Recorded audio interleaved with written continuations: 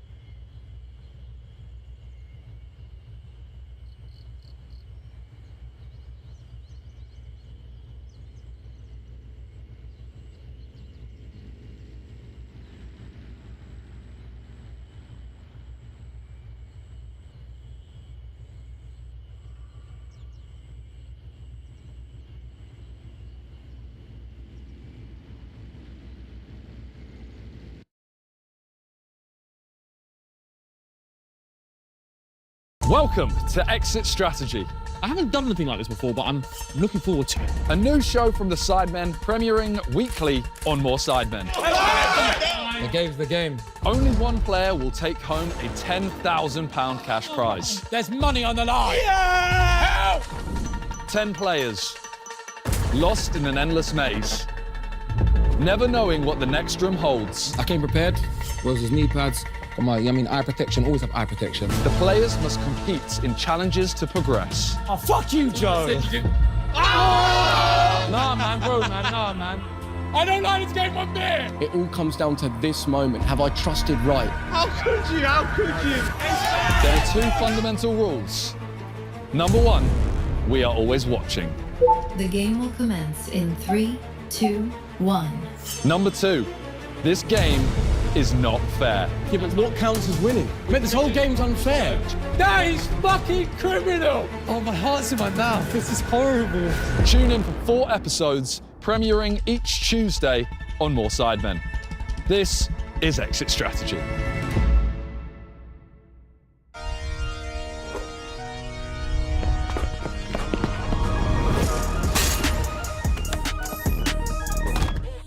Oh my God! What is it? Hello. I've never done anything like this ever before. I did one escape room with my fiance, and she just did everything while I just ran around trying to break stuff. I don't know what to expect. What in the Squid Game? What the blood clot? We've come in and there is like a circle, balls all in it, split up into wedges. Instantly, I'm thinking, this looks quite physical.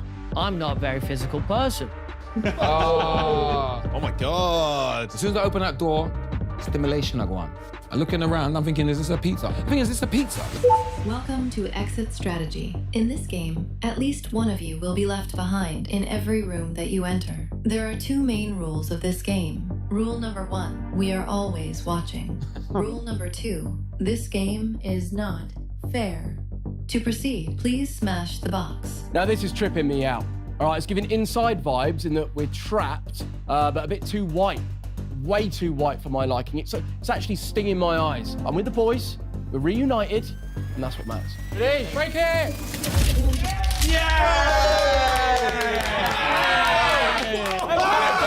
Calm down. I'm actually really good mates with Jack Joseph, so we're going to use mind control, we're going to use teamwork, stick together till the end, smash it out together. All right then, you man. Welcome to room 1. This challenge relies on communication. You will be split into 2 teams. You must collect and throw balls between teammates to sort them into their matching boxes. Okay. Please stand in a wedge of your choice. Right. Yellow. Red. Wait. Black. I'll come around there then, yeah? The smartest by a mile, maybe a sleeper build, JME. All right, he is going to shock the world. Well, not even shock the world. He is just going to be the world today. What, do you stand in the box? I don't know, I don't understand. How am I gonna reach that? I came prepared. Was his knee pads. Got my, eye protection. Always have eye protection. Wait, I don't know what we're doing. I'm panicking a little bit. I'm panicking. Read it again. Yeah, read it again. What do we do? I do believe that I am going to win today. Every single one of these. I turn up to, and I have that belief. Why? Because how else are you going to win? So this challenge relies on communication. Yeah. You'll be split into 2 teams. Yeah. So assuming that's going to be 50-50. Yeah. I don't know what he's saying. Honestly, none of it went in. No idea what I'm doing here. And then you must collect and throw balls between teammates to sort them into their matching boxes. Oh, the colours of the box. It's the colour of your balls. Should we start going? What were the teams? Wait, that's your team, bro. How do you know? This is the team, because we've got all these balls. Okay, Jamie's team captain. No way. One voice is going to be easier to, listen to. Listen, Joe. I don't want to be a captain. I already said to myself, I'm going to just listen more. If I'm the captain and we get it wrong, it's all on me. I can't take this no more, man. The way I see this happening, yeah? Just don't listen to us. No. Looking at the lineup here, there is some threats, and I think Joe Weller is one of them. He's taken about 30 grand off Chris MD, and I know that. He'll be a threat. We'll do all our own colours, yeah? Then we'll nominate. Nominate. Right, Harry, we're going you. Oh, Black. Jack, we're going Arthur, have you figured it out? Arthur. Yeah, I'm thinking. Work it out, you're smart. This is room 1.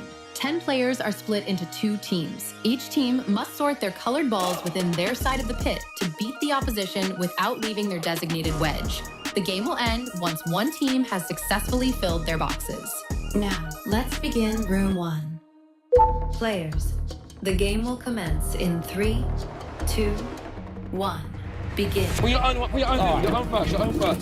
Take it close, boys. All right, guys, don't rush it. Don't rush Smooth it. is fast and fast is smooth. Yes. No, wait, what's that? Yeah, something like that. I feel pretty confident in our team. We got Bez, we got Harry. They're good at catching, I think. Jack's just stressing me out. He's mad overstimulated. He just seems, I don't know, he's sweating a lot. But I feel like communication-wise, we're looking strong. Whoever finishes first throws the balls to everyone that needs theirs. And then once they're finished, the next one Wait, goes. do we start throwing now whilst they're No. Don't get greedy, don't get greedy, don't get greedy. Every man loves playing with balls. Their own balls. To clarify that, to keep that specific. Not another man's balls. Unless you do love playing with another man's balls, which actually is like so fine. I'll fucking do this. Joe Weller, I'll play with his balls. Standing on my shoe. Make sure you don't. That's a good idea. Drag it back. Shut up, Cole. Fuck you, Cole. We're gonna be friends in a minute. No, bro, someone's getting left in here, bro. I've done my colour. I'm done. I actually think that I've somehow managed to be the first person to actually finish their own wedge. Right, done. I'm done. Green, Joe. Alpha. Take it. 2, 3, 4. Wait, we shouldn't do it at the same time. No, we can't do it all at once. Shit. So you go to the person next to you. Chick. It's crazy in the room right now. Everyone's screaming, shouting. There's 10 blokes going crazy over balls. No, you can't pass them, Harry. They've got to be chucked. Give them back. Harry, give them back. You can't get past them. They have to be chucked. Everyone, send me reds. I'm sort of doing nothing here, lads. Send the reds. I'm looking around my team and I'm like, okay, these are some capable boys. These can throw, catch, and speak. All important qualities in this game. Yeah, I'm getting ready. Get that one. I do think we spend most of the time thinking, is there a faster way we can do this? Is there a more efficient way we can do this? Jamie, 4 more. Ready? 1, 2, 3. Chip, so the reds. My team is very good. Oh, we are fucked. Ethan is already demanding, all right? He's already doing everything we need as a team captain. I feel very safe with Ethan Bazinga on my side. Get that one. I'm not throwing it to anyone! Jack! What the hell is that throw, man? Throw that back. Throw this back. Yeah, let's get it, boys. We're doing well. Come on. And again. Again? Yep. Nearly done. Jamie, get ready on them greens. Right, so the game started now. You know what I'm saying? Communication was A1. It's an odd number. I'm just gonna let everyone throw, you know what I mean, do their cross their streams, and I'll wait until everyone's done, and then I will distribute what I've got left. That was the plan, you know what I'm saying? But it looks like I'm not working. It looks like I'm the one that's not doing anything, you know what I'm saying? But hopefully it's the right strat, we'll see. Flow state. 4, 5. Me and Jack are in flow state. Oh, I was doubting him at the start, but we're chucking balls like telekinetically. Is that the word? I don't know, something like that. But yeah, brilliant. Steady. Right. 1. I've got 2 more blacks. 2 more blacks. 1, 2. Cole. I dropped that. Pass it back. One for you. Jamie. Jay. Yes, good. No, lads. Cole. Jamie, Cole. And again. Chip, man. Foot. Chips is going. Chip, don't listen. Come on, lads. Come on. Yes. Keep going. Yes. Come on. Yes. Yeah, go on, Harry, chuck that back, gun. Yeah, there you go. Nice. 1 more. Take that back. Chuck it to me. Yes. Okay. Yes. Danny. Quick. Orange. Hey, Jamie. Bez, you got to start chucking, bro. Yeah, because not everyone left me out at the start. This is doing my head in. My team are not listening to me. They're all just doing their own thing. So I'm just trying to mind myself and organise my stuff, and then hopefully they'll pick mine up soon. Jamie, stop giving me some fucking balls, man. Jamie, come on. These glasses are polarized. I'm looking at these balls. I'm seeing orange. I ain't seeing red, yellow, orange. You know what I'm saying? But there's no time. I can't take these off. Light blue at the end there, light blue at the end. Free black. Yeah. All of them. Bez, I need those clear. These are the last light blues, AB, and then we're done with you. We're so close, Jamie, it's just you. Yeah, Jamie. Behind you, AB, on the floor. Let's go. Go. No. Vibes are immaculate. I'm shouting everyone's name. Right, Jamie. So everyone's buzzing, they're all laughing, bubbly, happy to be there. Come on, Jay. He's hopping out of his sink. He's hopping out of his wedge. He was in yours. He hopped out of his wedge. So we're throwing balls, my lungs burning, I can taste blood, and I can't breathe. Yes. No, get out. Throw them to me. Throw them to me. Quick. Go away. Go. Yeah! They're rolling out, throwing. We're done.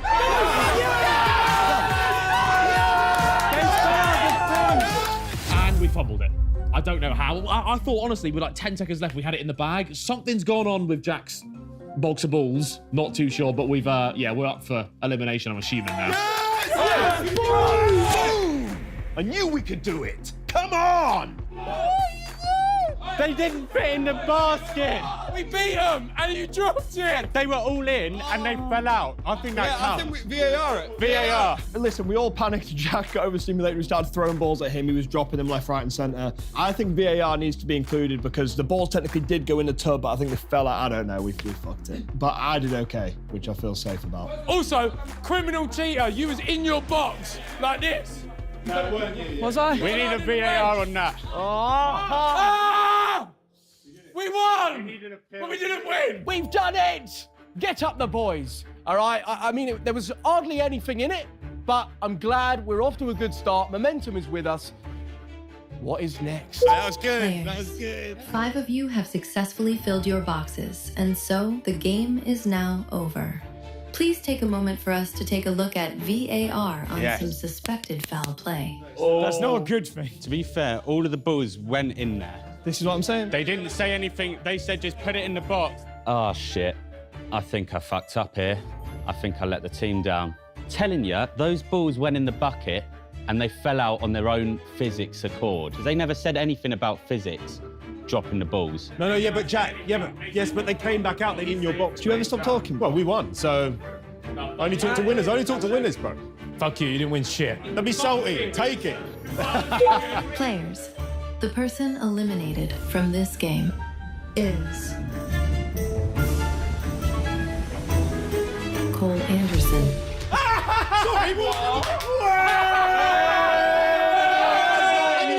I need to be. How? No, how? We won.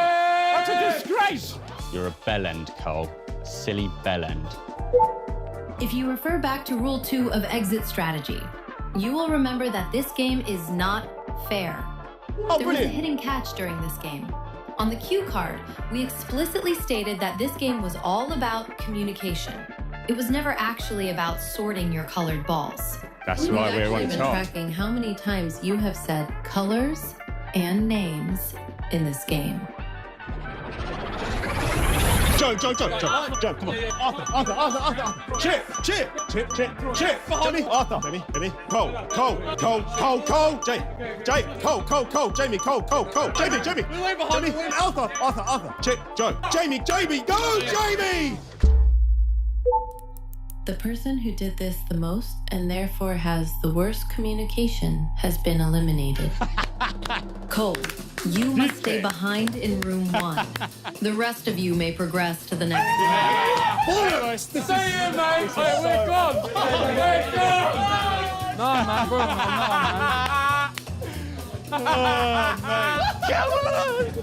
We did it! Oh, friendship won. I can't believe what's happened in this game. They are throwing curveballs at us, not just plastic balls, it's curveballs. Because, my God, how was Cole going home? Just for communicating. Jarring. This is fucking bollocks. Mate, great communicating, Cole. This is bollocks. Wait, so he got knocked out because he talked too much? That's crazy. I'm the one who communicated the most with my team. Surely I should be at the top of the pecking order here. I should get rewards. I'm out of the game. I've travelled 2 hours. I've got no 10 grand. I might as well just go home. Still, I actually You don't actually understand. grafted. So About much. communication, you have to say colours and names. I did say colours and names. You said you were the one that said it too much. you did it too much. So what? Me giving you extra communication? I get I look forward to chatting to you on the outside, but it's time to go. No, we actually go. We leave him in here. We're gone. See you later, boy. Look, we thought it was a game about putting balls in boxes and teamwork. Then it turns out to be a game about communicating. Then it turns out to be a game about not communicating too much. I don't think this is fair. And you smashed it, no matter what this fucking game says. Yeah, I know, It was I smashed it. unfair, and dare I say targeted. Say it. Dare I say targeted. It was targeted, and you win for me, please, Chip. The big white guy up there was fucking about. White And guy? I'll get him back, mate. He was meant to be my teammate in here, and he's gone. Now I'm a lone ranger. I actually cannot believe, for doing my job perfectly, communicating as much as I can. Guys, know my performance actually was brilliant. So I'm sorry about the game. I'm sorry it's so unfair. I'm sorry I didn't win the 10 grand, because I would have given it all to charity and all you guys. I would have given all of you 10 grand. God, that felt good. We've walked into the next room. There's keys, there's podiums, there's saves. It's right. Have we just got to get one of the keys and try and unlock a safe and maybe we're through? I mean, that's the obvious thing, but again, like, this is the Sidemen, and anything could be upon us. You guys ready? Hey, read it carefully. Welcome to room 2. Ooh. I reckon the tactic is going to be just like brute force. Like open as many keys as possible, as quick as possible, but we'll see. There are 9 locked safes, each containing a ticket to the next room. You must find the correct key to unlock your safe. The first 8 to do so will not be eliminated. Hey, ref. What? There's no rules. Whoa! I was thinking maybe I could just take all of them. Like, what's going to stop me? Taking 1, taking 2, putting 1 in the pocket. I thought, you know what? It's a bit early to be a little bit crazy. Put it back! It's not fair. Back up now! The energy ain't right here. You know what I'm saying? The friendship's gone. Like, it's all against what's going on. It's all against all. Please place the keys back on the wall. Sorry, man. This is room 2. There are 9 locked safes. The first 8 players to unlock one will be safe from elimination. For each safe, there is only 1 key that will unlock it. But please remember, this game is not fair. Let's begin. Room 2. Players, the game will commence in 3, 2, 1. Begin. Nonchalant's my middle name, yeah? Everyone's over here begging it, being proper wet. Oh, get me my keys, shut up. Right. Bro, this is a nightmare. Shit's getting mental. People are decking each other. I've just got Danny in an arm, but I've not done that. But still, I'm just getting stressed. Arthur TV's panicking. He looks like, bless him, he just looks upset now. Oh my God. Cheers, guys. No. Thank you. What? Oh, no. Thank you. All right. Harry, you're so No, smart. it's obviously not going to work. No. Oh, yeah, fair. All right, sweet. It looks like every set is the same, so I guess we just got to find the right key on our set. I don't know. Right, I think mine works, but my handle's broken. Stop metagaming, bro. My handle's broken, ref. But... Shut up.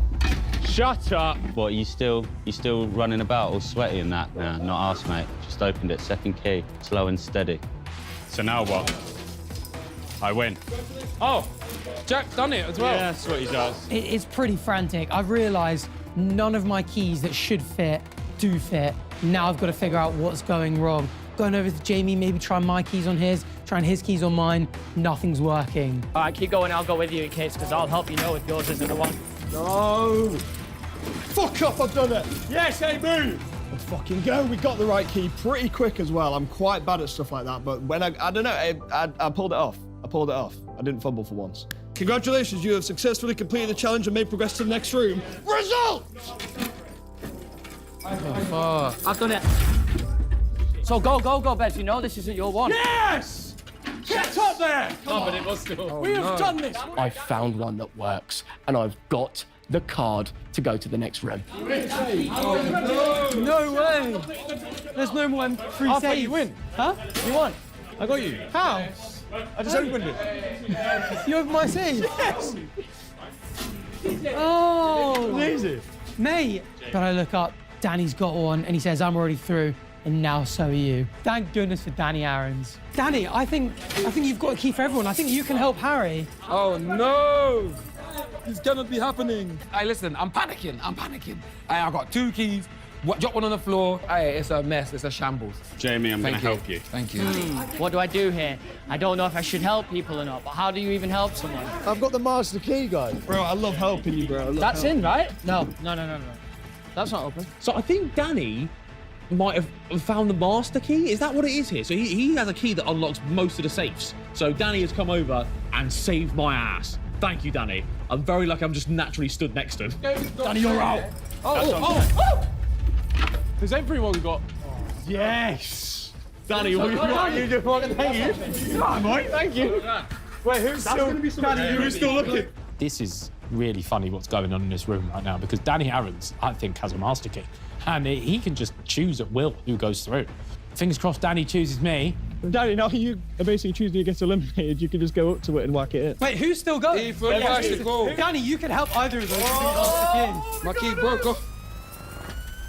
Nah, man. Have you tried all of them? Here. Yeah. Try some. Oh, Jamie, no! Oh, no. Jamie! Oh, no.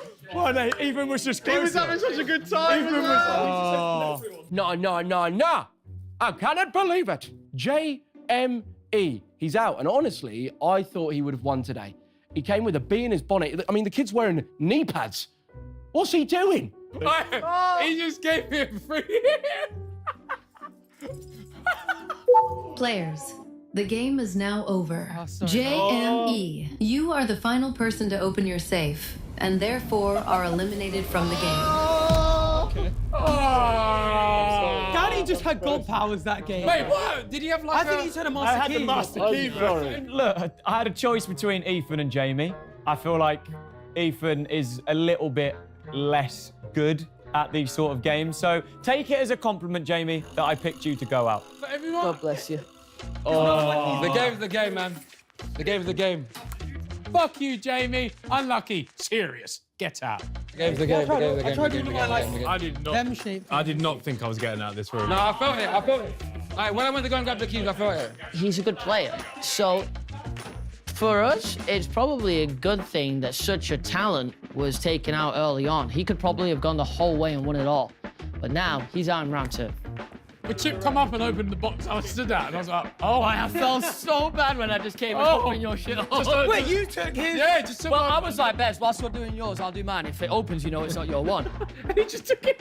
And it just opened. And I just took it. I sat there. Right, that's what I thought he did to me, but you already had a ticket. He just opened mine and took Because the if thing out, mine and I was opened like, Bez's, I was like, then at least you know to stop bothering with this box. So did only your key work? Yeah, I just had one single key. Yeah, did anyone's key work? My key worked. Players, you may No, progress this don't through feel to as the fun. next I room. feel bad now. I should not be here with this Safe, ticket, man. bro. Listen, the game's the game. But even though I did think the game was gonna say, Jamie's not really out, he's out. Hey, listen, we were friends 5 minutes ago. We're around the table talking about and fucked in the ass, yeah? And now look at us, enemies. Right then. I've never fucked with big red buttons at the best of times. There's just a big red button in this room. I've got no idea what to do with it. Oh no, this will be like, someone just press it. Go on, hit it. Yeah! Here we go, Danny. Welcome to room 3. Yeah. When the light turns red, one of you must press the button. Instantly, I'm not trusting anything. I don't really want to press the button in the middle of the room because I'm like, is that instant elimination? But I'm also thinking, is it that the person who presses it gets to then eliminate someone? You know, I'm trying to decode. Bez has got his hand there already. Who wants it? I'll do it. I'll do it I'll go second. because I shouldn't have been in. I got through on a whim there, so I'll just press it. But it might not be that. See, that last room, I really don't think that I deserve. I don't deserve to be in the next room. I'm just there because he luckily had the key and he was next to me. So I'm in this room now, and there's a big red button. So I think it's only fair that as the last person to get an envelope, I press this button. I'll just press Bez it. taking a risk, fuck it. It wins. I'll just press it. Yeah, just press it, Or he bro. gets to choose one of us. Yeah, just press it, bro. Ethan took charge immediately and said, look, guys, I'm pressing this. I'm not going to argue with a man saying he's pressing the red button. It's not my business. Let him crack on. Do we want him to press it? Yeah. Yeah, I It's going to be something weird. Hang back a second. Someone's got to press it. I'm back a second. Someone's got to press it. Yeah, but how quick you press it, I feel like it's something. Something else, bro. It's not going to be as simple as like press it, eliminate. Yeah. Something's going to happen here. I'm going to press I think it's going to be a good Yeah, thing. but somebody's got to press it anyway. Someone's going to so get just slimed let bro press Nickelodeon it. style. Yeah. Let's all stand back. Let's stand back from the bottom. Stand Let back. it. Why are you being so I want the shot of someone running and pressing it. I don't want like. It might be that you then get to decide someone that's out. Yeah, you're very eager to press this button. I don't know. Purely because I don't feel like I deserve to be in the room. So if there's a bad... it's 50-50 for a good or... Bro, Danny just put me in the room. Ah, yeah, first. Yeah. What if he just fucking explodes? On the spot. Thanos click. Yeah. Turn to dust. I didn't feel so good. It just... Ethan goes up and just goes, I'm pressing it. It's a weight off my mind. Whatever it is now, it's in Ethan's hands. Fucking nice one. Oh! He's pressed it. Pressed it. Pressed it. Ethan, you have pressed the Wait, button. Yeah, you done voice of Please goddess. enter through the door on your left. Who? Ethan. Oh, no. No, wait, that's not your gun. This is something. No, he's gonna have to vote one of us off. Oh, shit. It's a very suspenseful time. When Ethan left the building, went to wherever he went to, we're all thinking, what on earth is happening? Is Ethan going to return? Is Ethan going to get rid of one of us? It's a very suspenseful time. All right, one of us is gone. Shit. One of us is gone. Oh, shit. There's obviously going to be a Sidemen twist to this. Something crazy is about to happen. It doesn't sound good. There's 10 grand on the line here. I'm ticked off and frustrated. I cannot face this room. Stop talking to me. Help! Oh, fuck you, Joe. Just take that guilt out of your hands. I've done this to myself. I deserve to go home. Would this guy screw me over? Would this guy screw me over? Yeah, this is fucked. This is fucked. Hey. Yeah. Gave you my word, don't break it for knowing you know I'ma keep what I said. Ready for war, I've been deep in the trance. Been jumping since I had them squeaks in the bed. Ice in my body, I'm cold under pressure. Recovered like I had no heat in the vents. Shooting, I don't. Losers. That's what we're talking about today. Losers. Like this guy. Bet he's never won anything in his life. There have been 76 full seasons of Formula 1, which means a driver has lifted this trophy 76 times as the most successful driver of the year. It also means that 76 times another driver has failed to win this trophy. But recently, I started to wonder, why? Why did you fail? I have categorized the reason that every championship contender didn't win the F1 Drivers' Championship and made this lovely pie chart. So why don't we dig in and take a look at these reasons to find the most common and also the most strange. And trust me, like everything in Formula 1, these are strange. Obviously, this video required a little bit of research to go through every Formula 1 season since 1950, and so to make this pie chart, I had to lock in. This message is sponsored by Raycon. A couple weeks ago, I got these Raycon bone conduction headphones, and honestly, I've been wearing them all the time ever since. I am always out and about staying active when I can, and I'm also always listening to music or some podcast while I'm doing that. But while I'm out and about, I've never vibed with most in-ear earphones because I just find them uncomfortable. I think I have weird-shaped ears. These bone conduction headphones from Raycon give all the portability of in-ears when you're trying to work out, but they sit on the outside of your ears, delivering sound through vibrations, and so they're so comfortable. And because your ears are still open, you can still hear things going on around you, so they're perfect when you're out and about on a walk and want to be aware of cars and other people. I've also had them on in the gym, when I'm out and about around town, just all day really, because these things last 13 hours between charges, stay comfortable the whole time, and they're IP68 waterproof, which means they keep working even if I fall in the sea, which yes, is a very big problem for me, okay? I am very clumsy. These bone conduction headphones are the perfect addition to your fitness routine. Head to buyraycon.com/MrV'sGarageBC to get 15% off your order and help support the channel. I also got mine in cool mint to stay on theme, but other colours are available. That's buyraycon.com/MrV'sGarageBC for 15% off. Thank you again to Raycon for sponsoring this video, and now, let's talk losers. The first and probably least surprising reason that a driver loses the F1 Drivers' Championship is because they are outdriven, just absolutely pace-mogged over a season. This is typically the case when a driver loses out to their teammate, both in the best car on the grid, like Perez in 2023. But we do get seasons where the drivers are in two different teams which are both competitive, like Norris in 2024. I've classed the title as coming down to simply better driving 29 times, which is less than half of all the F1 seasons, but if we plot these on a timeline, we can see it's happening more and more often, as reliability and career-ending crashes are becoming less of a factor. Oh, by the way, on this graph, the height of the bar is how close the contender came to the champion's points for the year. And also, you'll notice I'm saying contender and not runner-up, because this isn't always the driver who finished P2 in the championship. More on that in a bit. More often than not, a season where you simply have to outdrive your opponent for the title gives us a close and interesting title battle. It was beautiful and awesome.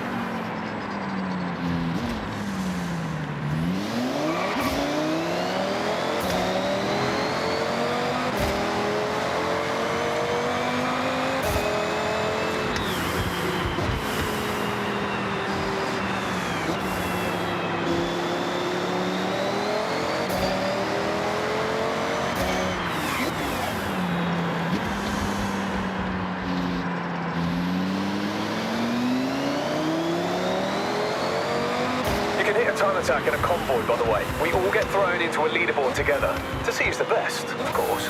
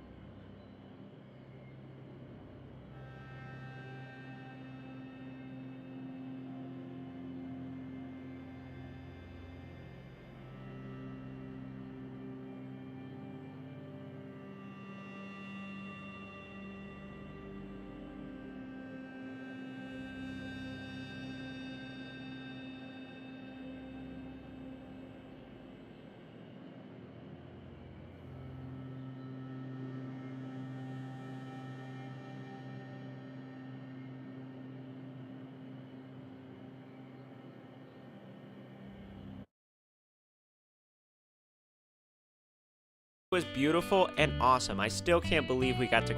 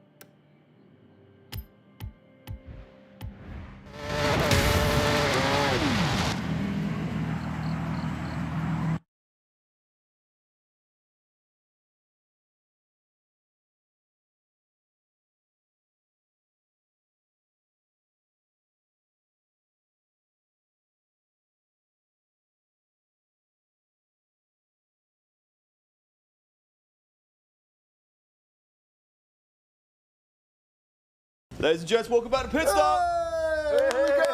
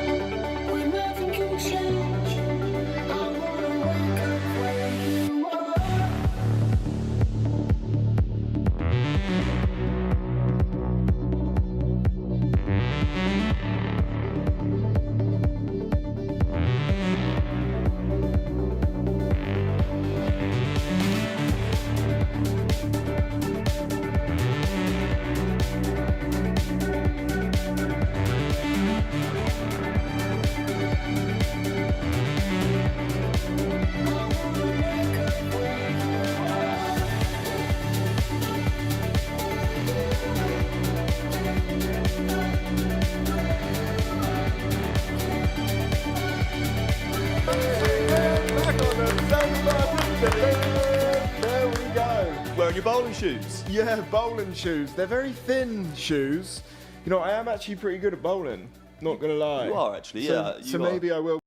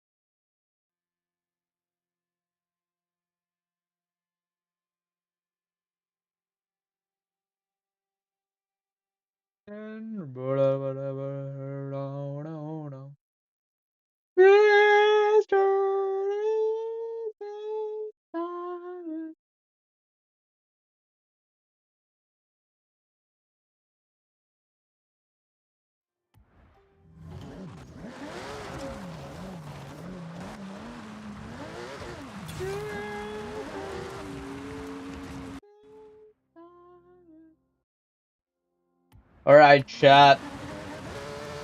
In today's video, we go in the water. Alright.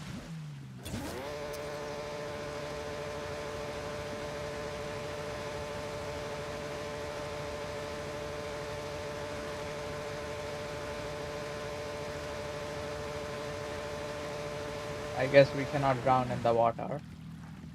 Well,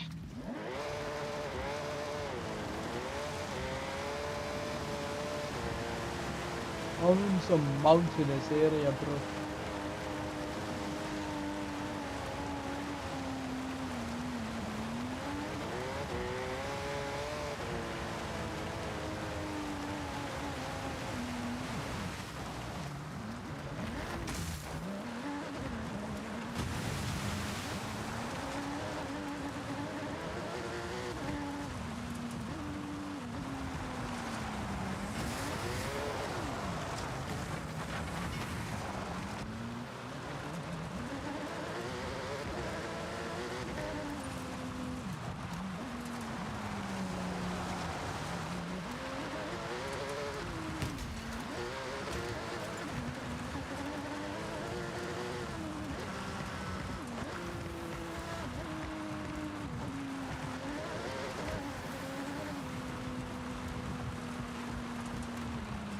Yo, what happened to my car, bro? It's goddamn gray.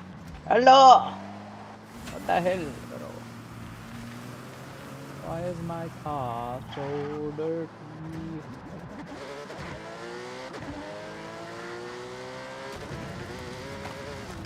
Yo, what the hell? My car just changed color midway. You guys, my car just changed color. Am I tripping? It was gray then turned white.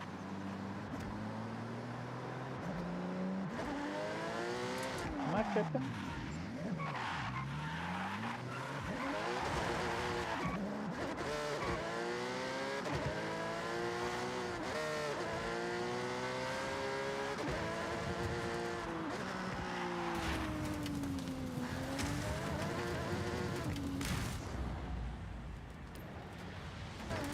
Oh, secret of bar group. That's what it is. Secret. Secret one. You don't need no group name, bro. The table's here on that one.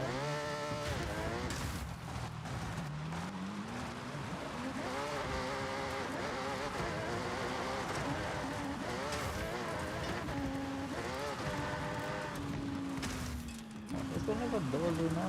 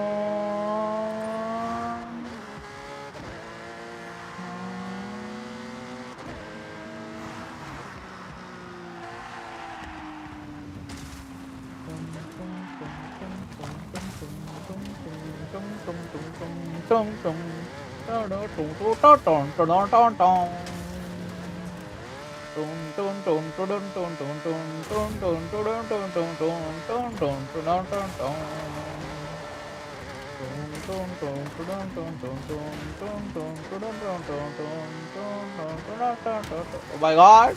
Sorry. Yo! My bad, chat.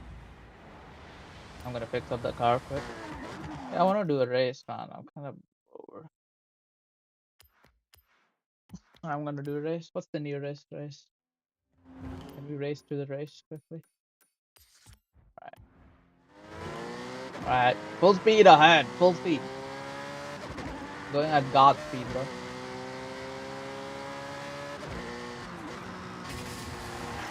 Oh, this is not the Porsche. What's that called? This is not the Porsche on my full upgrade.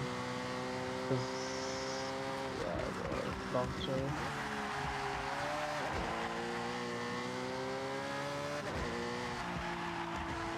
Like jump from S1. I mean, A from S1 is like crazy. I think. Like impossible to beat S1. A cannot beat S1. No chance. Like obviously it's like duck into S1. 400 meters. Yeah. Turn left. A top tier S1 cannot beat the top tier S1. Turn left. Bro, what in the scenic route is this, bro? Ah! My bad, chat. I hope the family survives. Bam bam bam bam bam bam bam.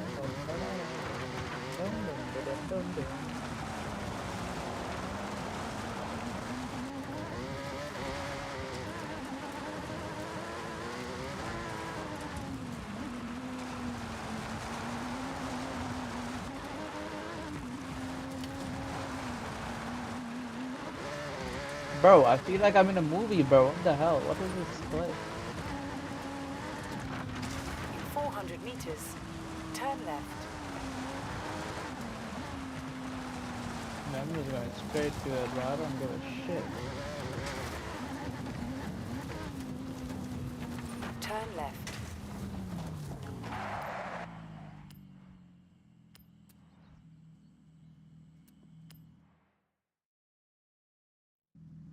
Let's try it. Alright, chat. We be racing, bro. We be racing.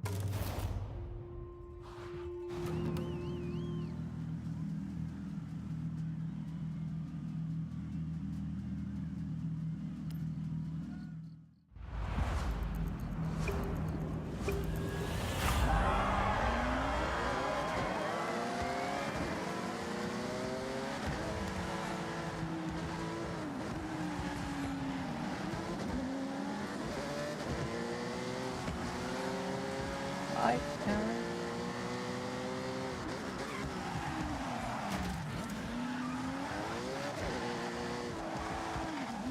Yo, what the hell? What the hell? He's pushing me out the track.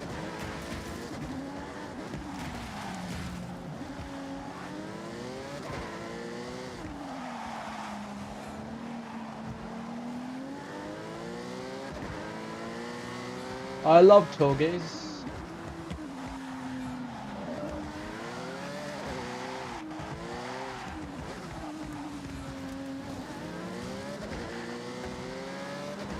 Alright, come on.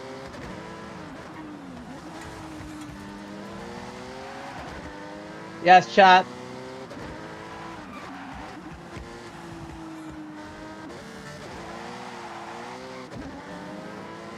We don't have acceleration for shit, bro.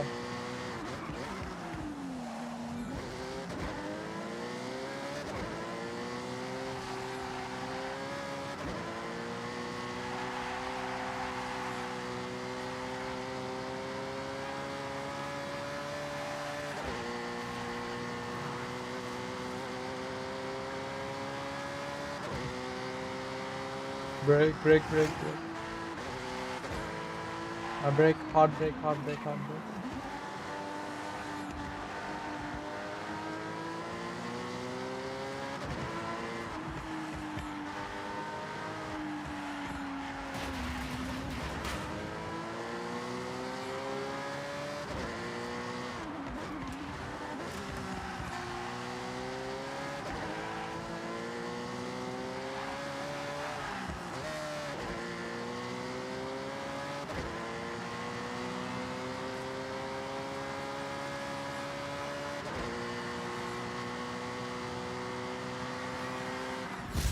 Yes.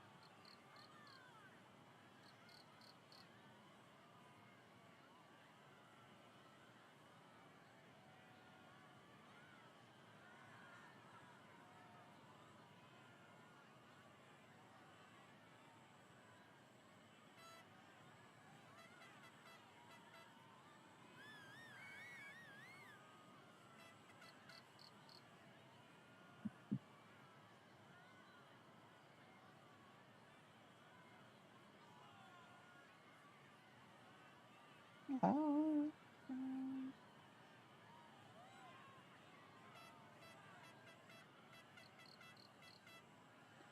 right, chat.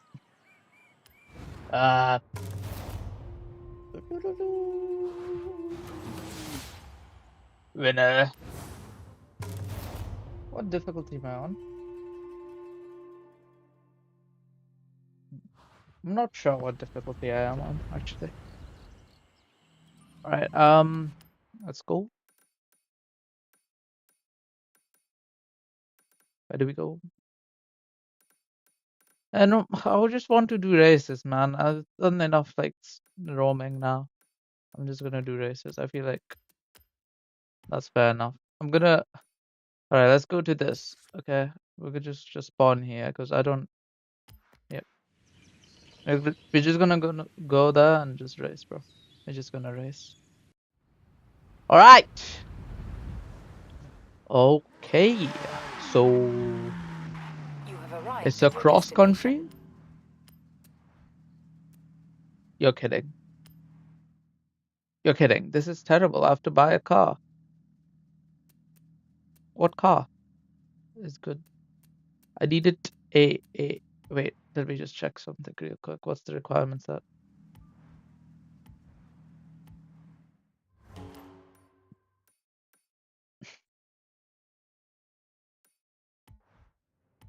It just doesn't give me requirements, man.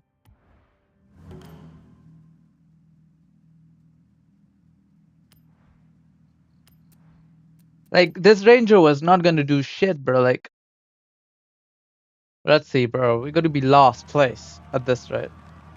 Why should... Honestly, I don't even remember why I bought the Range Rover at this point. Like, what is this, man? Who be racing SUVs? Do people actually race SUVs? Like... Alright. Gear 1, Gear 2, and we're off, chat. Okay, we don't want... That was a clean overtake. Just saying, bro. Clean. Yo, he's coming down the inside. Alright, this car is impossible to drive. It's too big. It's literally too big.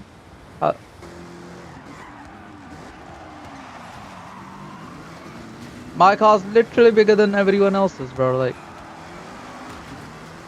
yo, we are under the Tokyo Tower type shit. Down the inside and through goes our glad. Alright. Turn left. Yo, this car is not built for this.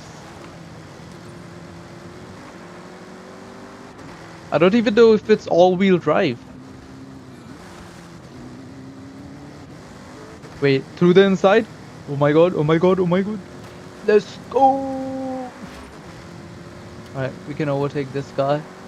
What's up with the back of the car? Do you see that? On the back of his car. And hits the wall. Yo, bro. What's up with your speeds at?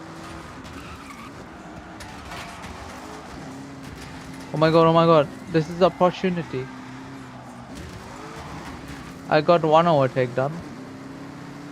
Yo, I don't have top speed.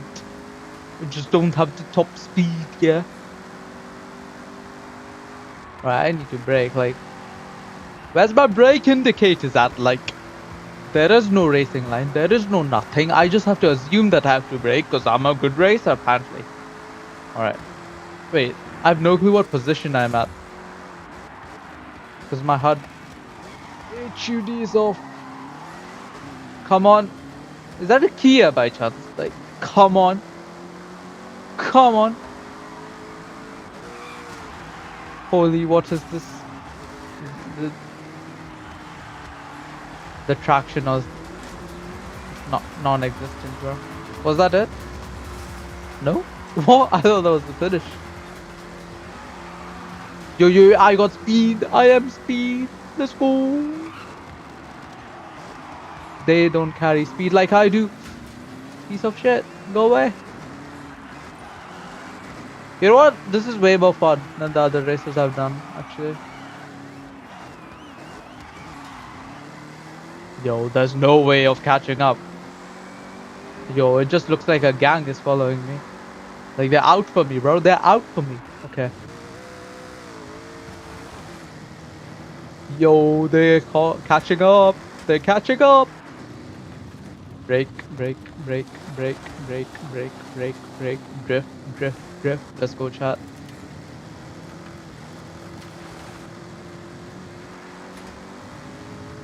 All is well, chat. All is well. And taking the racing line. Through goes Range Rover. Right, easy does it. High breakage.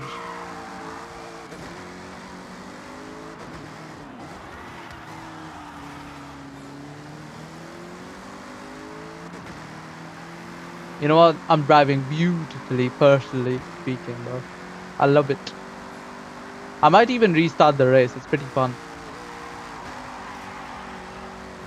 You guys, I didn't even mean to drift.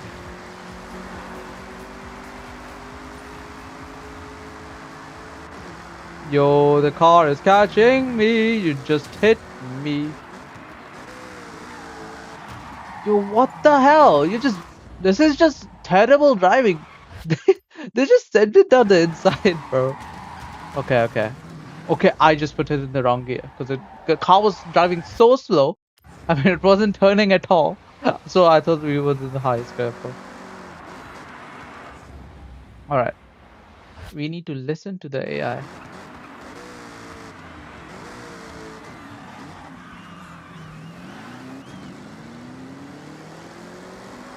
Like, bro.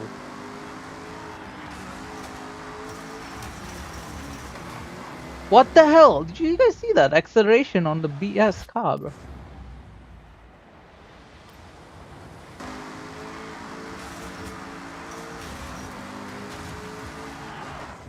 Bro, I had no clue how to brake. Ah, voice brake. Come on. Nah, no chance, bro. It just wasn't gonna happen. I finished 6th? What? Is there any way to come higher than 6th? Alright, one more match and I'm gonna... One more round.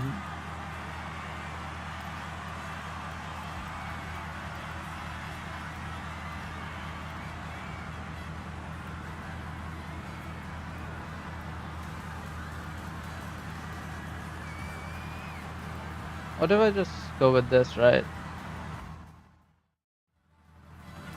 Because I feel like the difficulty is a bit too hard. Oh my god. Or maybe not this easy, man. I might have to restart if no one even comes close.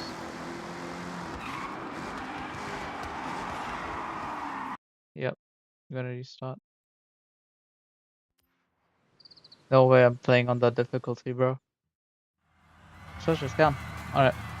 No, no, no. Yeah, this is difficulty. We'll play on high skilled, okay? I think that's only fair. I am highly skilled individual.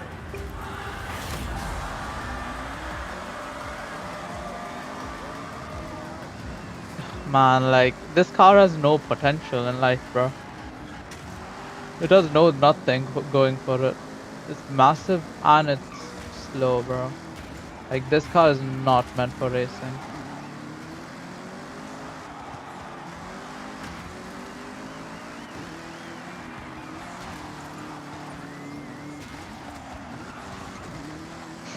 Straight into the wall, bro.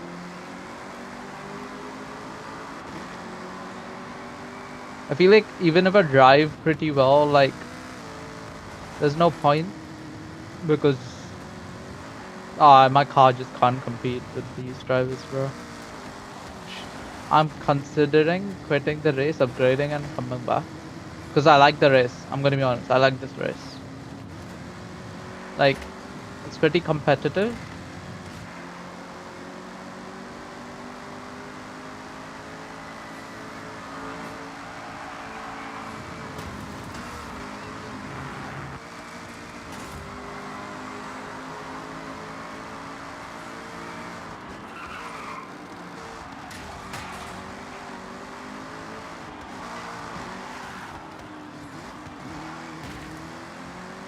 I wish there was a setting, right, where the difficulty of the bots like changed as the race goes on. So it was like way more competitive. You know what I mean? Because some sections of the track I'm slower, but some sections of the track I'm faster. So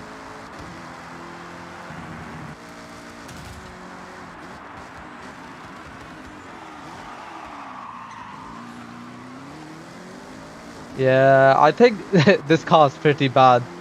Pretty bad for what's it called? Cornering? Yeah, cornering. Yep, straight into the wall shot. I'm gonna get overtaken, aren't I? Like,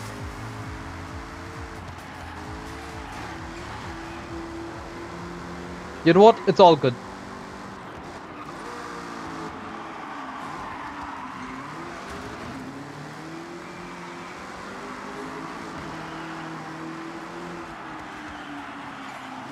Yo, I'm abusing these tires, bro. They be screeching for help. It's... Wait, do I have the telemetry? Nah, that's too... Bro, I'm not that technical about this. Like, I could put up the telemetry of the tires, but that would make my... What's it called? Thingy-majig disappear. I need the speedometer. Is this actually called the speedometer? Am I tripping? I wonder if it's actually called the speedometer. Yo, W touched the wall. You know what? I like the difficulty, like, because I'm pretty similar speed to the drivers ahead, and the drivers behind aren't overtaking. That means it's a perfect difficulty. And I'm having pretty... I mean, it's pretty fun, personally, honestly. Yo, going down. Schizophrenia. Is it just me or the track changes? Because I haven't been here.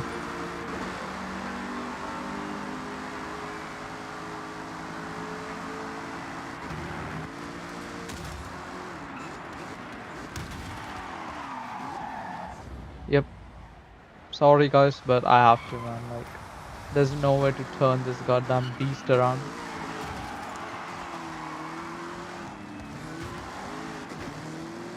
Holy bro, this car is impossible.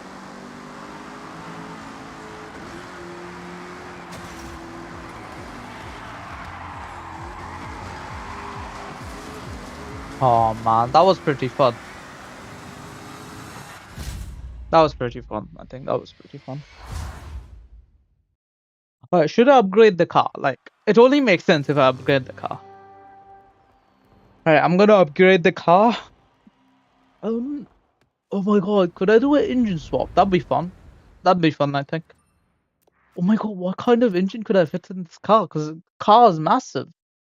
Must have a lot of options then, no? Welcome back, Evans. Alright, let's see. Cars upgrades. Custom upgrade. Yes, bro, let me upgrade. Engine.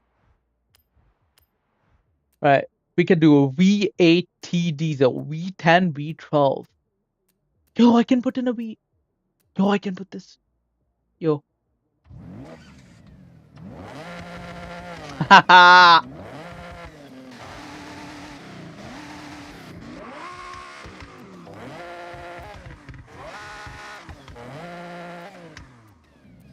Oh my god, I could actually put...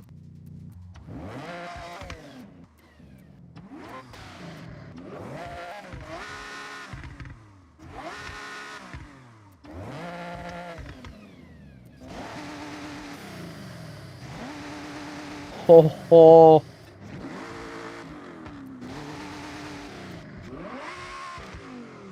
I want to put this one in.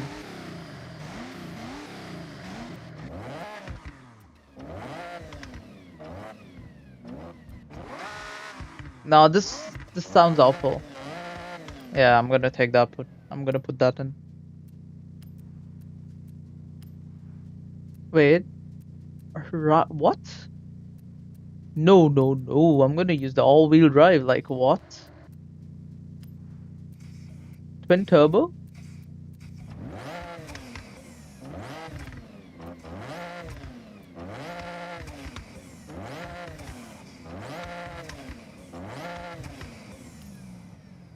You know that?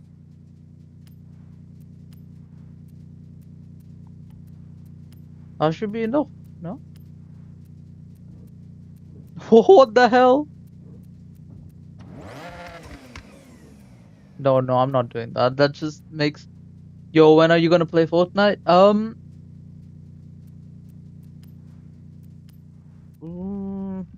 Not today, bro, but probably soon. Maybe tomorrow, you know, tomorrow. Because my school's actually ending tomorrow, because tomorrow is my half-term break. So, we can play tomorrow if you want, bro.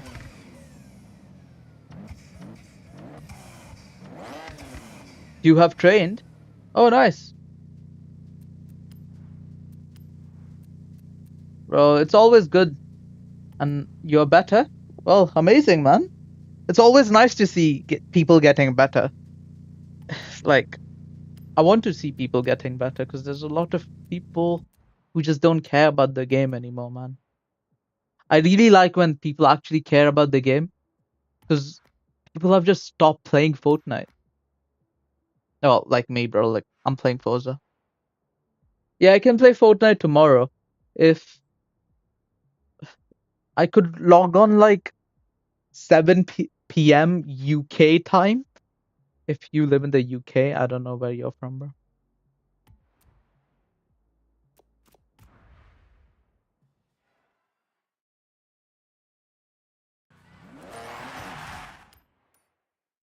Well, that's great, man. That's gonna be fun then. Alright. No, I'm not that good, man. I'm not a professional Fortnite player. I just play for fun. I'm not that serious about it, so I never tried to earn, so. Wait, do you play like competitive Fortnite?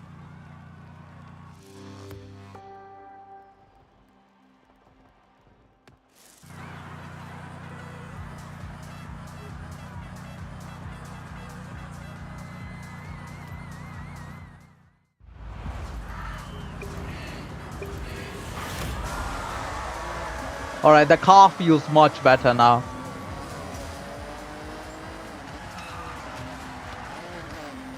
Maybe I'm not the best at driving, but the car feels much better now. I have a twin turbo on it, bro. Twin turbo on a Range Rover. Oh my god, I can't drive this car because it's so hard to drive. It's actually crazy. All right, we're gonna do this one more time.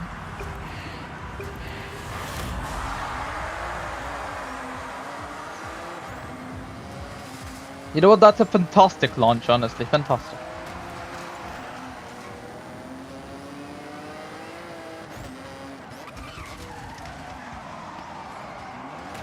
Yo, you just ran into me, man. What kind of joke was that? Bro, they're ramming into me. What did I do? Look at the car. Look at the back of my car.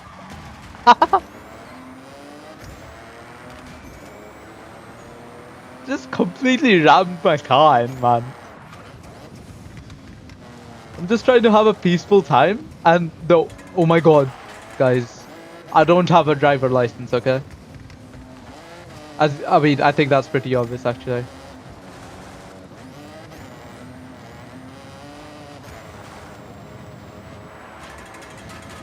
Yes. All right. I think we can win, guys. I think we can win. If I play it a bit better, obviously. All right. I feel like, oh my god, why is the car screeching so much?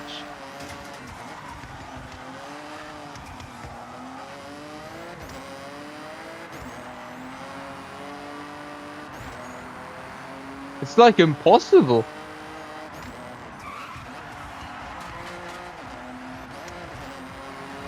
All right. I'm in the flow. Maybe not. Yo, where'd you come from? Yep. We both went into the wall. Oh my god, guys. I promise I'm not this bad.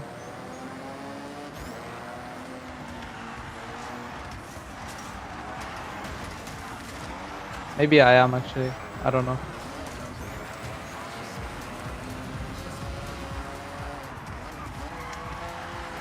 Like, it's just hard to drive this car. I'm not even kidding. Yep, straight into the wall. Straight into the wall. Oh my god.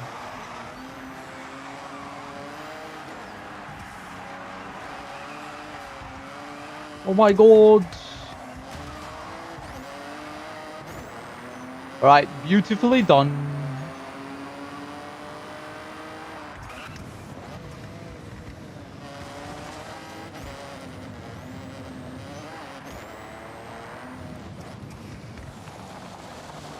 Oh my god, like, I'm playing terribly. Smush those boats, yep.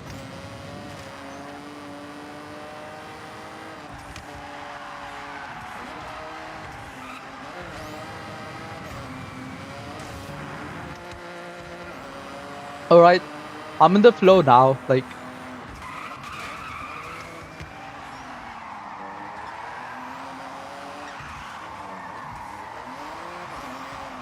No, maybe not, maybe not, maybe not.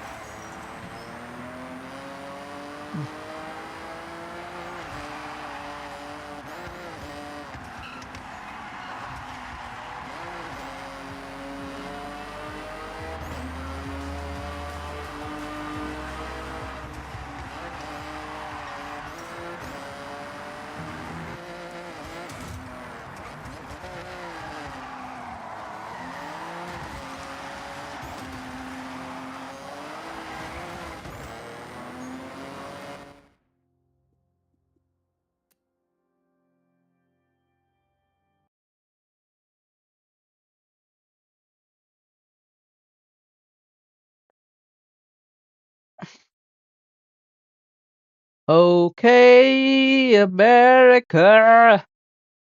All right. What's it called?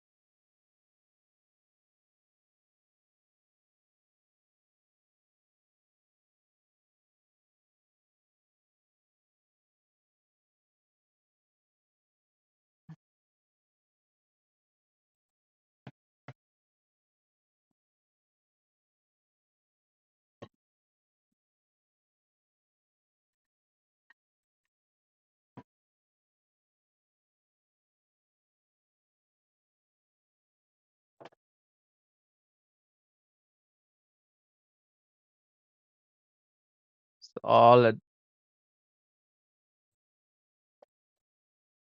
Solid.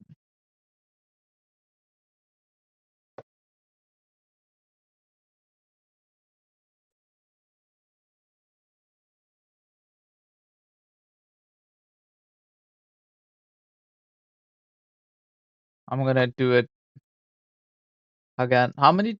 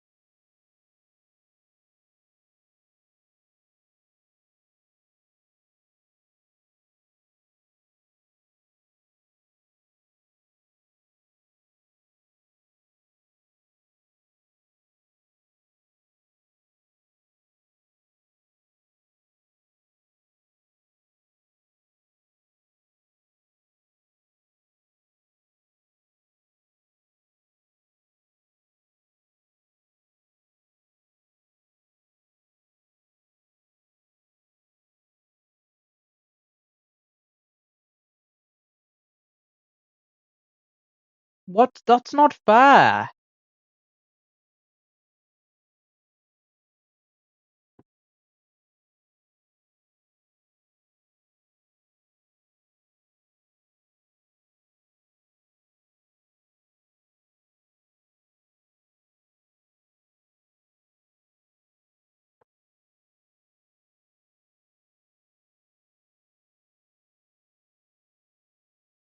Hi.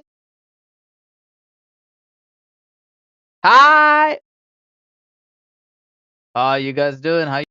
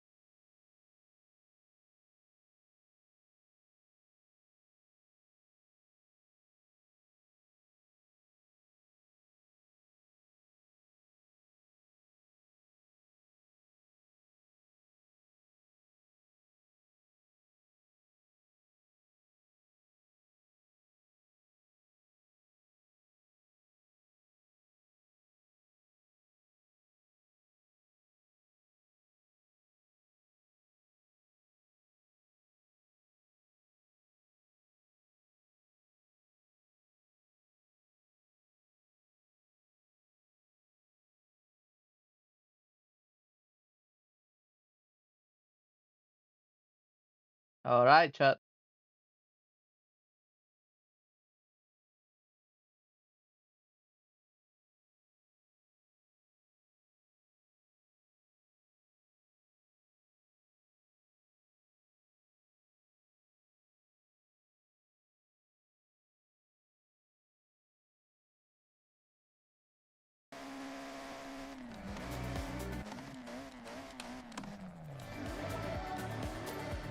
You say ricer body kit.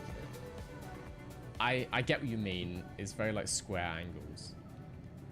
But mate, lots of proper like actual aero body kits do look like this because that's how you get good aero. Like you want to be generating vortexes, which means sharp 90-degree angles. Let's not bother with the engine upgrade. Let's just wait. Drivetrain? No, why the hell would I do that? Can I change this? Ooh, big wing, which makes it worse, but also it's adjustable, so that might be in our interest. Let's give it the top mount. Evans. Oh, which one looks better? I'll give it the top mount. And let's get it on some off-road tires. Yep. Rally tire, A-class.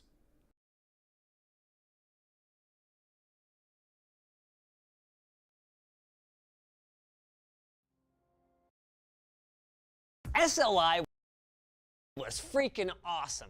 By using 2 cards instead of 1 to render your games, you could double your total compute for HD's performance.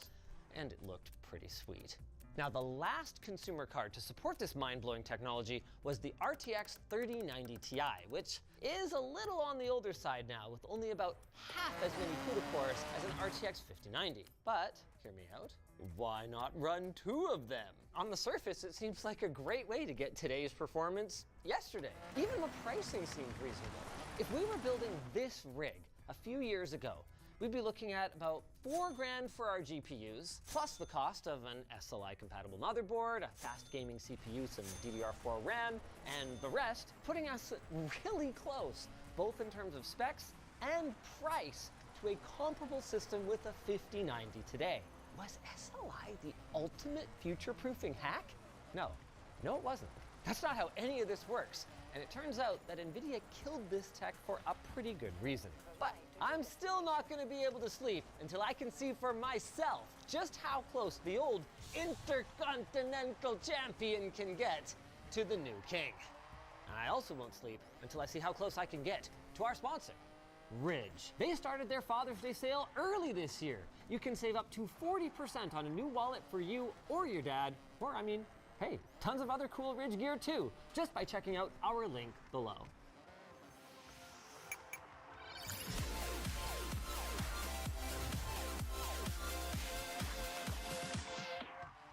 To establish a baseline for our performance, we're going to start with just one of our 3090 Ti Founders Edition cards. With 24 gigs of GDDR6X memory on a 384-bit bus and a little over 10,000 CUDA cores clocked at about 1860 megahertz boost clock, she may not be the fastest anymore, but on release, she was clearly the best. And she's clearly still pretty decent. Efficiency is an area she's fallen behind a little bit. We saw power draw as high as nearly 600 watts in 3D Mark. But when it comes to real-world games, whether we're talking about the cutting-edge titles of yesterday or even many modern games, she holds up pretty well. But what about second 3090 Ti? For the uninitiated, all the way back in 2004, NVIDIA announced SLI, or Scalable Link Interface, a trademark that they acquired along with 3DFX, whose similarly named Scanline Interleave debuted way back in 1998. While NVIDIA's methods were different, the idea of both was pretty much the same. Use multiple processors in parallel to pool together rendering power for better performance. This required close coordination and communication between your 2 cards. Fun fact though, while you did have to use 2 cards with the same model number, they didn't have to be identical PCBs in order to use SLI. In fact, back in the day, in addition to these regular SLI bridges, you could get flexible ones that more easily accommodated different slot spacing and different card heights. But unfortunately over time, as gamers demanded higher and higher resolutions and frame rates, NVIDIA found that these early bridges just weren't fast enough for the cards to coordinate their work. So cheap, flexible bridges were replaced by HB or high bandwidth bridges in 2016, then again by NVLink bridges in 2018, which boasted data speeds of up to 50 gigabytes per second. Then those were replaced again by 30 series specific NVLink bridges that could do in excess of 100 gigabytes per second. That is what we'll be using today. Man, that's a lot of bandwidth. Now let's fire up our NVIDIA control panel where, miraculously, it just worked. Hey, look, as someone who played around with SLI a lot back in the early days, you cannot take that for granted. Yo, 15,000! That's a pretty huge uplift in our synthetic benchmarks. This score doesn't look as much bigger as you might expect, but that's because our CPU didn't change. Our graphics score is nearly double, but as you might expect, synthetic benchmarks tend to get optimized for. Why don't we check out real games? So now our cards are linked up in a primary, secondary configuration. One handles output to the monitor, and then the other one will work in the background to double your performance, is what I would say. See, the secondary card can't even begin its work until it gets marching orders from the primary card. And the primary card can't actually output anything until it stitches together the work that it did itself and the work that the secondary card did. So while we are offloading some of the rendering, there's now additional steps and a lot of waiting around. That means that even under the absolute ideal conditions, you will never see double the frame rate from doubling your graphics cards. More on the downsides of SLI later though, because for now, I've got some games to play really, really, really fast. Psych again, because first we're gonna have to do one of the best parts of SLI, troubleshooting. Now, to be fair to NVIDIA, this is a feature that less than 1% of their gaming customers used even when it was current, and it's pretty much completely dead at this point.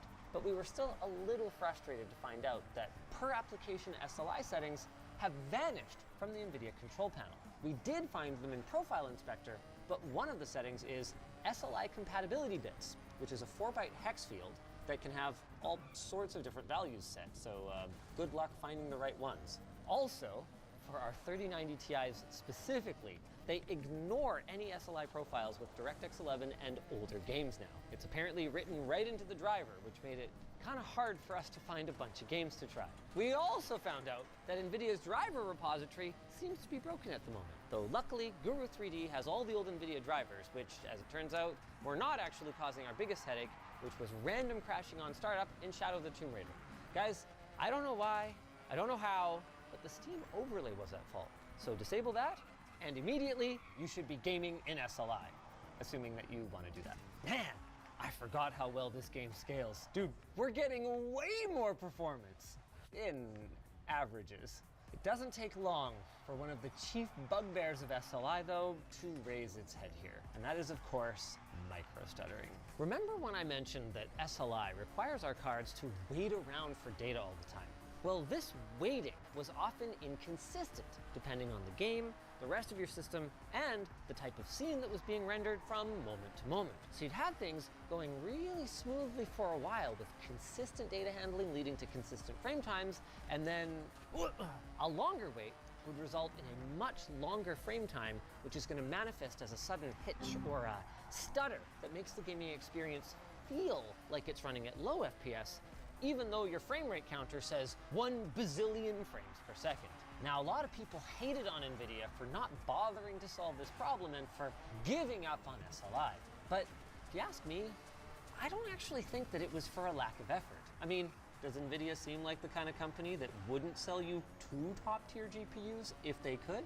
Another major trend that contributed to SLI's death is, of course, power consumption and heat. Right now in-game, we are sitting at over 1,000 watts, of which like less than 100 is our CPU. That's a huge yikes. And it's a huge problem when it comes to thermal management. You may or may not have noticed that this computer is pretty freaking loud. And even though the fans sound like my GPUs are trying to escape from my system, we're still sitting at like 90 degrees on GPU 2. And that's even with it throttled down just shy of 100 megahertz. You know it's bad when you can smell the heat. It smells like a hairdryer running. Don't take my word for it, though. Take our FLIR thermal camera's word for it. That top one is toasty. And that's not the die. Like, that's the outside of this heatsink. Ow. Let's see if we can find a game that struggles a little more with micro stutters so you guys can really see what we're talking about. Actually, even this is behaving a lot better than I expected. Oh, no way. Did SLI get good just in time to be killed? You guys spotted any yet? No, it looks pretty good. Man, and I'm getting like 130 FPS on my 1% lows on a 30 series card. This thing's shredding it. Now I want SLI back. That was not the conclusion to this video that I expected. How about Strange Brigade? Oh man, why does everything have to look like Fortnite? What button was it? Ba-bow, ba-bow, a-ba-bow, a-ba-bow, a-ba-bow, a-ba-bow. I gotta say, as much as it's not gonna magically make me good at video games, Strange Brigade is also running amazing. Though, this is more down to Microsoft eventually building multi-GPU support into DirectX, and then a handful of games supporting it than NVIDIA's actual SLI feature. And if you look closely, each of our GPUs is only sitting at about 60% utilization. So when you consider everything from performance issues to the inefficiency to the limited game support, it's pretty clear that going this route years ago was already kind of dumb. And doing it today to compete with the 5090 is even dumber, at least for gaming. 3090s and 3090 Ti's are actually still kind of legendary as budget AI cards due to their support for NVLink, which allows them to access each other's memory at very high speeds. This gives a pretty significant uplift in some workloads. Wow, that's really hot. Anyway, my tinfoil hat theory is that that might be part of the reason that NVIDIA removed NVLink from their consumer 40 and 50 series cards to avoid competing with their AI products. Anyway, let's see how the gaming experience compares between our two 3090 Ti's and an RTX 5090, which, now that 5090s are so much more expensive than their launch MSRP, actually would not be that far off in price. Now, the first thing you're probably thinking is, hold on a second, isn't 32 gigs of VRAM a downgrade? And you're sort of right. 32 gigs is less than the 48 gigs total that we had before, but it's not a downgrade. For starters, we're now using GDDR7 rather than GDDR6X. It's measurably faster. For another, the 5090 uses a massive 512-bit memory bus, which, combined with that GDDR7, results in a real-world bandwidth increase of about 80% compared to one of these cards. Also, adding together the VRAM of two cards in SLI is at best misleading. See, in order for both cards to work together to render a single frame, both cards have to independently store all the necessary data in their frame buffer. But why? I thought they had that 100 gigabyte per second link over the SLI bridge. That sounds like a lot, but that is just 1/10 of the bandwidth of the memory that's sitting right next to the GPU, and at much higher latency. So we haven't downgraded our memory. We've actually upgraded it with more available capacity and more usable bandwidth. On top of that, there are big architectural improvements here. We've got newer generation tensor and ray tracing cores, not to mention much better software support. So whether you like multi-frame gen or don't like it, at least now we have the option to enable it. We're also using way less power. We peaked at a little over 600 watts for our entire system. And as large as a 5090 is, it takes up a lot less space in our case and kicks out a lot less heat than two of these. Now it's time to see our score, and it even performs better than two of these, although not by as much as you might have thought, huh? 16,230? Like, that's pretty close. And that translates to better performance in the real world as well. Even in games that are extremely cooperative with multi-GPU setups, a single card with twice as many resources is just plain better. So SLI is well and truly dead. Or is it? Well, not exactly. The same Blackwell architecture that this GPU is built on still supports NVLink, but NVIDIA only enables it on the professional versions of their cards, which are used in workstations, or on enterprise versions of their GPUs, where NVLink is used as a backbone for linking together many, many GPUs for AI and other massive compute workloads. They technically could then have still put SLI on these gaming cards, but would only serve to make them even more expensive than they already are, and Nvidia has clearly demonstrated that they just, along with game developers, don't have the appetite to continue to support this. Even though we've been calling what we've been doing SLI today, because it's involved 2 cards and an SLI bridge, the games that we've actually been able to run are more enabled by Microsoft's efforts with DirectX 12. So in conclusion, does SLI across 2 or even more cards look freaking awesome? Absolutely. But is it that sad that it now lives in the dustbin of computer history? Yeah, probably not.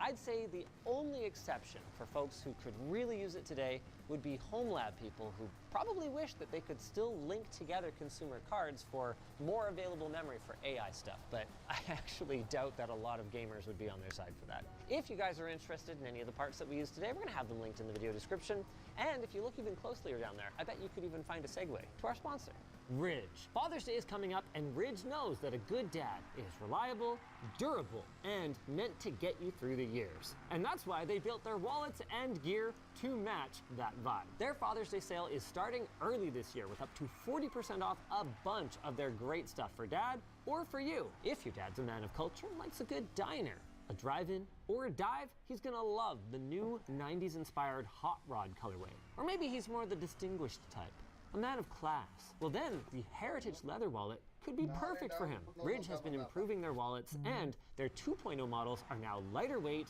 more modular, and have more unique designs. While they can't help you through a bad breakup, they can certainly help you through a broken up wallet. Every Ridge wallet comes with a lifetime warranty covering damaged, lost, or stolen gear. Your father, he raised you not to procrastinate. So what are you waiting for? Go to ridge.com/LTT and get him something nice today.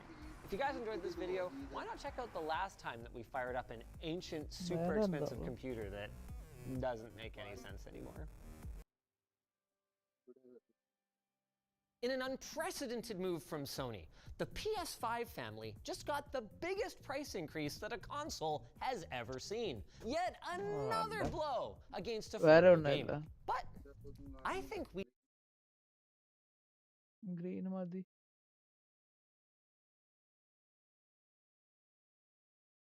Yo, what's up with your boy KSI, and today it's a Reddit day. So let's see what you lot have been saying. He has done it.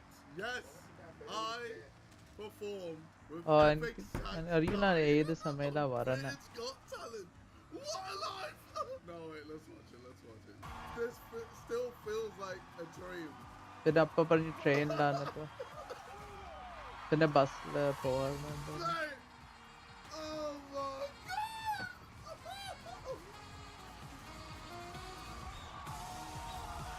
No, what? I can't believe this.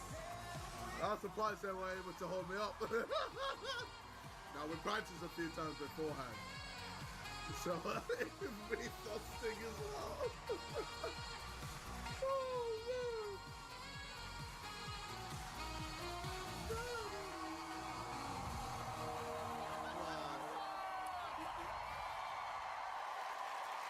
Mate.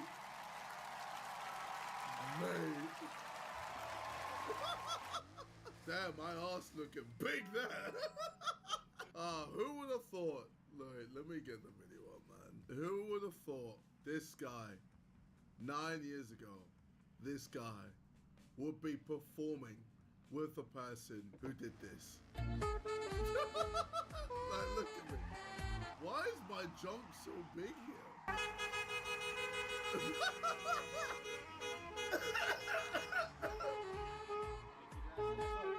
In a PC world.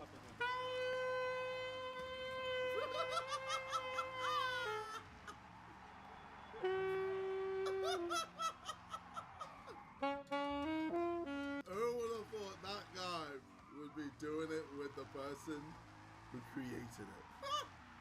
What a life. Honestly, I'm still buzzing from it, man.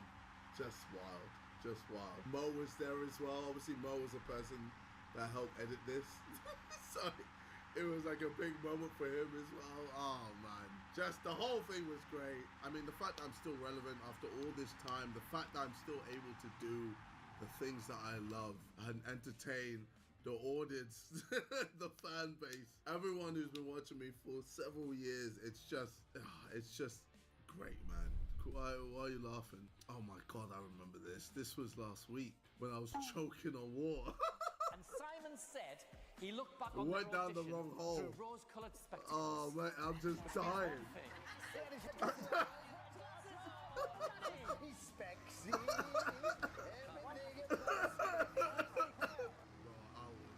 Choking on water. No one came to the rescue. But if I was choking on a grape or something, what, is everyone just gonna continue as normal? I just pass out and everyone just goes, hey, the show must go on. How much did JJ pay for this product placement? So obviously it's from The Boys.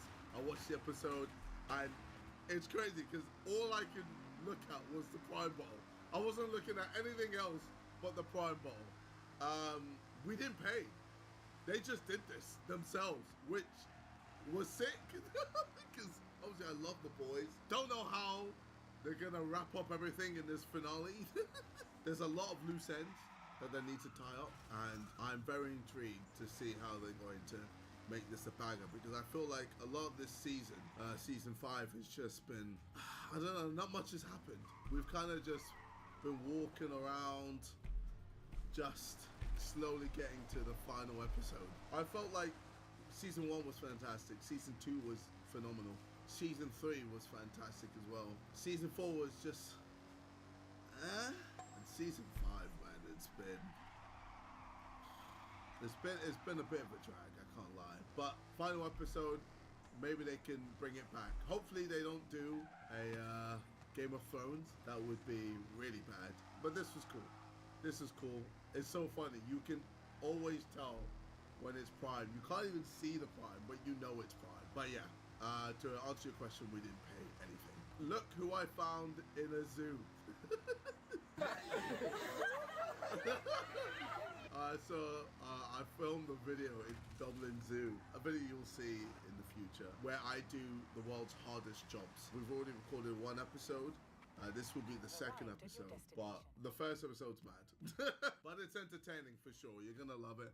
And yeah, a few people saw me just in the zoo, feeding animals and smelling poo.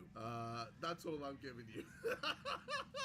They will never make me hate him. I remember meeting him at Nando's, and I knew, now knowing what I've done, is I would have hated it now, but he's eating his food, and I'm like, oh brother, big fan, and I've spotted him now, and I've got nowhere to sit, so I've sat next to him, right?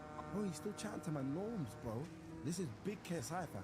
And I thought to myself again, that's what made me think, when I get big, I will never ever be disrespectful because of how nice this guy is to me. Would you like to donate to my mum's GoFundMe?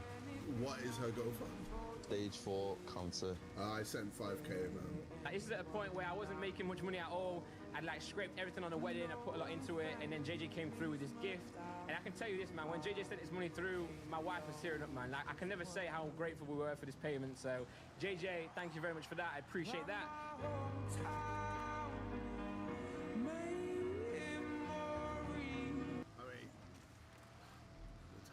I've always been. Obviously, in front of the camera, you know, I'm gonna say and do and be whatever. But behind the camera, I'm always respectful. I always treat everyone the same, whether you're a runner, a cleaner, or whether you're a talent, producer, director. I always treat everyone the same. You know, I'm a nice guy. I always want the best for everyone, even if some people don't want the best for me. I guess some people have definitely taken advantage of my niceness, but you know, I always just keep it pushing. Met KSI at Dublin Zoo today. I don't know anything about KSI really, but it's funny how I look to my left while I'm talking to friends and he just showed up. Couldn't get a photo, but he was chill as a person in general. Yeah, honestly, it got very hectic very quickly when people found out that I was at the Dublin Zoo. But yeah, everyone was super nice. Everyone was very surprised to see me. But yeah, it was a good time. Steve, JJ's bodyguard, spotted at a zoo in Dublin. Any idea what he could be doing here? Well, I mean, he's my bodyguard, so he's probably protecting me. But why else would he have come to Dublin Zoo? Like, I mean, I guess he could have gone on his ones or with his friends just to check out some animals, but I'm literally right next to him. and you preference that he's my bodyguard. So you've pretty much answered your own question, mate. What would KSI probably do in this situation? Inaccurate portrayal of JJ's forehead on the skeleton, by the way. Sorry, guys. Yeah, well, fuck you. Well, I'm pretty screwed. There's not really much I can do. It looks like the teeth of the tiger is well and truly in my neck. And as soon as the tiger releases me from its grip, I'm gonna bleed out and die. So the real question is, how did I end up in this position? What caused me to be in a position where a tiger is biting my neck? I mean, is this a sexual thing? Did I fall into a cage? I mean, these are the real questions that I want to know. But let's see what you lot say. Babatunde versus the cheetah. Step aside and bang. Like he punched horse and giraffe, it's easy for him. Well, you could argue the reason why giraffes exist is because I punched the horse. Kid's got a point, to be fair. Knowledge, don't give up now. Stop calling me fucking knowledge. Then you should have fucking tattooed yourself. Yeah. Fair. You know what? Touche. Touche, Ronaldo. Remember when Simon made JJ pregnant? Simon made me pregnant. Did I actually put that as a title? I need to double check this. Okay, there it is. No, I didn't. I have COVID. That's what I put. Okay, little bit of misinformation. Don't mind me. JJ's first and latest instance of him wearing his bandana. Okay. I don't. What are you trying to say? Are you trying to say my forehead got bigger? You trying to say the bandana got bigger? What are you trying to say? I want to know. No hate, but when I saw him first time without bandana, I was actually shocked. What? I never thought that things can be this huge. Fam, when are we gonna get over this massive forehead bit? It's been years now, and we're still talking about my forehead. Fuck me, man. Before versus after breakdown of the latest KSI intro. So this is from Restrained. I mean, Restrained is so sick, the special effects. Is Daggers versus Prime FC football challenges with $50,000 Oh my God. Today, these two teams are going head-to-head in a series of football challenges. Oh my with every challenge worth thousands of dollars. He Win could. the challenge, win the money for your team. Look at the difference, And we'll start things off with a penalty shootout. He just makes things so much more epic. This is a great video. If you haven't watched it, be sure to check it out on the KSI channel, man. It's good to have Restrained just doing bits for us, man. He actually flew over to check out some of the shoots. He was able to see, you know, how we film, what it's like, etc. And he even dictated shots that he wanted to use for when we did film, and then he edits it. Yeah, it was good to have him there, good to properly see him. And yeah, he's killing it, especially on the KSI channel. Sorry, that's God's sake. Jokes aside though, this is generally so emotional to see from him, not gonna lie. Always stay nice and strong, JJ, for what the future has installed, and that you indeed remain the greatest son. The world always loves you and with you on this no matter what. Appreciate it, man. I don't even want to play it. I don't know what happened, but while I was like just listening to Sonny, watching Sonny, I feel my heart just beating. It's just going da da da da da da da. I was like, wow, what is this feeling, bro? And then I don't know, the emotion just came out of me. I guess when you talked about hugging your dad and that you're never too old to hug your dad, I don't know, it just hit me, man. And boom. And bro, I was trying hard to hold back the tears. I was fighting, bro. I was fighting, but then I lost. I lost the battle. And obviously this happened. Oh, man, you know what? It is what it is, man. sorry, that just... Sorry.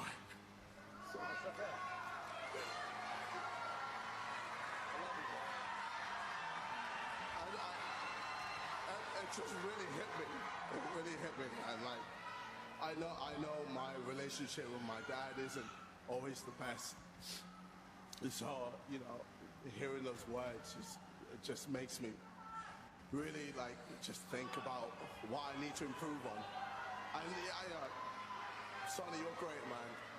I know you're going to be a fantastic dad, and I know, like, you know, I need to do better as a son as well. So yeah, it just really hit me, and yeah, you know, it's just amazing. It was hard to get the words out as well, man. I was an emotional wreck. And then what, 10 minutes later, I'm performing with Epic Sax Guy, thrusting the saxophone. Oh, what a life. But yeah, after the show, you know, I just messaged my dad. And he was like, what's happened? And I was just like, no, Dad, I'm just thinking about you. I think he then saw this and then he understood. What the fuck is this Photoshop? Yeah, I can't lie, it's pretty ass. Like, first of all, where is Toby looking, bro? We're all looking forward. Why is he looking to the right? Where are you looking? Also, for some reason, you know, the back of his neck is white. What's going on with that? My body posture looks weird. This doesn't even look like my body. Like, why do I look like kind of heavy in terms of my weight? Vic's head is massive. Simon looks weird with his neck. The only person that looks normal is Ethan. And I think that's because it's actually him there. Try not to laugh. Be like, the best batch of the year. Let's get straight into it. No laughing. And then 1 minute in, I'm laughing. Yeah. Look, it's hard. It's hard.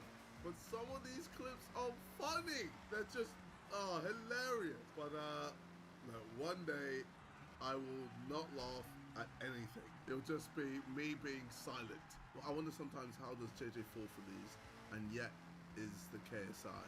What about a matter, Daddy? Nah, Ronaldo was triggering me the whole day. He was properly rage baiting me, and I just fell for it. I just kept buying because there's just something about his fucking face and his smirk. Look at him. He's just, he knows he's got me on strings, and there's just nothing I can do about it. What about a matter, Daddy? What are you on about? Ask him where it is, bro. What is a matter, Daddy? I say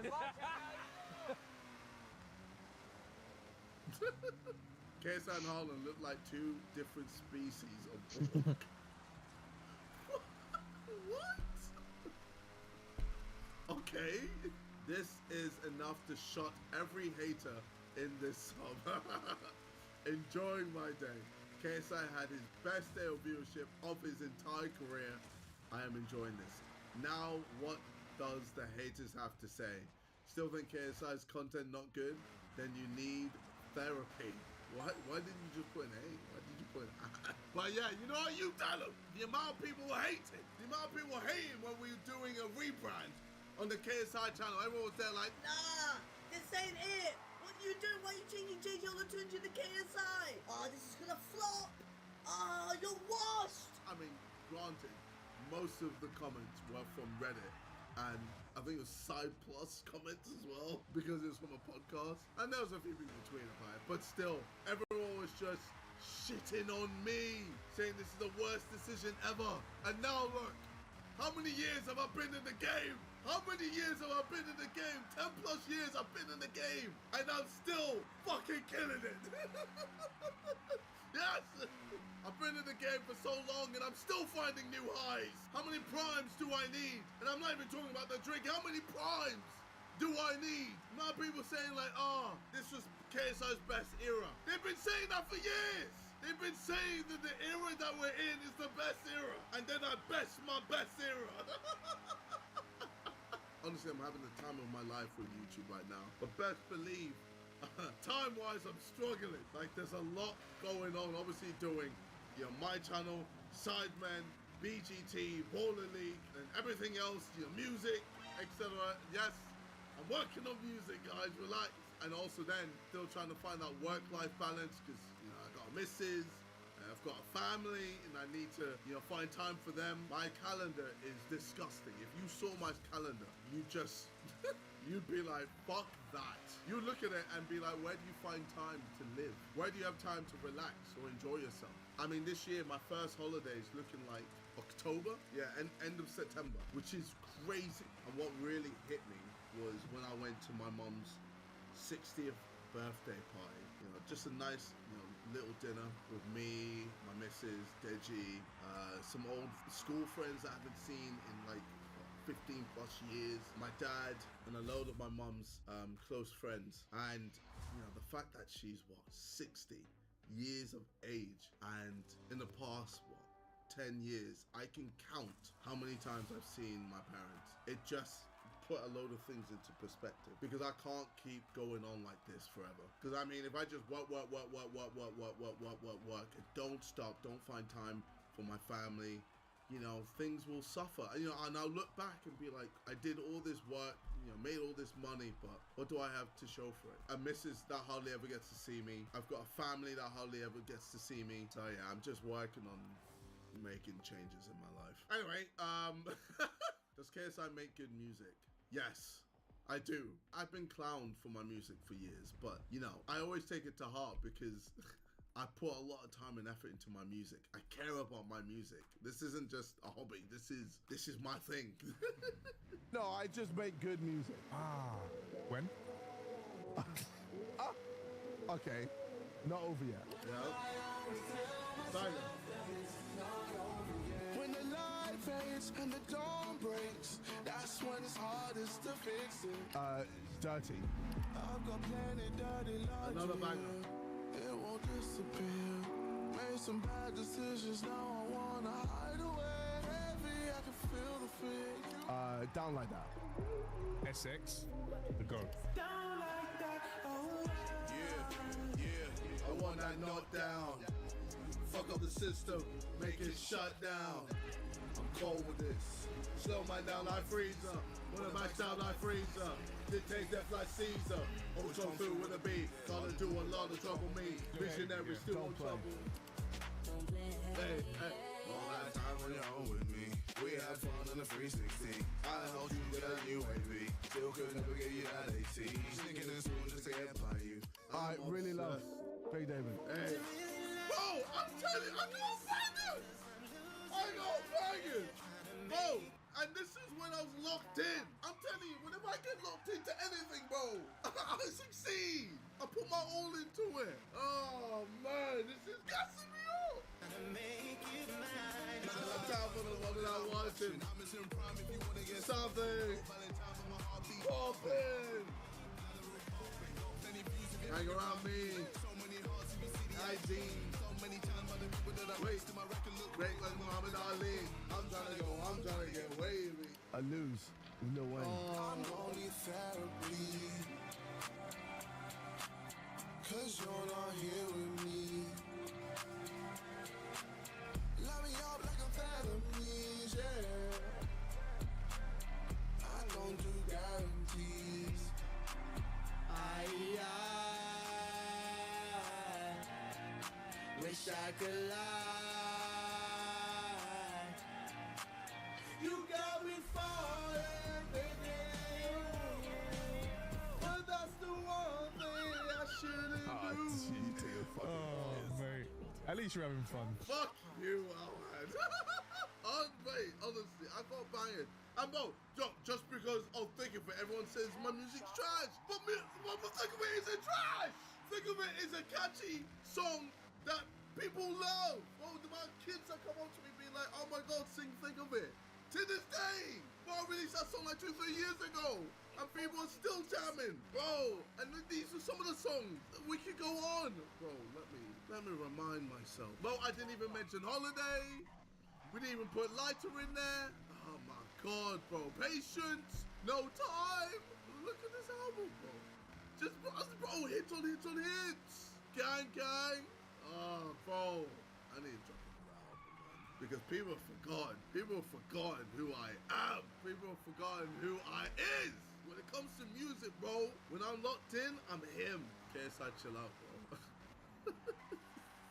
What the fuck was that? Are you proud of it? Are any of you proud of it? Everything I'm doing, bro. I'm literally giving you everything. Everything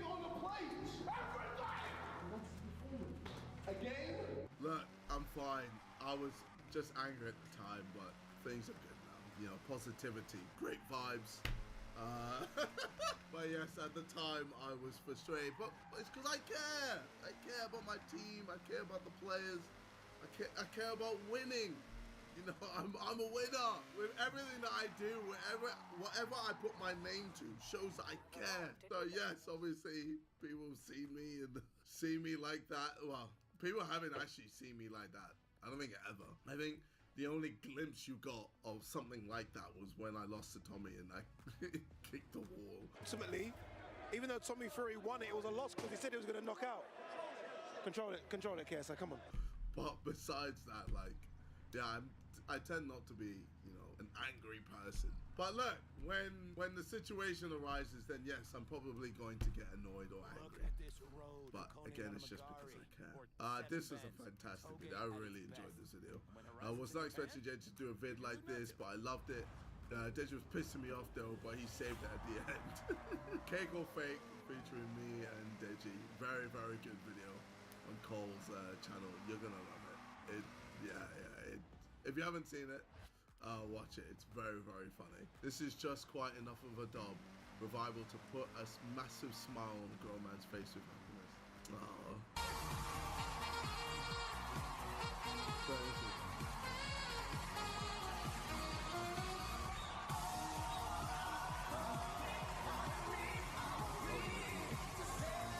What a moment. And you know what, we'll leave it there. This has been your boy KSI. Thank you guys for watching. I love you all. Take care and peace. Buddy, oh my Jesus Christ! Guys, finish up. Oh, wait, one more. Where's that? I got you. Oh, there's no eggs. Wait, why would you have so many egg cartons? What is this?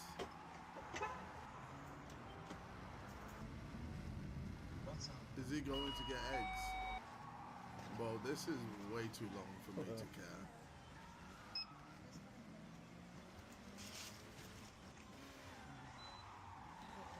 Not hurting me.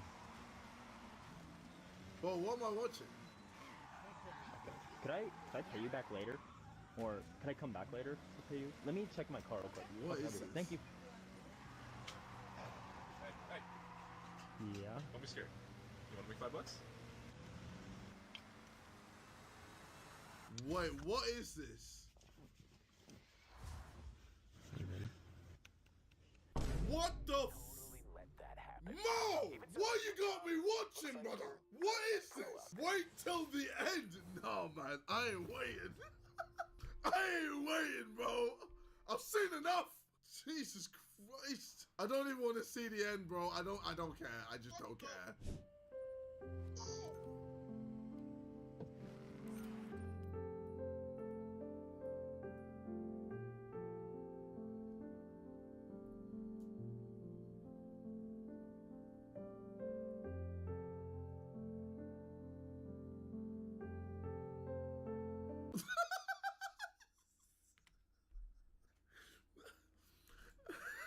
Oh man, it's always the stupid shit that makes me laugh, man. Father was lost at sea. If there's anything that these lands bring. No. What the? Wonder much KSI.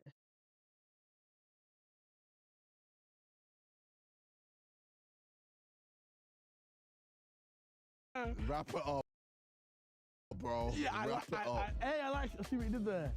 Wrap it up, toilet roll, wrap it. Yeah, that one. Am I going out tonight? What you say? Nah. I'm on my own. I'm riding solo. I like this guy. I like him. Yeah, it doesn't mean he's a good lookalike. It's rate the lookalike, not do I like you. What the f, man? And this, I'm sorry, but this lookalike stinks. Bro, Jason Deludo. Jason Deludo, or Jesus Christ. Give us a little dance. Jason can dance. Oh, okay. Oh. Okay. Any more? The fuck was that? Wait. Innovation. Wait, can you do it again, Levitate. please? But you're just on your... Just play it. Just okay. All right. We gotta hit you with that angle with it. Yeah, come on. Bro, this guy's sick. I actually like him so much. Do you think he rates himself high? I mean, after the Lou roll, whatever, he definitely didn't give himself a high rating. So I'm saying, Let me look at this. Whoa. Yeah. Okay. Fine. Yeah. All right. 3, 2, 1. there's no way you give yourself higher than that. 7!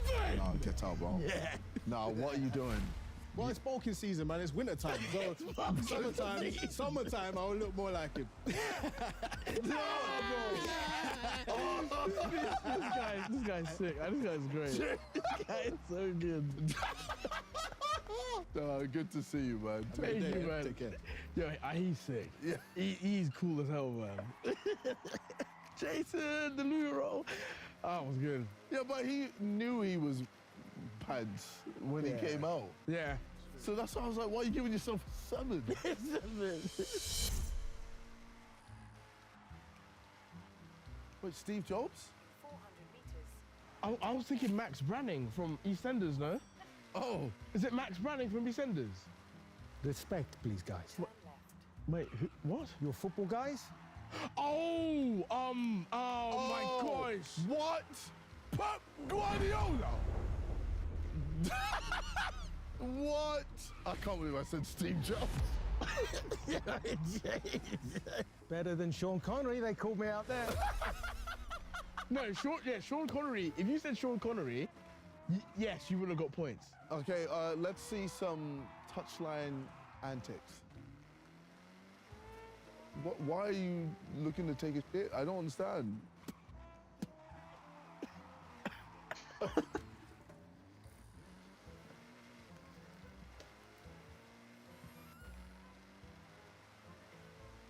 Okay, wait, you got any catchphrases? So good. Manchester City, so good. Okay, well, all right. We had Jamie Vardy before. Why don't we do something interesting? All right, we're gonna have you coach Jamie Vardy. Okay, you're losing 2-0 to Arsenal, and Jamie Vardy is in your team. Can we bring out Jamie Vardy? Okay. And scene. Run, Champions League, Champions League. Hey, to kiss him. It's only Arsenal, okay? It's only Arsenal. Okay. And your team as a boy, it's okay. The bottle This is your job. chance. The bottle. This is your They'll bottle it chance. anyway. They'll bottle it anyway. It looked like a scene from Brokeback Mountain. That's what I was going to say. I just come in blind to this, man. I had no idea what was going on. No. The only bit that was right was Arsenal are going to bottle it. Yeah, give me that one. Yeah. Yeah, I'm giving you that, bro. Do you need to see what I put? Yeah, 10. Come on. No, as if. I didn't even thought that was being generous. Oh. See you later. Oh my God, that's what I would have done as well. Really? You Yeah, I would have done 5. Yeah, I don't know about that one, mate. Next lookalike, please. I know it. But, but I forgot a name. Oh my gosh. You do? Yes. You're saying. Pamela Anderson. No, what? What? It's an actress, correct? Yes, yeah. Reese Witherspoon. Nope. Oh. Okay. I should be sat next to you, actually, darling. Oh my gosh, Amanda Holden. Yes. Oh yeah. Where's my seat? I should be sat next to you. Amanda. Do you want to sit? Go on. Amanda. I should be judging everybody else. Amanda, long time no see. I know. Wow. How are you, darling? Yeah, very good. How's What, things? should I do a talent? This can be the buzzer. Okay, hello guys. I'm here to sing. All right. What's he gonna sing? Oh, I don't know. Twinkle, twinkle, little star.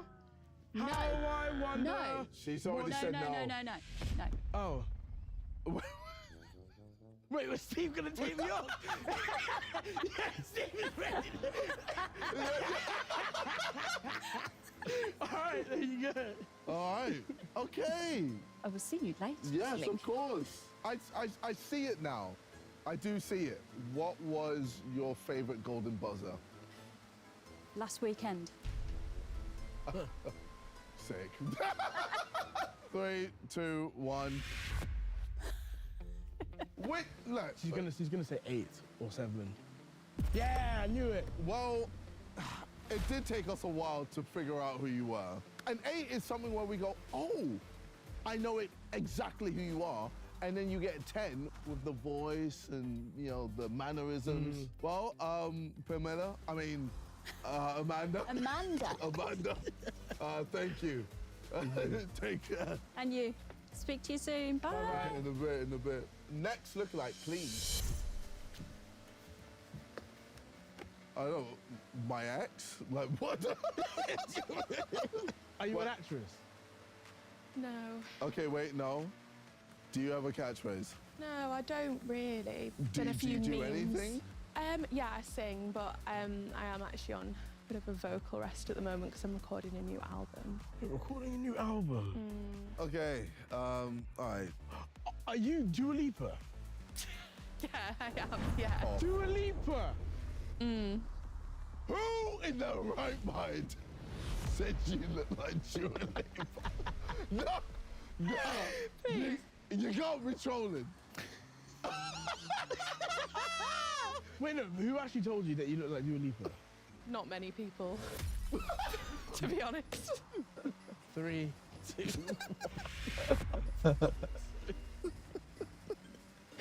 I'll take that. I'm gonna take that. I'm gonna take the L. Maybe a bit high? A little bit high? You know what? Wait. So you looked into the mirror and said, yeah, I'm Dua Lipa. No, me personally, no.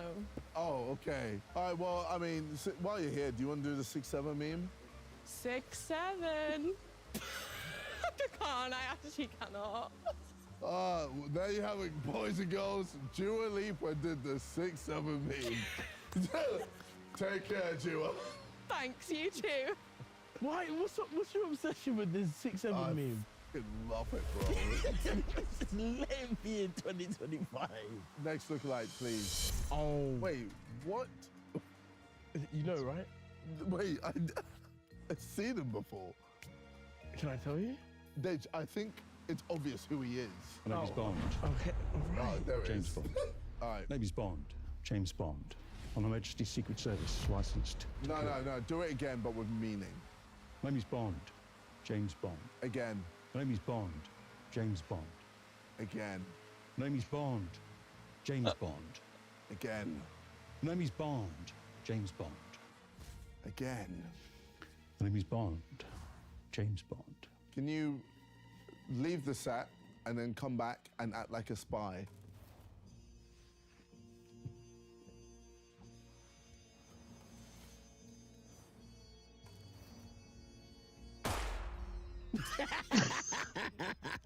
Well, I mean, after that. Really? Okay, what do you want to do? Do the thing that, like, do that and just have his face. Does that look like James Bond to you? Stop, be realistic, Wait, bro. could you pout a bit more? Bit more pouting? Like, a bit more lip? What are we doing? Tiny bit more lip? JJ. Even more lip? Well, the fact that he's doing this, I don't understand. Just a little bit more lip. This is weird. Yeah. Stop! You're trolling! What do you mean I'm trolling? Nah, rock, paper, scissors. Rock, paper, scissors. Okay. Cool. I'm sorry, my friend. 3, 2, 1. Damn. I'm saying 2. Like... I would have given you a 7, but... Wait, oh my God. Can you do the 6'7" meme? My name is Bond. James Bond. 6'7". I didn't like that one bit. All right, should we? Yeah, it's already been done. We do it too. Yes. All right, well, you got to, man. It couldn't be anything else. 007. All right, well, thank you anyway, Bond. Okay, nice to meet you. Likewise. All right, we'll make this a speed round. Speed round, all right. So we don't ask them any questions, just on look. I like that. Yeah. Whose uncle is this, man? This could be anyone. No, but I know who you're trying to be. Who's he trying to be? Idris Elba, correct? Yep. Yeah, I thought so. But I'm giving it this. Yeah, sure, man. I'm so sorry. No, that's all good. Wait, what did you give yourself? Yeah. Okay. Okay. Thank you. Thank you, guys. Thank you, my friend. Thank you. Cheers. Thank you. Whose uncle is this? Yeah. Whose uncle is this? 'Cause it's crazy. All right, we'll do the same again. All right, speed round. Okay, cool. All right, next lookalike, please. See, even I don't know. What's up, JJ? What's up, Deji? Wait, I'm thirsty. Oh my gosh. What's good? No BPAs, no phthalates, no PFAs, 100% recyclable. Oh Prime. my God. Bro, honestly, it's jarring for me to do this. Yeah, you pick. This is on you. 3, 2, 1. That's fine, bro. Oh, okay. But yeah, love, boys. Appreciate Love. it. All right, take care, man. Wait, and you're what? Are you Brummy? No, I'm from Wolverhampton. Oh, Yeah, this is nothing I do, so this is just... Oh, okay. One of them on the women it, so I'm a professional drum master if you want Logan on drums. Okay. Shout me, bro. Well, So, we'll do. Love, boys. Nice. in a Love, bit. love. Bring out the next lookalike. Oh, wow. Oh, wow. Good afternoon, everybody. Hello. How we doing? We're good. How are you? I'm Fabiodocious, my good friend. It's pretty spot on. What is your favorite song that you like to perform? If I had to put my hand on my heart, I'd have to sing, maybe say, Isn't She Lovely? Wait, what color is the thing you're wearing? Well, the predominant color is like a red, but there's little greens and stuff in there, you know. Oh, how would you know that? Well, the reason I know, because when I bought it from the shop, they told me. Okay, what are we giving Steve Harvey then? Steve Harvey? Steve Harvey? Did you say Steve Harvey? Oh, we got some comedians in the house, huh? Maybe if I could, I Oh sing my a God! Wait! Who is he? I'll tell you what. Can I sing a song? Would that help? Yeah. Okay. Sure. All right. Would that help? Come on, fellas. You're not going? Come on. That's right. Now here's a song that was written in 1976, but I'm gonna do it 2026 size, especially for Mr. KSI in the house. Is that all right? Isn't he lovely? Isn't he wonderful? Isn't he precious? KSI is 32 years old. I can't believe what he has done.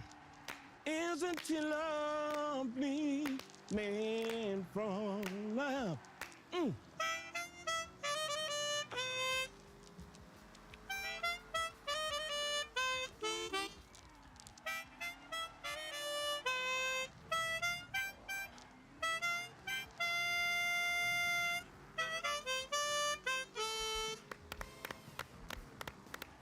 Stevie Wonder. Thank you so much.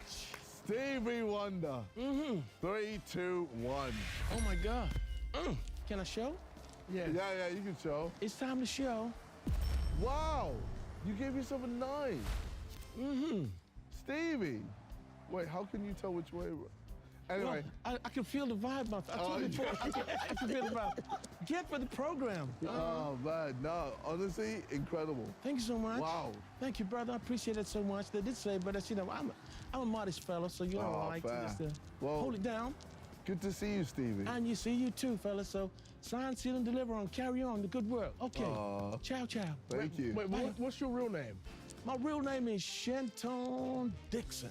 Shenton Dixon. That's right, brother. I like that. Shenton Dixon. That's right. And are you actually blind? Depends who's paying.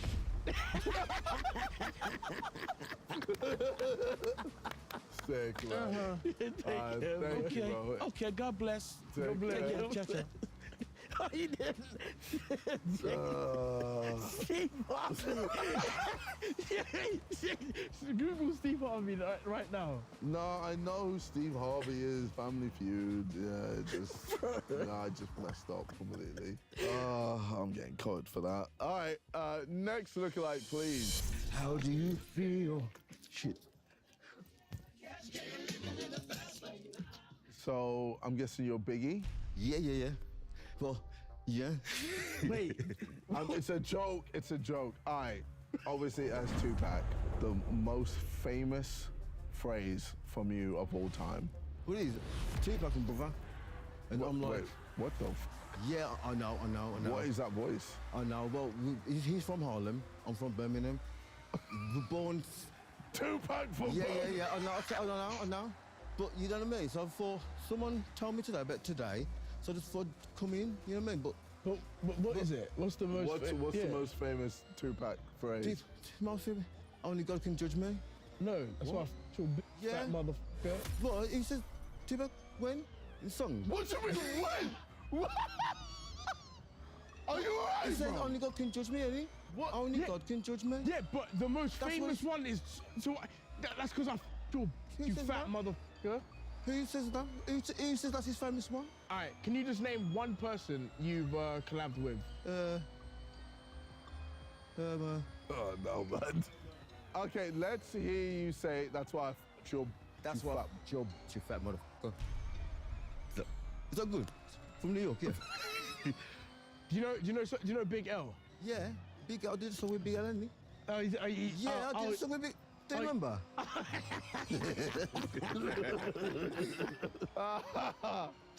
Oh man, you're funny. A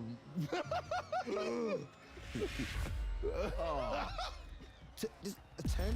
I came all the listen, I came all the way and I got myself to, you know what I mean? Got myself together, did a good research, tried to put myself right until I thought I'd get a 10, learn the song, learn the lyrics. Bro, you don't even know who Big L is.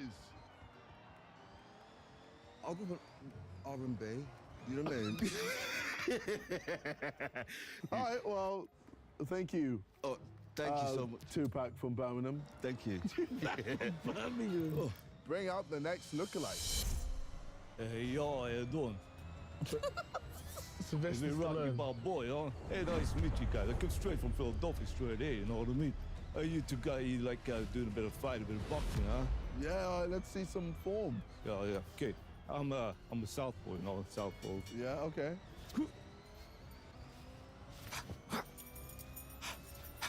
You have never boxed in your life.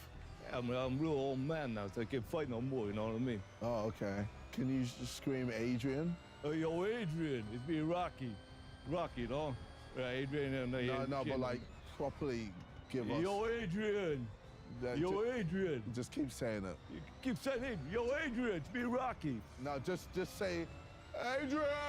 Adrian! Just keep going. Yo, Adrian! Wait, can you give your famous speech, the motivational one? Absolutely. Life ain't no sunshine and rainbows. It's a very mean and nasty place. I don't care how tough you are, it will beat you to your knees and keep you there permanently if you let it.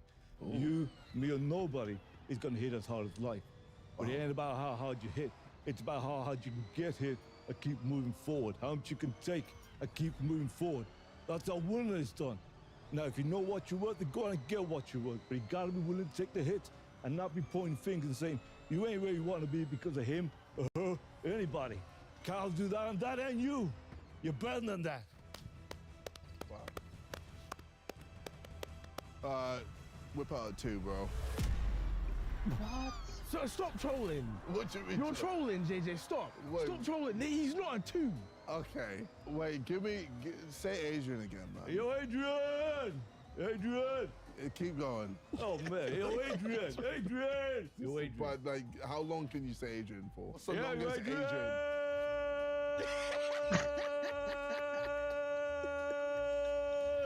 Yo. One more time. Yo, Adrian!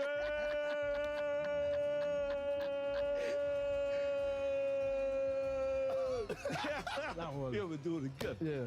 All right. 3, 2, 1. Oh, man, it's so bad. Round 8. Oh! Yeah, you were pretty good. And the actions on point, everything. Yeah, it's good. You even did the speech as well. All right, take care, man. guys. Ridiculous. What do you mean? All right, next lookalike, please. Bro, this is one of my favorite videos. Honestly. Who the f are you? My name is Sir Lewis Hamilton, 7-time world champion in Formula One. No, you're not. No, you're not, man. All right, let's speed this up, man.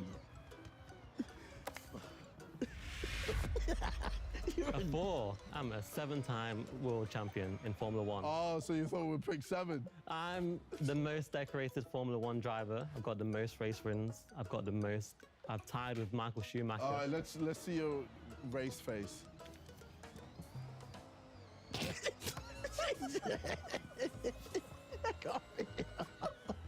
All right, let's see the face when you win. Yes. Bro, you are not gassed.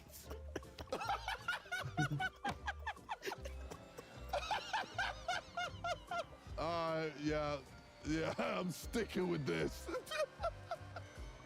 7, of course.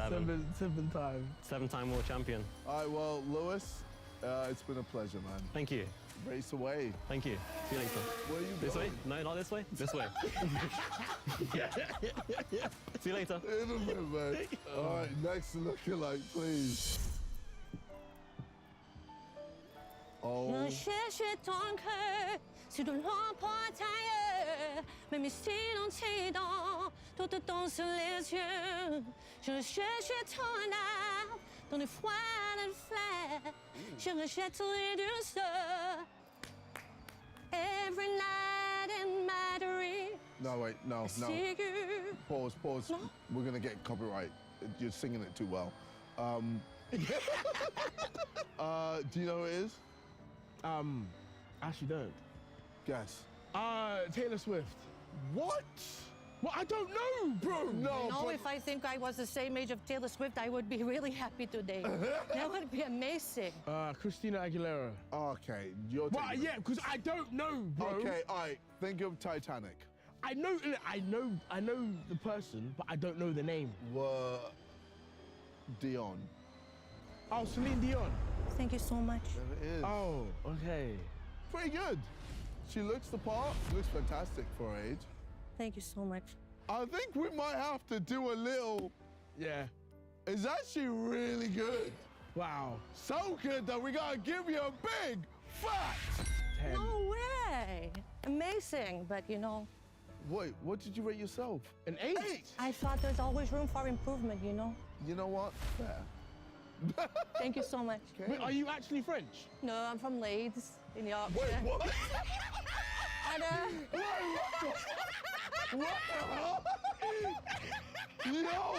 Holy shit! Wait, so you can speak French?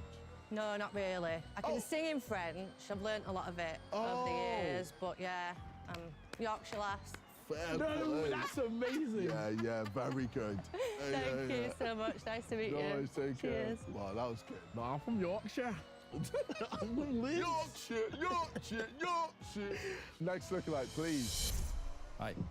Oh my gosh. How you doing? Wait, I swear James Bond just came in. No, that's not James Bond. What? Can I say? Wait. Oh my God, it's not. Yeah. Leonardo DiCaprio. Yes. Okay. Wolf of Wall Street. Hit me. I can't do it. Can't do the Wolf of Wall Street. I reckon we should do the Titanic scene. Sure, I guess that's. Can I borrow you then? Come on, we Jay. can do it. Okay. You know the scene, right? Nope. I've never actually watched Titanic. Is it? Yeah, you know it. You know it. Okay. So Should I sing? Instead of you singing, why don't we get Celine Dion Okay. to come and sing? All right, let's get Celine. Wherever you are, I believe. Open your eyes, that Rose. My heart does. Oh, Wow. I'm flying. It's. You gotta say I'm flying. I'm flying. Yes, Rose. You're flying. Thanks, man. You're welcome. Wow. That was something. You know, I can kind of see it visually. Voice-wise, I mean, I guess you're not trying. It's truly an honor to be here. Is that okay? Yeah, you know what? Look, at least she's giving it a go. I'm thinking this. Yeah. That's what All I'm right. thinking, yeah. You ready? Okay. 5. Yeah. 8. Oh, 8. Okay. Okay. Well, take care, bro. Thanks, Thank man. you, man. Nice meeting you. I hope for the best. Thank you. The horse. Take care. Next lookalike, please. Oh. Oh, this is pretty. Jack Black. No. All right, my man. Jason Momoa? Okay. Let's hear your roar. My roar? Yeah. Can I have your assistance, sir? Oh, God. What do you need from me? You are a warrior. Am I correct? Yeah, I'd say so. Yeah? Could you join me? Okay. What's it about to do to me? Good to meet you, man. Likewise. My people, Maori, Polynesia, all warriors. Okay. The warrior spirit comes from deep within, the land and the sea. We're going to do the haka. Oh, that's hard. My God. And all I need you to do is just clap your thighs. That's it. Okay. Okay? Now, I'm going to say, Taringa Whakaranga, which means get ready. All of that means get ready. Yeah. Sound like you're talking to... Oh! Karite! Be ready. I'm ready. Kiamo is in your stance. And you have to go, he. He. Okay? You have to go, he. And then you. That's called pukana. Pukana Okay. is the face. So Okay. you have to widen your eyes. Okay. Stick out your tongue. Ah. And go, bah! Okay. Can you do that? Bah! Yeah, that's cool. When I say kiamo, you go, he. And go, bah! Okay. Okay? Okay. You ready? Cool. Here we go. Taringa Whakaranga! Taringa Whakaranga! Chiamo!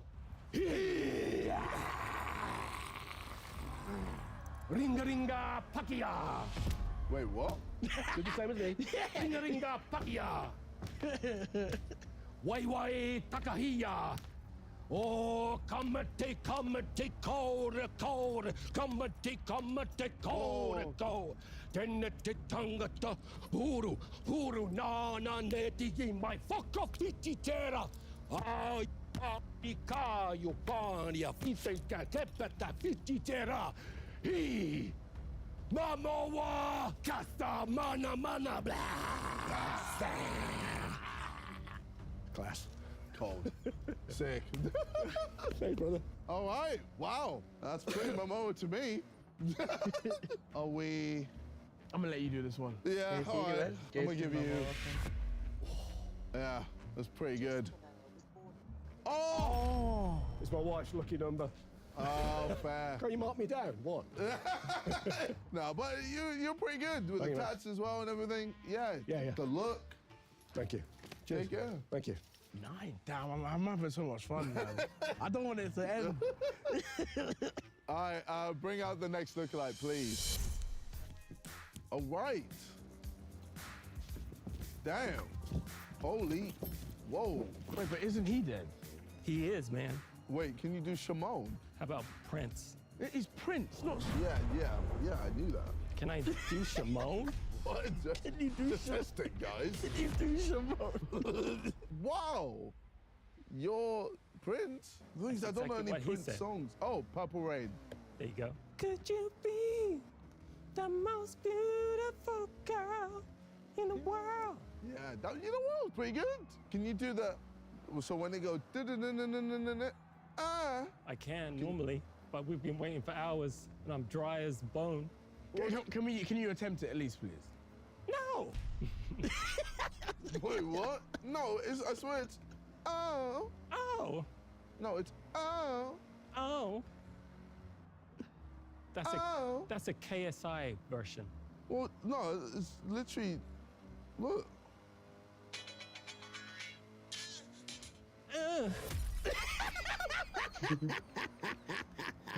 That's good, though. That's not bad. Wait, again?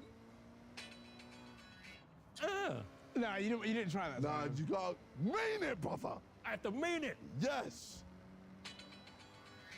The first one was the best. Yeah, all right, you know what? I'm thinking this. I say just one notch higher, one notch higher. Yeah. What? Prince looked at me. Okay, one notch lower. You gotta be kidding. Did you put 10? Did I what? Yeah, sorry to break it to you, buddy. But you know what? It's still very high. Like, we saw you, Prince, instantly. Yeah. Oh, man, okay. Thanks. No worries, man. Take care, Prince. I think he was off of that, you know? You think? I think he's actually vexed. Oh. Hey-oh! Hey-oh! Hey-oh! Hey-oh! Dee-da-dee-da-da-dee-da-do. Dee-da-dee-dee-da-dee-dee-do. Oh, that's beautiful, darling. How you doing? You are... Freddie Mercury. Freddie Mercury. The one and only, darling. Wow. You've got the mannerisms God, down to the T. Shame out the face. Yeah, sorry. There's only so much I can do about that. Yeah.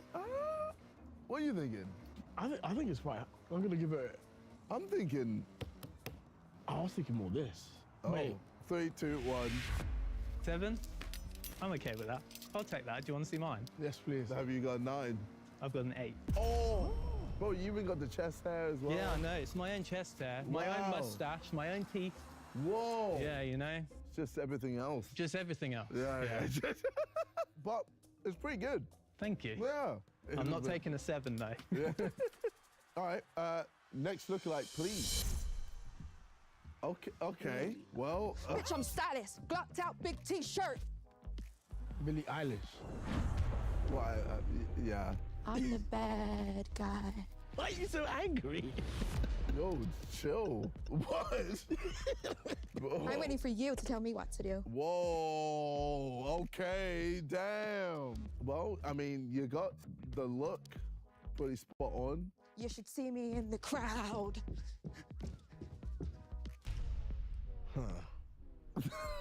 I think I'm gonna need one thing from her. All right, go on.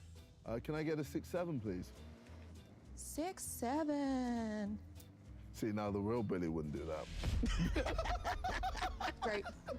Do you want me to sing? I can sing. Can you actually sing? Ooh. Yeah. I like to sit on the floor. Oh, okay. That's what she does? She does do this. I've been watching you for some time. Can't stop staring at those ocean eyes. Burning cities and napalm skies. 15 flares inside your ocean eyes. All right, I think I've seen enough. 3, 2, 1. Okay, no, do this one, do this one. A 6. Yeah, she looks... Okay, 3, 2, 1. A 7? Oh, she's still... Really, a 7? 3, 2, 1. An 8? An 8? No, You're so one cool. higher. One higher. No, I No, I think like this is 8. what she wanted. Oh, no way. No. Oh. I know. Well done, Billy. We're on the same page. Oh my God, well done. Enjoy the money. Thank you. All right, take care. Laters. Bye. All right, bring out the next lookalike, please. How you doing? Well. Lee. Yeah. How you doing? Oh my God. Here we are. Wow. Fair play. Yeah. Oh, she literally looks just like her. Literally. Whoa. That's weird. Wait, So what? what's her name? Angelina Jolie. Okay, I just had to double check. Sky, you trying it? Sky, he's actually trying it with me. Wow. Kid hell. Yeah. Yeah. You are her? Hi, Angelina. How I'm you a doing? big fan. Thank you so much. I'm a Are you? big fan of yours. My kids are fan of yours. No way! Yeah, they were Let's like, oh my go. God, he's friends with you. They were crazy about you. Oh, yeah. Did You're you famous. hear much about him? No, I know about you. But he's your brother, I think, right? No, I'm just a friend. I'm just his friend. Angelina Jolie, can you please do the 6-7 meme? Can I? Yeah, of course. 6, 7, 8. Yeah. Yes. All right, ready? 3, 2, 1.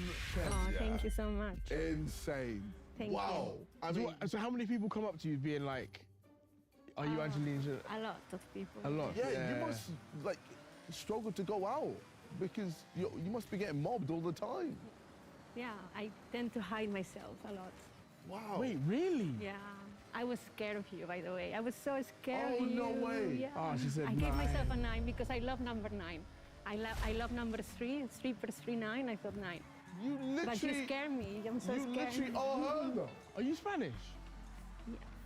Yes. Hola. Hola. ¿Cómo estás? Tú es pene petit. No, no. Pequeño. What? It's pequeño. It's not petite. Petite is French. Angelina, thank you so much, Thank you man. so much. Thank you. All the best. Thank you. Wow, what a way to end. Honestly. Fantastic. Yeah. Thank you for coming through, bro. Thank you for having me, bro. If you want to see more videos, check them out on the channel. I'll see you lot in a bit. Take care, subscribe, and peace. Welcome to Most Likely to Imposter Edition. Wow! Among Us. It's Among Us. Are we doing just people here, or It's side to side. are we including KSI? We include KSI. Okay. Right.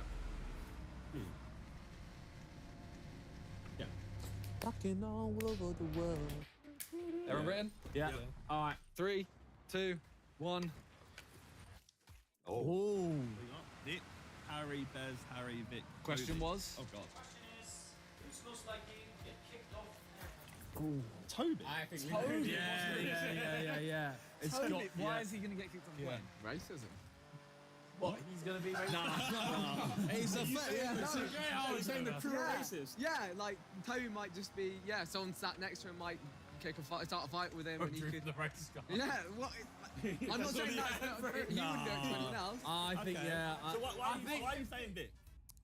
Well, 2 reasons. Well, the first one is also the race car, and the second one is like he might kick off about his seat or something, and I'll be like, nah, so you got something. I don't know. I don't know. The Karen reason. Yeah. You're going to go too. I said either drunk and disorderly or scaring passengers by Yes. saying the plane's gonna crash. Yeah, okay, fair enough. Landing gears fucked. Just like probably likely to kick off.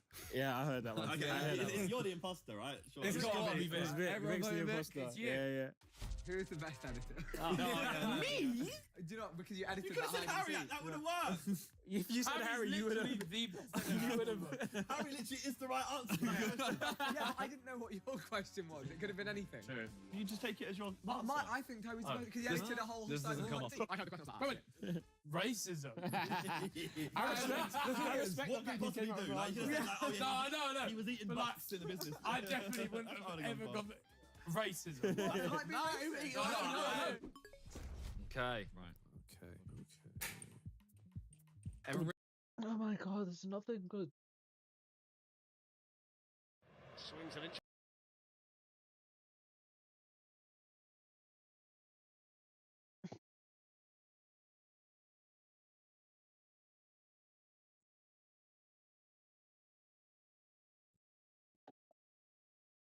Licks, I'm about to make the play of the fucking year, kid. I'm up.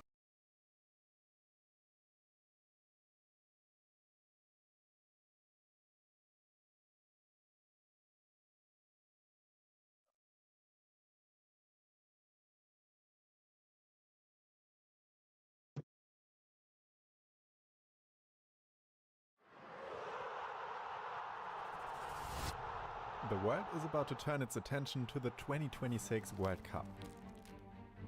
It's a tournament with more matches than ever before, played across 3 countries. It's already breaking records, but it's also swirling in controversy. We'll dive into that, and we'll also look at how the 16 host stadiums were upgraded for the tournament. From SoFi Stadium's $5.5 billion price tag to the historic Estadio Azteca hosting for the 3rd time. Hey, I'm Luis, and as someone who started playing football at 3 years old, this video is basically the perfect combination for me. So let's dive right in. The World Cup reigns as the most watched sporting event on the planet, with more than 5 billion watching at some part of the tournament. And this is a World Cup unlike any other.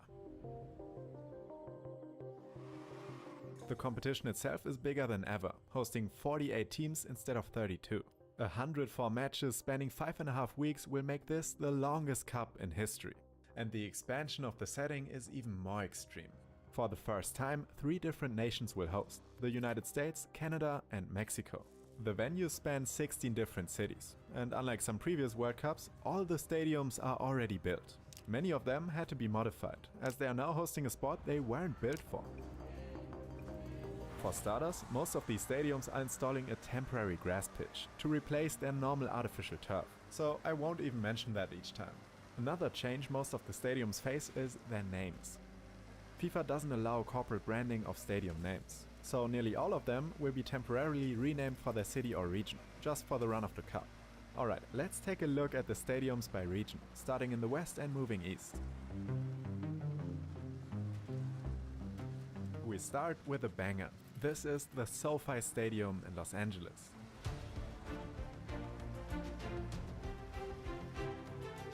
It's one of the crown jewels of sports in the US today, or even in the world. It's the most expensive stadium ever built, with costs totaling $5.5 billion. New technology helped drive the price to new highs. The dual-sided video board features 4K in resolution, stretches 110 meters and weighs nearly 1,000 tons. Another massive expense for the SoFi is its canopy. It covers nearly 93,000 square meters, the entirety of the stadium, with a translucent material called ETFE. That's a kind of plastic that's used as a roofing material instead of glass. It's translucent and incredibly strong, ideal for spanning large areas without much structural support. It's used in a lot of stadiums, but at SoFi they use over 300 separate panels, many of which can be opened to provide ventilation. Those panels are also embedded with LEDs that allow SoFi to turn its roof into a giant screen. You can see the display as you fly into LAX airport. This canopy keeps out rain and cold, but the stadium remains technically open air. That's ideal for Los Angeles weather, but it actually was a strike against the stadium for the World Cup. In July 2025, FIFA announced it would prioritize air-conditioned covered stadiums for the Cup's daytime matches. In spite of SoFi's roof, it won the chance to host 8 matches, including the US team's opener. But it failed to win the grand prize it wanted, hosting the final. In order to host the World Cup, SoFi faced a challenge. It needed to convert its pitch from American football's 48.8 meter wide field to FIFA's 68 meter wide pitch. It's achieving this by losing the concrete risers near the corners and replacing those with bleachers that can be rolled away to make space. Now, looking north, let's check on one of the Cup's 2 Canadian venues. BC Place in Vancouver is an older stadium built right in the downtown at the start of the 1980s. It went through a massive retrofit back in 2011, installing a retractable roof to replace the inflatable one it had used since its opening in 1983. That renovation cost $435 million and made BC Stadium the world's largest cable-supported retractable roof structure back then. Yeah, that was a long one. Although the stadium hosted the Women's World Cup in 2015, that renovation wasn't enough. For 2026, FIFA called for further renovations. This time, they're renovating washrooms, locker rooms and elevators and adding more VIP facilities. These renovations are expected to cost around $130 million. Nearby, just south of the border, let's look at Lumen Field in Seattle. Fun fact, the steel roof traps crowd noise and makes this one of the loudest stadiums in the world. And this was done intentionally. The Seattle Seahawks team owner sought to maximize crowd noise while keeping an open-air structure. The volume once registered a Guinness World Record, reaching more than 137 decibels during an American football game. They later lost that record to another stadium on this list, but who knows, maybe a couple of goals at a World Cup match will set a new record. Back down to California, Levi's Stadium rounds out the West Coast venue list. This venue in the heart of the Silicon Valley has some pretty unusual features. It has a 2,500 square meter green roof that also partly works as a farm with 40 different crops. That's something I haven't seen before. On top of that, the venue holds almost 1,200 solar panels and uses 85% recycled water. In preparation for the World Cup and the 2026 Super Bowl, it got a $200 million upgrade that mainly consisted of upgrading video boards and luxury suites. Now, before we start to look east, let's talk about the logistics of this World Cup. 3 countries, 4 time zones, 104 matches. It's the most complex World Cup ever attempted. The only word that can appropriately describe the scale here is transcontinental. The distance between Vancouver and Miami stadiums is about 4,500 kilometers. It requires more teams traveling, more fans crossing borders, and more media infrastructure to coordinate. This year's Cup will have more than 5 million fans, both domestic and international, traveling to get to a match. And their travel plans will look completely different than at the last World Cup, Qatar 2022. There, fans could visit multiple stadiums in a single day. Now, that would require more detailed travel planning. On top of that, the US transportation system is built more around cars, with limited public transit to the stadiums. Most of the US stadiums are far from downtown. 7 of the 11 US stadiums do have access to a rail line, but some of those are more than a 10-minute walk away. FIFA has talked a big game about sustainability in recent years. Their goal is to reach net zero by 2040. But to be honest, the big picture for this cup does not look eco-friendly. I mean, they have 14 years left, but this will become a pretty hard challenge. Alright, we'll take a look at the venues in the central region in a second. When working on these videos, a big part of the process is finding the right visuals and sounds. And Storyblocks is a huge help here. Storyblocks offers a big library of footage, music, sound effects and templates, all created by real filmmakers and artists. I just checked my subscription history, and I've been subscribed since 2020, so for over 5 years now. What I like most is that you can download as much as you want from their library with over 7 million assets.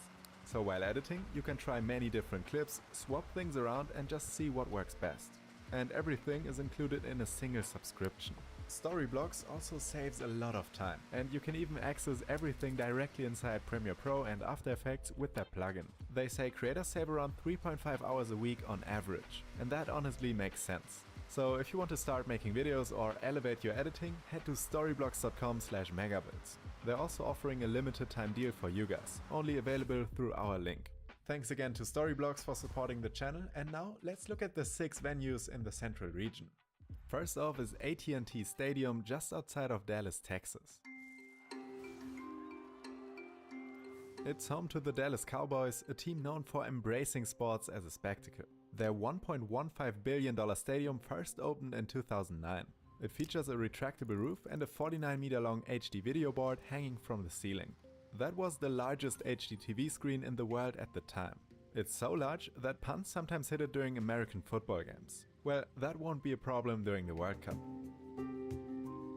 Nearby in Houston, NRG Stadium was American football's first retractable roof stadium, built in 2002 for $352 million. It uses 2 massive steel panels to slide into place on rails, and theoretically, those could open or close in a couple of minutes. Theoretically, because the roof is almost never retracted, or at least until now. NRG is getting a $55 million upgrade to be ready for the Cup. That covers new video boards and improvements to ensure the roof is fully functional for the summer. Further north in Kansas City, Arrowhead Stadium is the second oldest venue in this year's Cup, clocking in at 54 years old. This stadium actually holds the current Guinness World Record for loudest stadium cheer, reaching 142.2 decibels at a game in 2014. Now, they're pulling out 3,000 seats from the north sideline to make space for a regular football pitch. Similar to the change at SoFi, it involves pulling out concrete seating and replacing it with retractable bleachers. They'll also level the pitch, as the field has always featured a so-called crown, a slight elevation at the center that helps with drainage. Still in the Cup's central region are 3 big stadiums in Mexico. The highlight is Mexico City's Estadio Azteca. This stadium makes history as the first to ever host 3 World Cups, 1970, 1986 and now 2026. And along the way it has seen some of the most famous moments in World Cup history, like Diego Maradona's Hand of God or Goal of the Century in 1986, or Pelé's 1970 header that led to victory over Italy. I'll link a legendary video right here. Notably, the elevation, 2,200 meters above sea level, became a serious hardship for visiting players. The thin air affects stamina and also means that balls fly faster and farther than you're used to. I didn't really believe this at first, but the altitude can actually make a big difference on long shots and free kicks. And it could give Mexico a home field advantage in their opening match against South Africa. The newest renovations cost around $80 million. They include a hybrid pitch that allows the field to withstand intensive use and still be FIFA qualified. Hybrid basically means it includes both natural and artificial grass. Around 5% artificial grass leaves are stitched into the natural grass to add durability to the field. It's the standard in Premier League football, and now it's arriving in Mexico. The renovation also involves adding new seating in the upper tiers, as well as new lighting and video systems. To honor its history, Estadio Azteca will host the opening match on June 11th.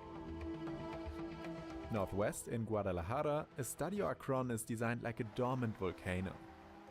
The idea here is that the grassy earth walls are the volcano, the seating bowl is the crater, and the roof canopy is a cloud. Maybe a stretch, but it's certainly an interesting looking stadium. To the northeast in Monterrey, Estadio BBVA stands out for its unique steel design. This stadium opened in 2015 and is known for steep seating and minimal distance between the field and seats. And beyond watching the match, the mountain backdrop of Cerro de la Silla is pretty damn impressive too. Before we get to the remaining 6 stadiums, including the final one, we have to talk about one more thing: accessibility. In other words, who can attend one of these World Cup matches? The 2026 World Cup is shaping up to be the most expensive in history. FIFA adopted a dynamic pricing strategy and it's sending prices sky high. It's a shock compared to Qatar's 2022 World Cup, where a ticket to the final could be had for $600. This time around, fans need to spend at least $4,000, so more than 6 times more than before. Football is a sport built on accessibility, but these new price tags suggest that the pinnacle of the sport does not reflect that. Of course, it is about more than ticket prices. For an international event like this, it's also about national borders. If you can afford to get a ticket, will you be able to show up to use it? To reduce visa appointment wait times, they introduced a FIFA pass. But a ticket alone does not guarantee entry to the United States. So this raises a question. Will fans from all participating countries even be allowed entry? Like a camera aperture. The circle motif continues here, with a 360-degree LED video screen, known as a halo board. For the World Cup, upgrades at Mercedes-Benz Stadium include creating more premium seats. Down in Miami, Hard Rock Stadium was built back in 1987 for just $115 million, so it would certainly need a few updates before hosting the World Cup. Luckily, in the 2010s it went through a $500 million renovation that got it much of the way there. Up north in Massachusetts, let's look at Gillette Stadium. It completed a $250 million renovation in 2023, including World Cup mandates from FIFA as well as overall improvements. The pitch was already wide enough, but the stadium had to pull out corner seats for other reasons, making space for security, media and other personnel. Further changes included installing the stadium's 22-story lighthouse with an observation deck and a curved video board spanning more than 2,000 square meters. Further north, in Toronto, the June 12, 2026 game at BMO Field will be the first men's World Cup match ever held on Canadian soil. And the country is going all out to make it possible. It's giving the field a $146 million renovation to prepare for the Cup. This will temporarily increase capacity from 28,180 seats all the way to 45,000. Basically, massive steel grandstands will be put in place at the open north and south ends of the stadium, allowing for the massive seating upgrade. But just for the 6 matches it hosts, then it all comes down. Back in the US, this is Lincoln Financial Field in Philadelphia. Built in 2003, it features an asymmetrical seating design, as well as steep upper levels. It's all designed to maximize the clean sidelines for fans. And 3 open corners give some of those fans views of downtown Philly during the game. Alright, we've seen a lot of stadiums now, but there's one left, just outside of New York City.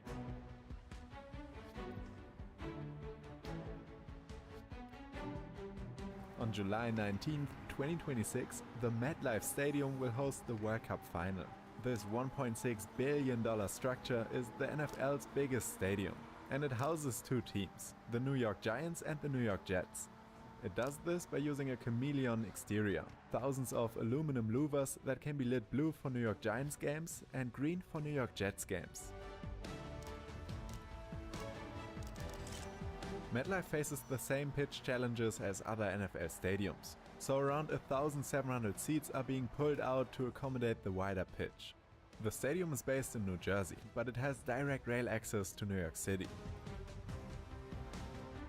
So that's the lineup of stadiums we'll be seeing this summer. Is anyone here going to attempt a game? If so, which one? Let me know down below. And if you want to try Storyblocks, head to storyblocks.com/megabills. They are offering a limited time deal only available through our link. As always, thank you so much for watching, and I'll see you in the next one.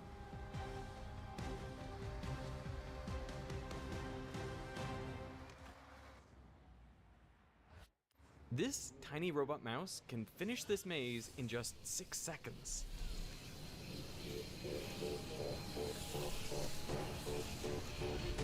Whew. Every year around the world, people compete in the oldest robotics race. The goal is simple: get to the end of the maze as fast as possible. The person who came second lost by 20 milliseconds. But competition has grown fierce. When somebody saw my design, they said, "You're crazy." Why is there so much tension? What's riding on it? Honor? Honor?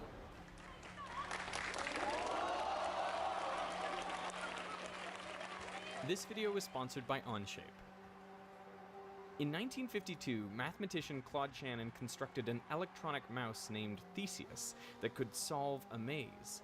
The trick to making the mouse intelligent was hidden in a computer built into the maze itself, made of telephone relay switches. The mouse was just a magnet on wheels, essentially, following an electromagnet controlled by the position of the relay switches. He is now exploring the maze using a rather involved strategy of trial and error. As he finds the correct path, he registers the information in his memory. Later, I can put him down in any part of the maze that he's already explored, and he'll be able to go directly to the goal without making a single false turn. Theseus is often referred to as one of the first examples of machine learning. A director at Google recently said that it inspired the whole field of AI. 25 years later, editors at the Institute of Electrical and Electronics Engineers, or IEEE, caught wind of a contest for electronic mice, or Le Mouse Electronique, as they had heard. They were ecstatic. Were these the successors to Theseus? But something had been lost in translation. These mice were just batteries in cases, not robots capable of intelligent behavior. But the misunderstanding stuck with them, and they wondered, why couldn't we hold that competition ourselves? In 1977, the announcement for IEEE's Amazing Micro Mouse Maze contest attracted over 6,000 entrants. But the number of successful competitors dwindled rapidly. Eventually, just 15 entrants reached the finals in 1979. But by this point, the contest had garnered enough public interest to be broadcast nationwide on the evening news. And just like the rumor that inspired the competition, Micromouse began to spread across the world.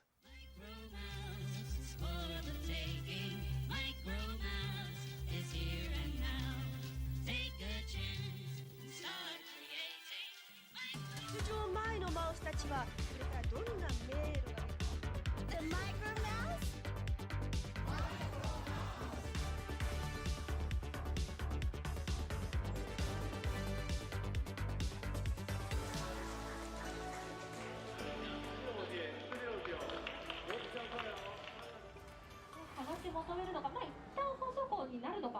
はい、まず昨年のこの大会ですね、全日本マイクロマウス大会の、ハーフサイズ競技部門で優勝してまして、去年作ったロボットからさらにブラッシュアップして作ってきたロボットで今年も連覇狙っていこうと思っています。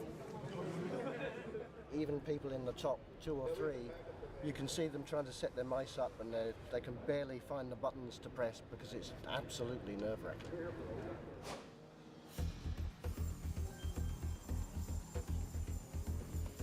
It doesn't matter what it was. It could be horse racing, it could be motor racing, it could be mouse racing.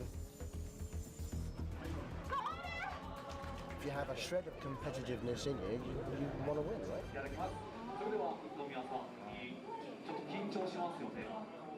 Just like a real mouse, a micromouse has to be fully autonomous. No internet connection, no GPS or remote control, and no nudging it to help it get unstuck. It has to fit all its computing, motors, sensors, and power supply in a frame no longer or wider than 25 centimeters. There isn't a limit on the height of the mouse, but the rules don't allow climbing, flight, or any forms of combustion. So rocket propulsion, for example, is out of the equation.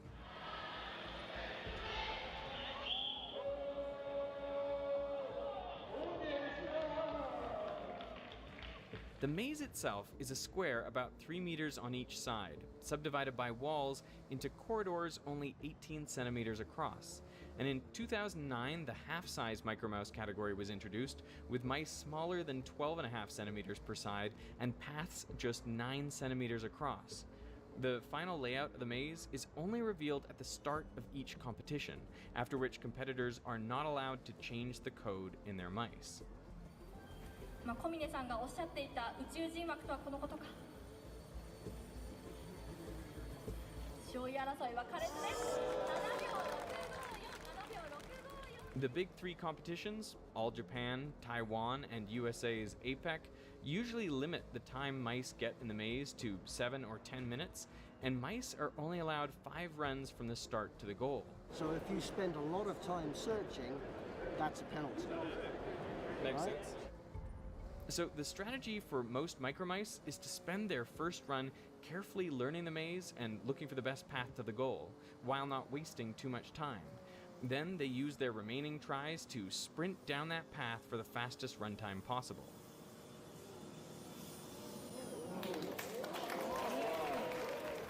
Solving a maze may sound simple enough, though it's important to remember that with only a few infrared sensors for eyes, the view from inside the maze is a lot less clear than what we see from above.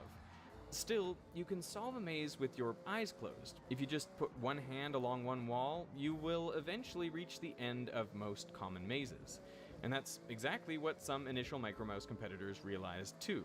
And after a simple wall-following mouse took home gold in the first finals, the goal of the maze was moved away from the edges and freestanding walls were added, which would leave a simple wall-following mouse searching forever. Your next instinct might be to run through the maze, taking note of every fork in the road. Whenever you reach a dead end or a loop, you can go back to the last intersection and try a different path. If your last left turn got you nowhere, you'd come back to that intersection and go right instead. You can think of this strategy as the one a headstrong mouse might use, running as deep into the maze as it can and turning back only when it can't go any further. This search strategy, known as depth-first search, will eventually get the mouse to the goal. The problem is, it might not be the shortest route, because the mouse only turns back when it needs to, so it may have missed a shortcut that it never tried. The sibling to this search algorithm, breadth-first search, would find the shortest path. With this strategy, the mouse runs down one branch of an intersection until it reaches the next one, and then it goes back to check the path it skipped before moving on to the next layer of intersections. So the mouse checks every option it reaches, but all that backtracking means that it's rerunning paths dozens of times. At this point, even searching the whole maze often takes less time. So why not just do that? A meticulous mouse could search all 256 cells of the maze, testing every turn and corner to ensure it has definitely found the shortest path. But searching so thoroughly isn't necessary either. Instead, the most popular micromouse strategy is different from all of these techniques. It's a search algorithm known as flood fill. This mouse's plan is to make optimistic journeys through the maze. So optimistic, in fact, that on their first journey, their map of the maze doesn't have any walls at all. They simply draw the shortest path to the goal and go. When their optimistic plan inevitably hits a wall that wasn't on their map, they simply mark it down and update their new shortest path to the goal. Running, updating, always beelining for the goal. Under the hood of the algorithm, what the micromouse is marking on their map is the distance from every square in the maze to the goal. To travel optimistically, the mouse follows the trail of decreasing numbers down to 0. Whenever they hit a wall, they update the numbers on their map to reflect the new shortest distance to the goal. This strategy of following the numerical path of least resistance gives the flood fill algorithm its name. The process resembles flooding the maze with water and updating values based on the flow. Once the mouse reaches the goal, it can smooth out the path it took and get a solution to the maze. However, it may look back and imagine an even shorter, uncharted path it could have taken. The mouse might not be satisfied that it's found the shortest path just yet. While this algorithm isn't guaranteed to find the best path on first pass, it takes advantage of the fact that micromice need to return to the start to begin their next run. So if the mouse treats its return as a new journey, it can use the return trip to search the maze as well. Between these two attempts, both optimized to find the shortest path from start to finish, it's extremely likely that the mouse will discover it. And the mouse will have done it efficiently, often leaving irrelevant areas of the maze entirely untouched. Floodfill offers both an intelligent and practical way for micromice to find the shortest path through the maze. Once there was a clear strategy to find the shortest path, and once the microcontrollers and sensors required to implement it became common, some people believed Micromouse had run its course. As a paper published in IEEE put it, at the end of the 1980s, the Micromouse contest had outlived itself. The problem was solved and did not provide any new challenges. In the 2017 All Japan Micromouse competition, both the bronze and silver placing mice found the shortest path to the goal, and once they did, they were able to zip along it as quick as 7.4 seconds.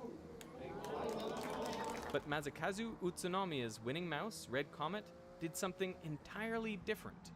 This is the shortest path to the goal, the one that everyone took. This is the path that Red Comet took. It's a full 5.5 meters longer. That's because micromice aren't actually searching for the shortest path, they're searching for the fastest path. And Red Comet's search algorithm figured out that this path had fewer turns to slow it down. So even though the path was longer, it could end up being faster. So it took that risk.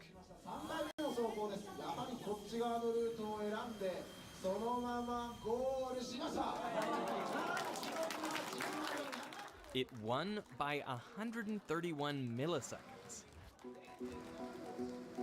Differing routes at competition are now more common than not, and even just getting to the goal remains difficult, whether due to a mysterious algorithm or a quirk of the physical maze.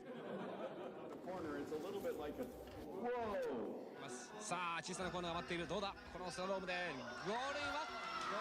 Micromice don't always behave as you'd expect.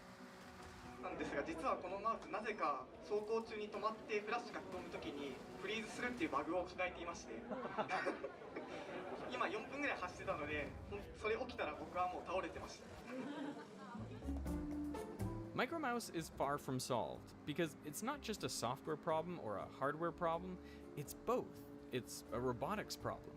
Red Comet didn't win because it had a better search algorithm or because it had faster motors. Its cleverness came from how the brains and body of the mouse interacted together. So it turns out solving the maze is not the problem, right? It never was the problem, right? But it's actually about navigation, and it's about going fast. Every year, the robots get smaller, faster, lighter. There is still plenty of innovation left, and there's a small group of devotees in Japan busy building quarter-sized Micromouse, which would sit on a quarter.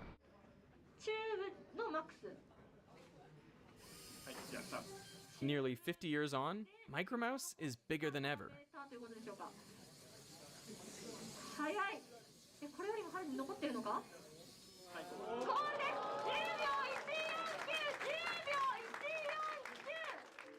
Competitions have appeared solved at first glance before. The high jump was an Olympic sport since 1896, with competitors refining their jumps using variations like the scissor, the western roll, and the straddle over the decades, with diminishing returns. But once foam padding became standard in competition, Dick Fosbury rewrote the sport in 1968 by becoming the first Olympian to jump over the pole backwards. Now, almost every high jumper does what's known as the Fosbury flop. If Micromouse had indeed stopped in the 1980s, the competition would have missed its own Fosbury flops, two innovations that completely changed how Micromice ran. After all, a lot can change in a sport where competitors can solder on any upgrade they can imagine. The first Fosbury flop was one of the earliest innovations in Micromouse, and had nothing to do with technology.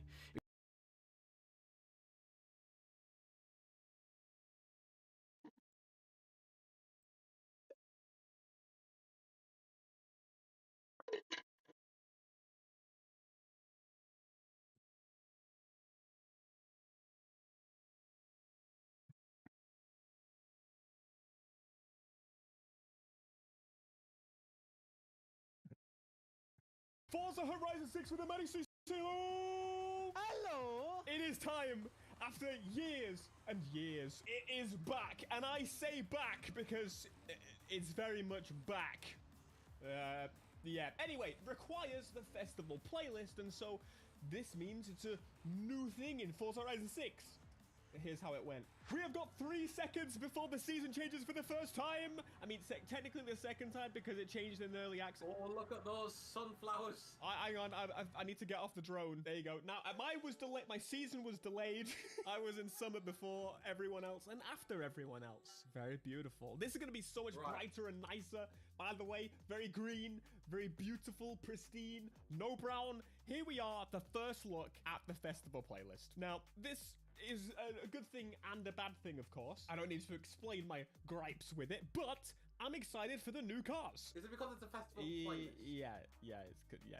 All right, exit. Oh my god, it came straight back up again. Right, we need 60 points to get the Mazda, 120 to get the 370Z. The 370Z?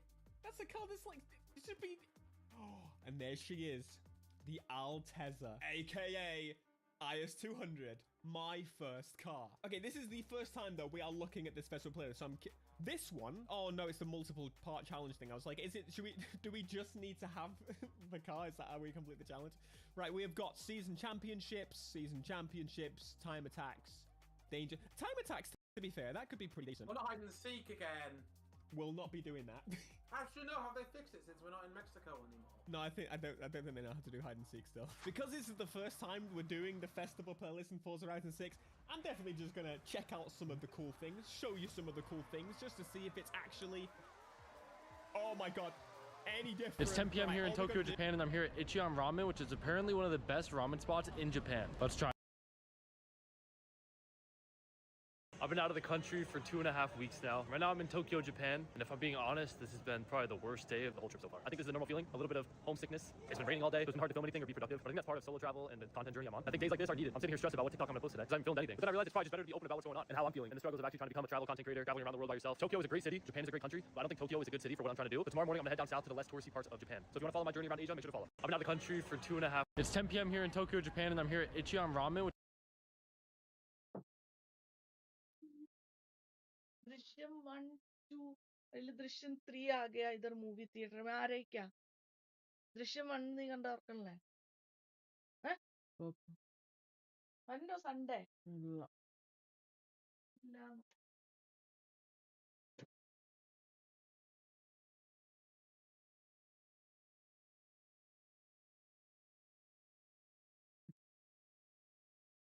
Barcelona paid 105 million euros for a player who then spent more time in surgery than on the pitch. 4 years, 6 major injuries, 2 hamstring operations on the same leg. By 2022, Dembélé was being booed off his own ground and publicly offered to other clubs in a press conference. The president of Barcelona stood in front of cameras and said, "Find another club. We're done with you." But 3 years later, something happened and Ousmane took his revenge. Everything starts in a suburb of Vernon, northern France.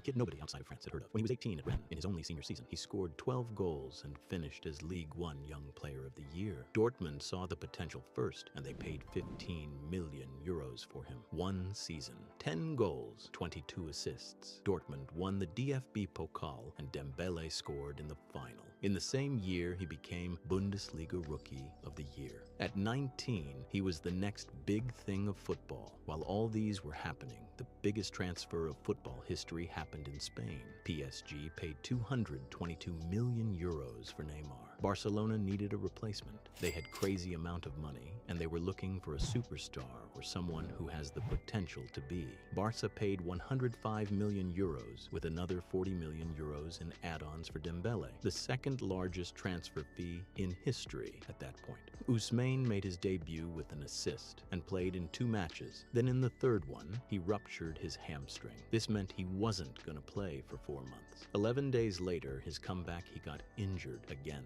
Messi watched all of this, and this is what he said publicly. On the pitch, he is a phenomenon, and it depends on him. He can be one of the best. Messi saw something. The question was whether Dembele could see it himself. Between 2017 and 2022, he missed 102 matches at Barcelona. That's not bad luck. That's a body that was being broken and rebuilt over and over again. Each time he got close to being the player they bought, something bad happened. In a Champions League semi-final against Liverpool, he pulled up after 25 seconds, gone for the rest of the season. The following year, on the verge of returning from one injury, he ruptured his proximal biceps femoris tendon completely. 6 more months gone. And while all of this happened, Barcelona were losing patience in public. Dembele's contract was running out. One Spanish newspaper ran the headline, "The most expensive mistake in Barcelona's history." Nobody prepared for what happened next. In the 2021-22 season, while contract chaos, Dembele played the best football of his time at Barcelona. 13 assists in 21 appearances. PSG came and paid 50 million euros. His first season was decent, not spectacular. He scored 3 league goals, the process of rebuilding confidence in a new system. His second season, Ousmane became the joint top scorer in League One with 21 goals, and named League One Player of the Year for the first time. And then 2024-25 happened, which was Dembele's season. 33 goals and 15 assists in 49 appearances. League One title, Coupe de France, Champions League with a 5-0 win against Inter Milan in the final. Dembele assisted 2 of the goals and his pressing became popular. PSG's continental treble. And at the center of it, there was a player Barcelona gave away for 50 million euros because they thought he was finished. Dembele was named UEFA Champions League Player of the Season, League One Player of the Year, the best FIFA men's player, and finally, and the most important one, little kid from Vernon won the 2025 Ballon d'Or. That last one matters. 2 surgeries, same surgeon, both legs, and he came back from both of them to win the most prestigious individual prize in football. Messi said he could be one of the best. He was right. He just didn't say how long it would take. There are some sayings that he is this good because PSG is using him on economy mode. And this is actually true, but what does this mean? Dembele played only 931 minutes in League One this season and 738 in the Champions League. As a comparison, Olise played 2,198 minutes in Bundesliga and 1,081 in the UCL. One player played in UCL more than the other's league minutes. PSG understood that they can easily win the league without their key players, and they don't waste their knees in matches with Clermont or Nantes anymore. PSG and Dembele faced Bayern Munich in the second leg of UCL, and the match ended with tie and on aggregate 6-5, which makes PSG go to the final twice in a row. Some journalists put Dembele once again on top of their Ballon d'Or list for this season, and if he wins the UCL with PSG and the World Cup with France, he may be the first player to win 2 in a row since the Messi and Ronaldo era. But is it actually fair? Hello and welcome back to Simon Reacts. It's myself, Simon, and Toby say of the most iconic football clips of all time. I don't do if buts or maybes or absolutes. Damn, I think you've predicted the first clip. Sadio Mane. I said it last time I was on it, he's the best football player in the world. I don't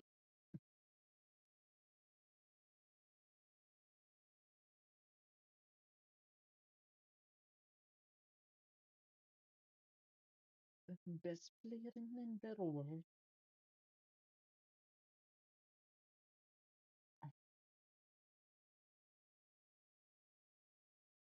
Argentina's squad for the World Cup is packed with quality. Julian Alvarez, And he keeps on going. Julian Alvarez! Sensational! Lautaro Martinez, Y arranca Lautaro contra Camilo.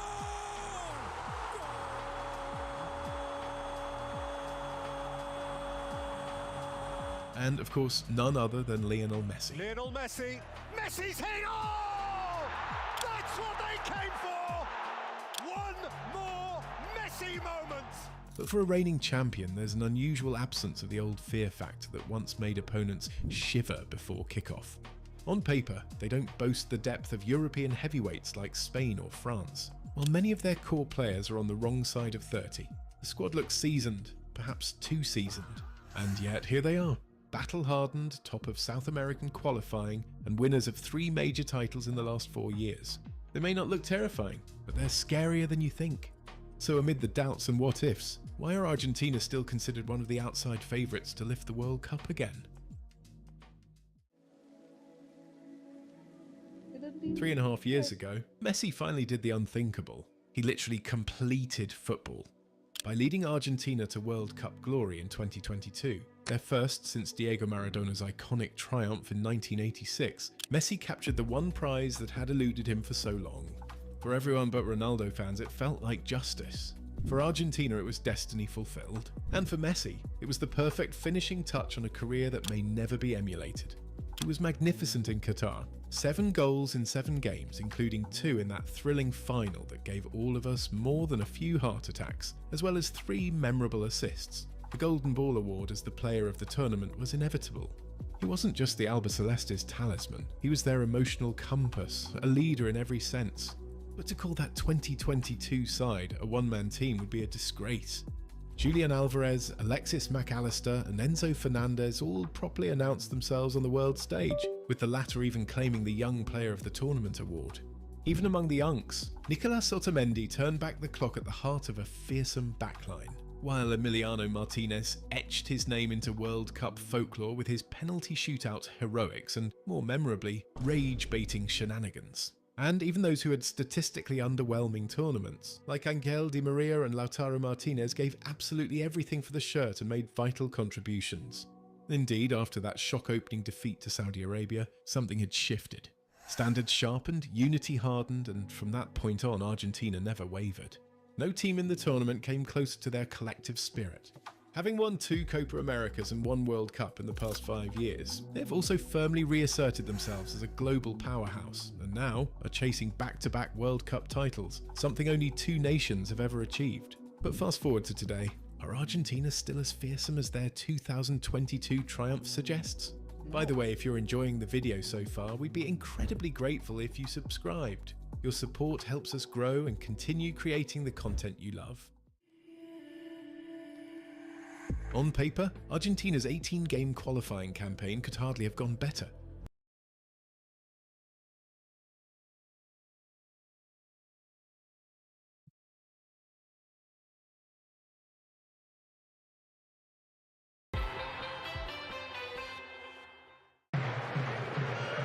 Laporte. Morata trying to go down the side. Gahey got in his way. Brilliant defending by Gahey. Backed up by Stones. Out for another corner. Top class defending that. Uses his arms to get across. Good defending. There's a high line. It's Rice who delivers. It's to the back post. It comes to Foden. And it's England who have the first shot on target. Sort of falling back. Wasn't expecting it. A little flick.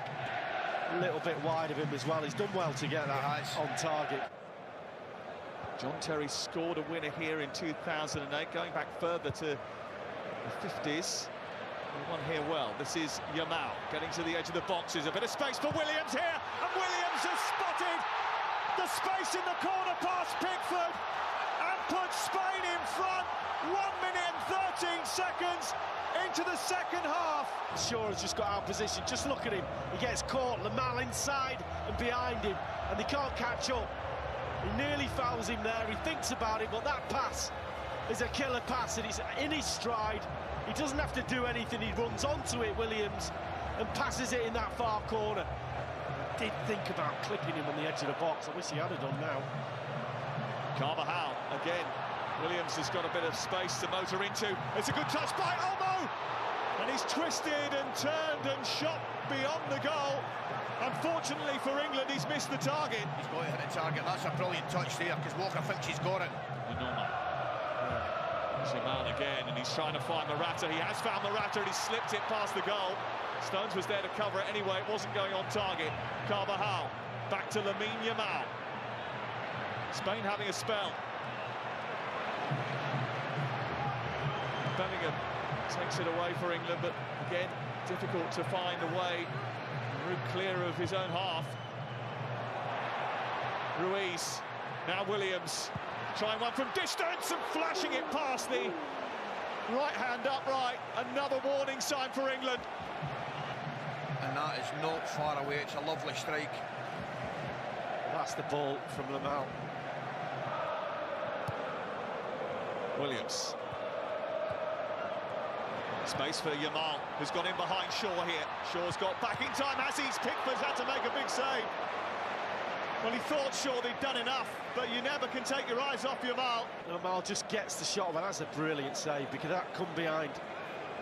Looking to feed the ball to Oyarzabal, it's a tight angle. Oh, I tell you, that was a real bonus. There was too much on that pass from Zubamendi, because he could have given him a lot easier. Saka's onside here, charging at Laporte.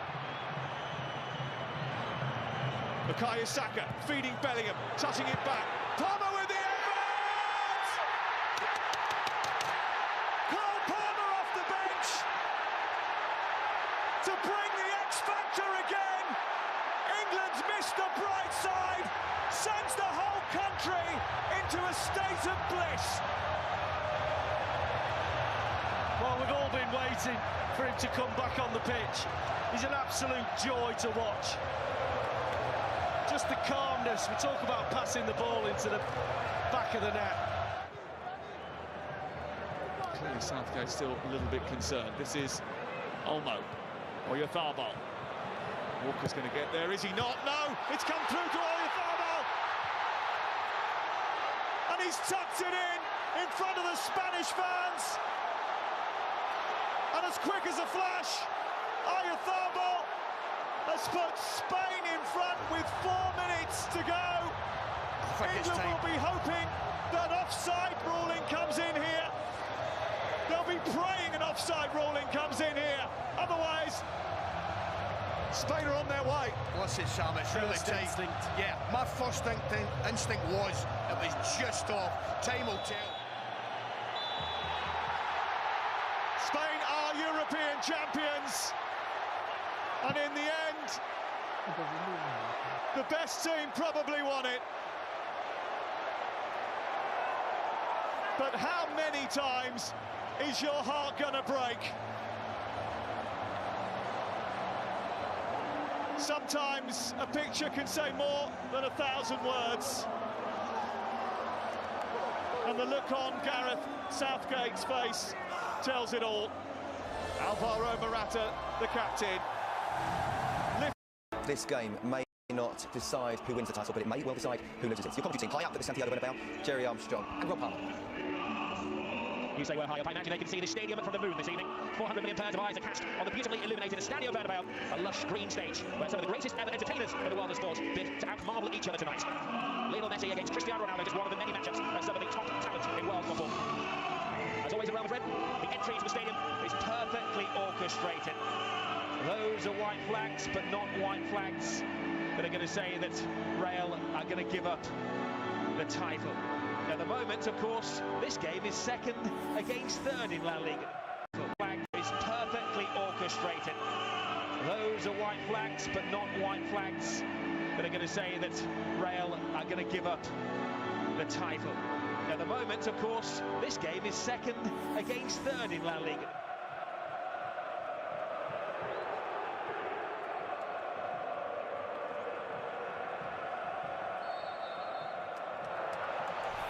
Well, it's the 168 and possibly one of the most crucial Clásicos. Settling into the surroundings, but familiar surroundings. Xavi goes inside, they say he's the old man, but he still has the full armoury. Ramos to Benzema. Someone who needs no introduction. The whole of the Real Madrid support get on the edge of their seats as Cristiano Ronaldo delves into enemy territory. Can he shake off Alves? That is a good strong tackle. We have to say the Spanish media today are telling us that Undiano Mianco is one of the referees that lets things go. Here is Neymar, one-on-one situation, and he forces the first save of the evening from Diego Lopez. Good play on the break, great counter-attack break, and you know, Messi provided the pass, and Neymar was a tight angle, but he's hit the target, Rob. That's the important. Senior central defender, of course. Carlos Puyol has played his last Clásico for Barcelona. Modric. His last Liga Clásico. Of course, there's still a chance that Puyol may play in the cup final. But here is Benzema. Bearing down on goal. That's the man who scored that goal after 23 seconds a couple of years back. Well, outstretched leg here. That's the tackle. It's not a 9 shutouts in 11 games here. Yeah, Rob, you're right. 42 goals for and only 10 conceded. Here's Lionel Messi. Here's Messi. On the blind side is Iniesta! Did he make that pay? Lightning strikes at the Bernabeu.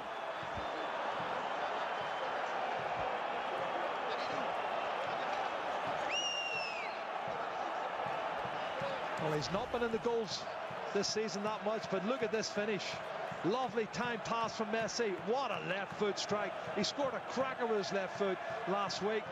Rob, but look at this first touch out from underneath his feet. That is a thunderous strike. And no way Diego Lopez is going to stop that. What a goal. Lionel Messi. Neymar with new bright yellow banana coloured boots for the occasion. Gareth Bale. Deep into Barca territory, trying to feed it to Benzema. There's a foul off the ball. Benzema continues, and no strength in the shot. Yeah, good break there from Gareth Bale. Showed that athleticism and the turn of pace through the middle, and then fed the ball well. Bale showed that athleticism and the turn in the shot. Yeah, good break there from Gareth Bale. Showed that athleticism and the turn of pace through the middle, and then fed the ball well to Benzema. In the end, never really going to cause a problem for Victor Valdez. Marcelo. Di Maria better feet this time. Swiftly into the area, lets it back. Benzema! Fluffs his lines on the big stage. Well, that was nothing short of sensational, the run from that man, Di Maria. What a run. He's gone past 3 or 4 Barcelona players like they're standing still. And he tees it up so nicely here for Karim Benzema. What a poor finish that is from. To Iniesta.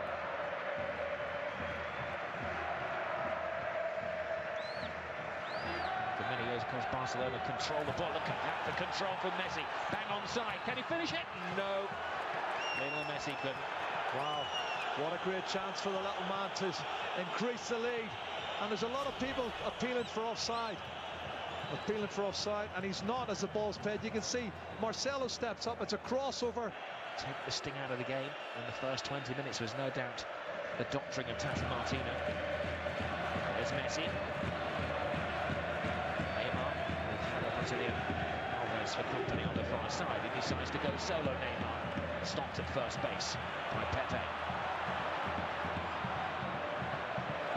Di Maria, brilliant ball again to Benzema. Benzema toe-to-toe with Piqué. Ronaldo, chance. Well, took an awkward skip off the surface, but always savable for Victor Valdez. Well, again, it was a long way out, Rob, and he could have done a lot more, I thought, with it. He could have taken it closer. 30 out of the last 31 only. Of course, Atletico Madrid, crucially, beat them here this season. Oh, look at Messi, this. great ball. Neymar takes it in his stride, has to steady himself. Stopped once by Pepe, and then Pepe was ankle tapped. Wrong side though before the build-up, Rob, I'll have to say. Marcelo was wrong side. Look, you can see Neymar's got 5 yards on him, and he really has to hit the turbo to get back in again. 57 million euros last summer. And we've seen so many cakes and where the slices have gone this week regarding the transfers. Santos apparently only got 14 million of that. Bale. That's a second stat. Bale. Di Maria's cross. Benzema fighting. What a goal! Well, Valdez got a hand to it. He'll feel his should have kept it out, but Benzema is away celebrating. Well, this game's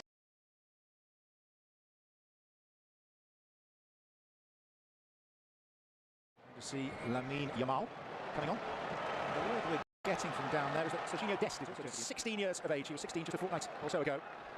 He is the youngest player ever to appear for Barcelona's first team. De Jong. Sergio Roberto has made the break. Yamal is supporting him. First involvement for the 16-year-old. Valde. He's on this side of the field, probably 10 yards deeper than him. Number 18 is Luca Romero, the recruited Argentine attacking midfielder. Yamal. And an idea there. Really good bit of play. Something of a force of nature.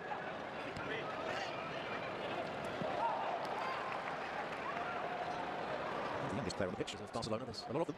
Gavi, Pedri, Ansu Fati, Valde. And of course the youngest of all, Yamal. Frankie de Jong. Ansu Fati. It's Valde. Maybe got a little early shot, hit the crossbar. Yamal. Something excites the crowd. Ansu Fati comes off Kier. Complete clearance. To the centre forward position. That's when he had the last chance. Yamal. Against Bartasaghi. 16-year-old versus a 17-year-old. Bartasaghi, of course, involved in that one. Ansu Fati. Possibilities either side. He's chosen Yamal. Kier. Lewandowski. Drill an area. Late till they get their game plan sorted out. But a good, entertaining game all round.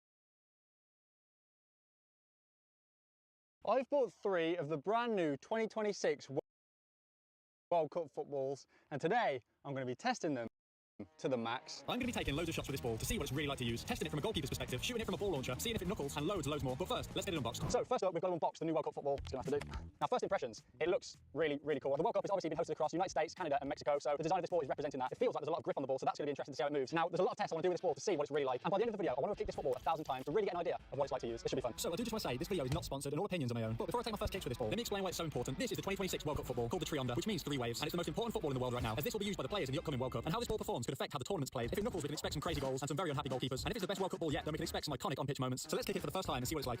Makes a nice sound when you kick it. Yeah, it feels pretty good. A lot of grip. Like, it's quite a wet pitch right now, but the ball is still gripping really well. So there's a lot of tests I want to do with this football, from curve to accuracy and even a ball launcher. But most importantly, I want to put it up against a goalkeeper and also see if it knuckles. But first, I want to do a few technical tests. How well does this football bounce? To test this, I've got the 2022 World Cup ball. We're going to pump them up to the same PSI and see which one bounces higher. As you can see, they're both very similar on the bounce test, so nothing too crazy there. But I've made a checklist of every test that I want to do with this football. And first up is curve. So I want to see how difficult it is to curve the Trionder from behind the line. This ball has got a lot of grip, so I'm expecting big things from the curve test. Straight away. Yeah, this ball feels really, really good for curve. The first thing I noticed about this ball is that it had a lot of grip, so curving it was no problem. I'm expecting to see some pretty nice finesse goals in this World Cup. So curving this ball was very easy, and we can tick that off the list. But next up, we need to test the accuracy. Now, the Trionder has these grooves over the surface, which in theory should give it a faster, more consistent flight pattern. So let's test it out. So for this test, I'm going to have 10 shots aiming for the target in the top right corner. I'll have 10 with the basic football and 10 with the World Cup football. We'll then compare the heat maps and see which one was more consistent. First up, the standard ball.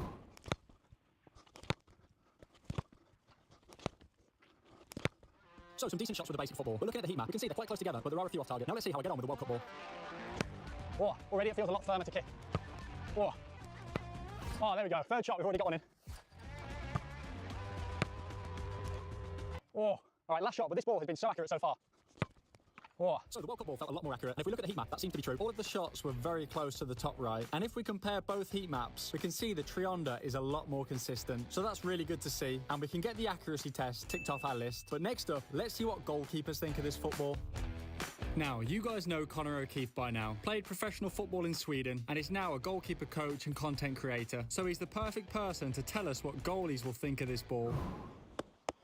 So, first look at it, It looks class. There's actually some quite good ridges on the ball which feel nice as a goalkeeper. It means I can control it a little bit more when it hits the gloves. Yeah, straight away you can feel there is a little bit more grip.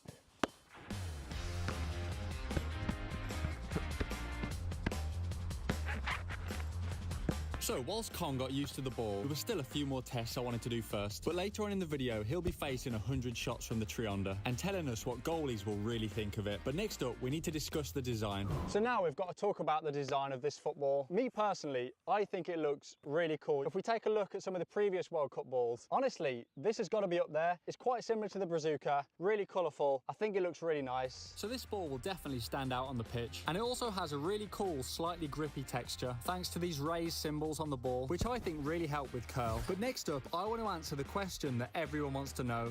Does it knuckle? So I'm setting the camera really far back and zooming in, so if this ball does knuckle, we'll be able to see it. Let's go for it. Let's try and make it move.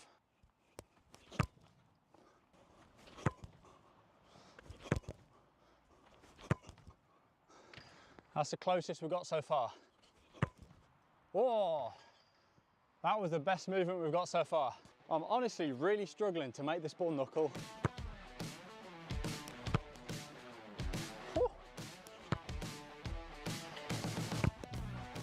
So yeah, I'm really struggling to make this knuckleball, but let's put it up against the goalkeeper to see what they think. So yeah, it's not easy to knuckle the Adidas Trionder, but now let's get back to the goalkeeper test. I'll take 100 shots at Connor with the Adidas Trionder, and by the end of that, we'll know what a goalkeeper thinks of this ball. Con's faced all sorts of footballs in the past, so he's the perfect person to test it out. Ready, Con? Ready, mate.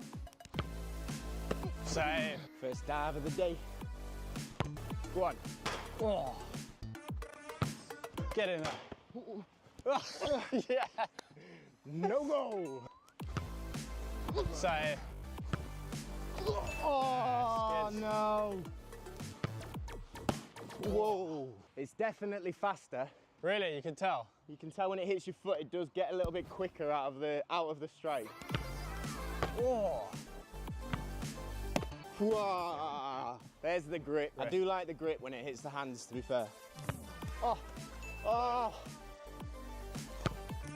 Oh, there we go. Oh, there we go. So 20 shots in and I was enjoying striking this ball, and Con was making some decent saves, but I feel from this point on, he decided to step up his game. Oh, save. Oh, whoa. Save. Does not seem to be moving as much as the Jabulani, that's for sure, but I don't think anything could. Oh. Oh. It's definitely fast when it comes out of the boot. As he hits it, it travels with speed. Doesn't move too much, but occasionally throws in a little wobble. Oh, that was the first bit of movement we got. Oh, wow.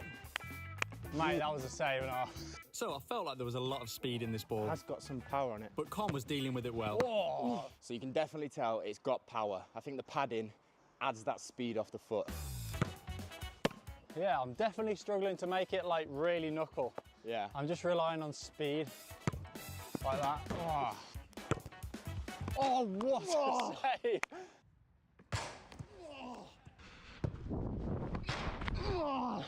Absolute fingertips on that one. Oh no! There we go. No. Oh, oh. Oh my gosh. Nice. Save again. Right, this next one, I'm going to hit it straight down the middle, try and make it knuckle, so hopefully this could cause some problems. Let's go. Mate, that is just... Stayed pretty straight. It did. I'm really going to try and knuckle these last few. Oh. Oh. That was the closest we've got to movement. I had some wobble on it. So Connor faced 100 shots, some great saves and a few nice goals too. But does he think goalkeepers will like it? This ball is fast. It comes off the boot quick. The benefit of it, it's got a little bit of grip on it, so it's not too slippy in the hands. And it doesn't move too much. There's a little bit of wobble in there. So the question we want to know is, will goalkeepers like this ball or not? Speaking on behalf of the union, the Trionder gets the goalie approval. I think they're going to like it. So with the goalie test done, there's two more things I want to do with this ball. Number one, shoot it from a ball launcher. But first, how does it compare to the Jabulani? So everyone wants to know, is the Trionder like the Jabulani? Well, looking at them, I don't think so. They're very different footballs. But let's take some shots and see. Straight away, man. Whoa, that was insane. I think it's safe to say this ball is definitely not another Jabulani. So we've compared this ball to the Jabulani, and it's safe to say they're very different. But what happens when you shoot it from a ball launcher? So now we've got the big one, the ball launcher test. Now I'm only so accurate kicking a football, so this should give us a really good idea if this ball is consistent with its flight path. So we're going to turn it on and get it aiming towards the top right corner target, and ideally the ball will hit the same path every time. All right, let's go.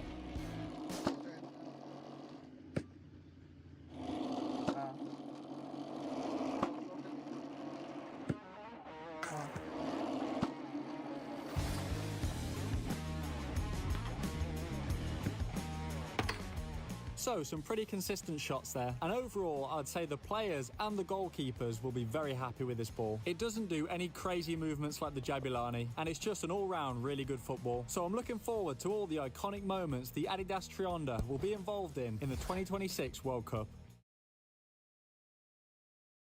This is the Golden Jabulani, and it's just one of 12 super rare football products that I'm going to test out today. And first up, I need a shirt to wear. I've got you something pretty special to start off. I've never seen a shirt in a box, so... This is Cam. He's a self-confessed boot nerd and knows everything there is to know about rare football products. I asked him to find me the rarest ones for me to test out, and he'll be there to help me answer any questions I've got, including what makes these products so special and how much they cost to buy. £5,000. And well, some of them, even money can't buy. It was never sold to the public. Anyway, back to the first item. Right, let's take a look. Sporting Lisbon, Ronaldo shirt. Wow, this looks unbelievable. This is the shirt that Ronaldo wore in his first game for Sporting Lisbon. Only a limited number of these were released to the public and cost over £300 on eBay.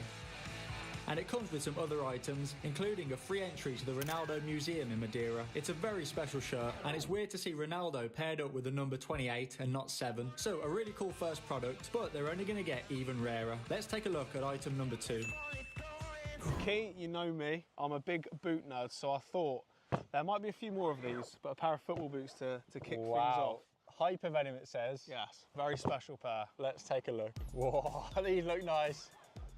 Boom. I think I know what these are, Cam. Yeah. I'm pretty sure these are the colour changing Hypervenoms. Yeah, when they get hot, they change colour. Now, when these boots get hot, they're supposed to change colour, but let's see if they actually work. Right, now I'm going to take some shots at Con. This is what the boots look like now. Let's warm them up and see what happens.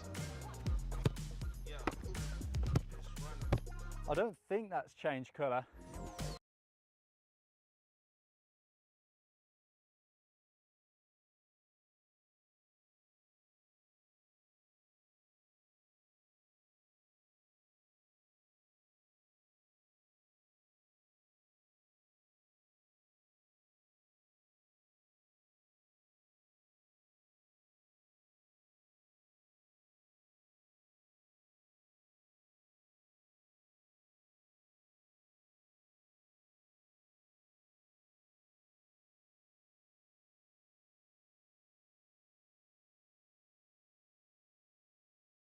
Inside were a pilot and a weapons system officer, and both ejected successfully.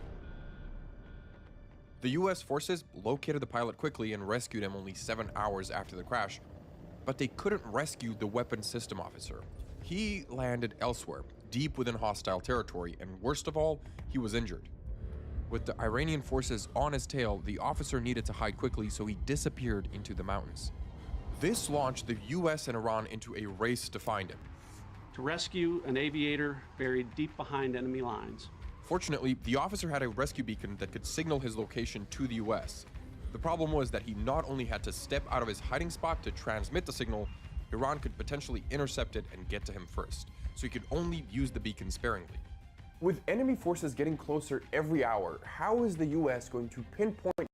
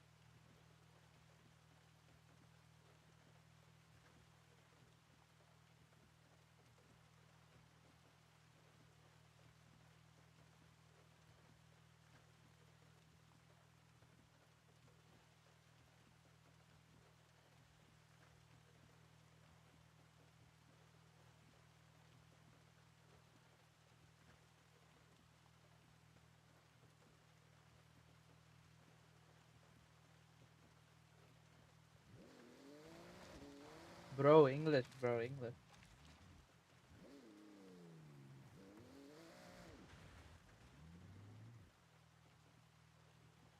I want to change your voice, bro. You kinda annoying.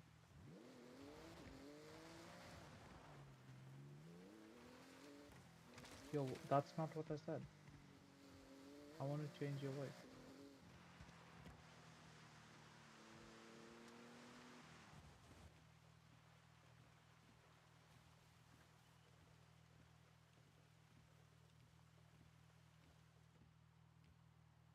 Is there any way to change your voice?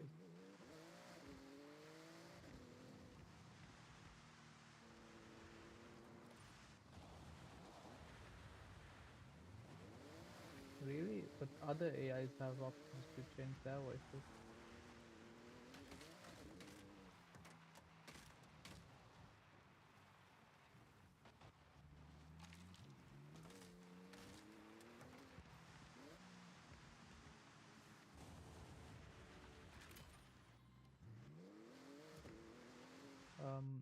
Could you pull up a map of Fuji Speedway?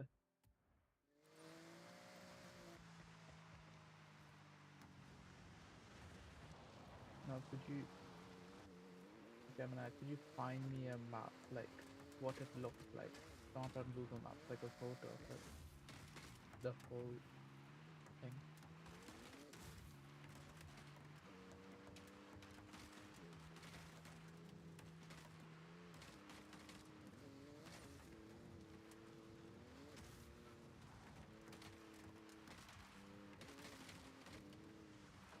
Can't you just find it online? Can you just find a picture online and show it to me?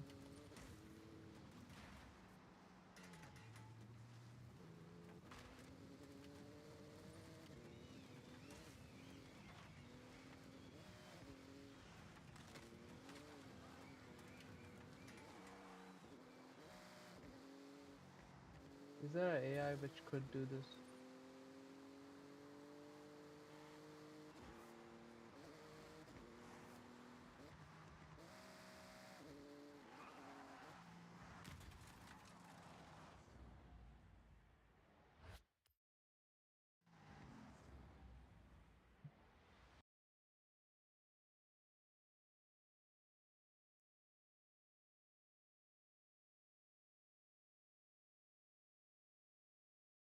We built Iron Man's holographic desk to fulfill James' dream of becoming Iron Man. But there's something missing. Step one was... So if you're anything like me, you probably always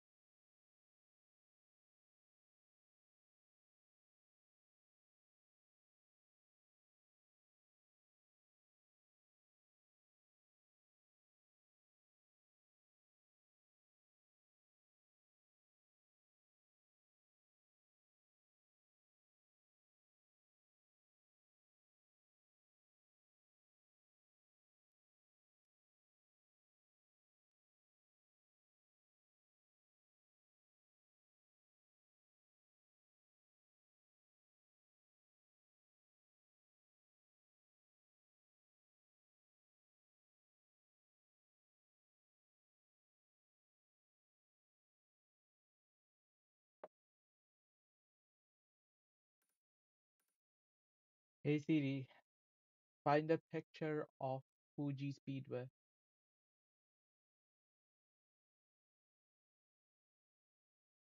Hey Siri, find an image of the Fuji Speedway track map.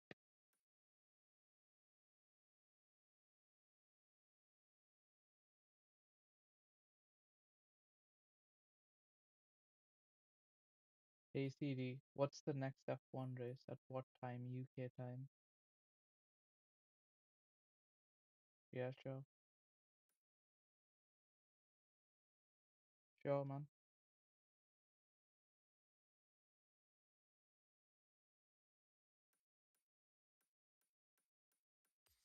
That's not what I said.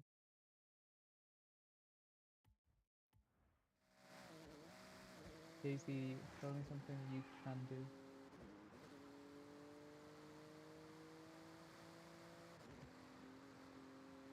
Could you play music from YouTube Music?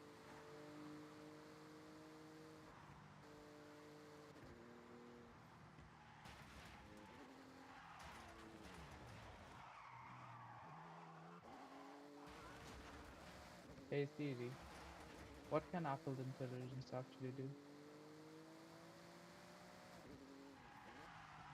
Hey Siri, what can Apple intelligence actually do?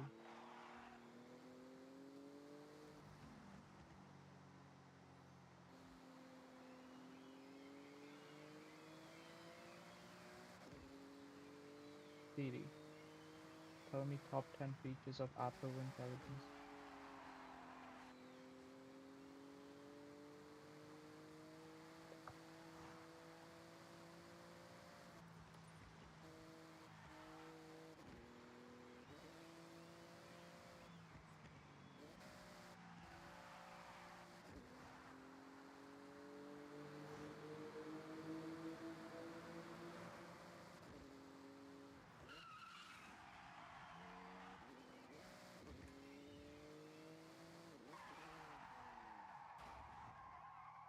Turn around when it is safe to do so.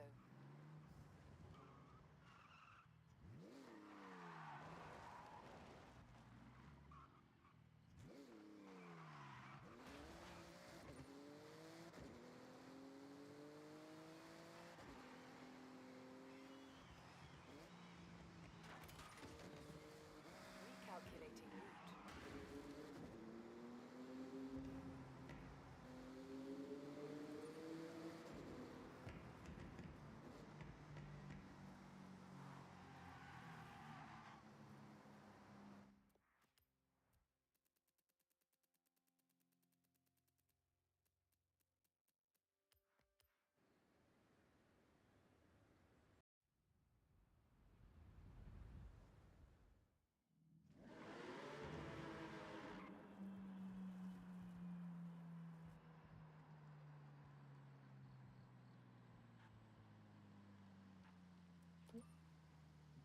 What color might be good on my Porsche? Turn around when it is safe to do so.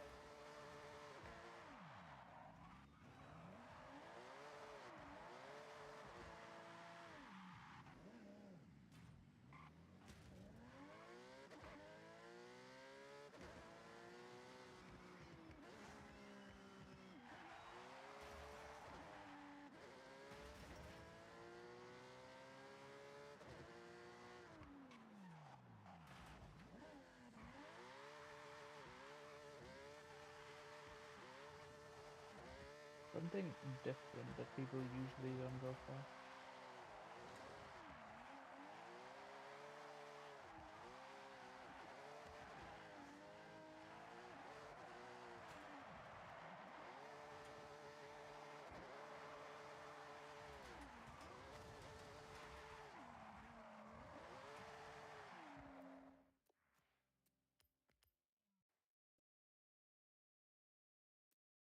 Welcome back, Evans.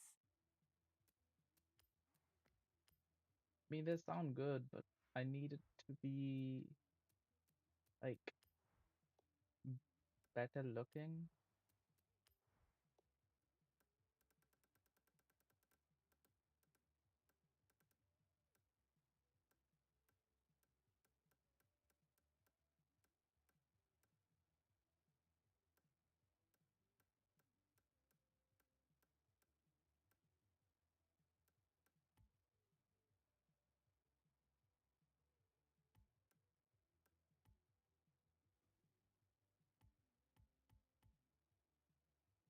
Not sure. What would look better?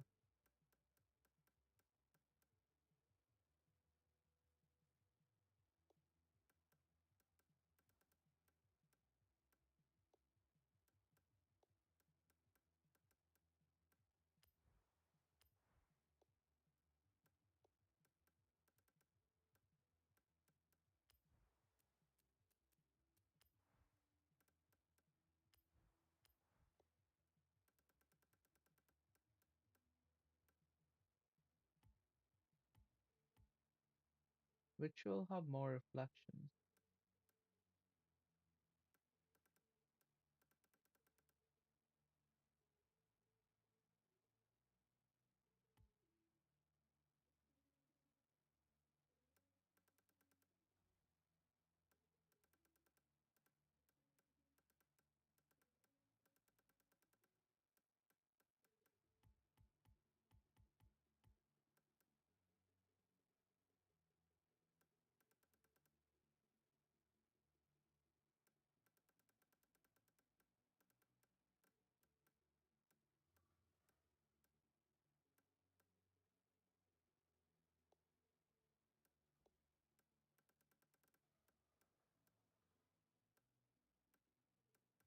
I don't know, man.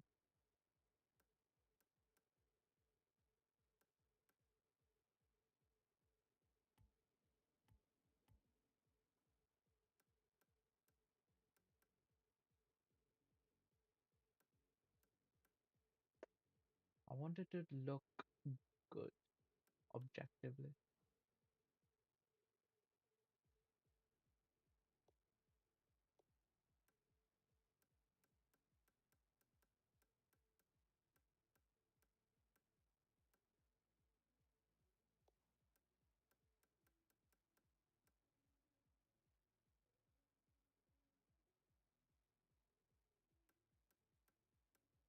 Bro, I have no clue, honestly.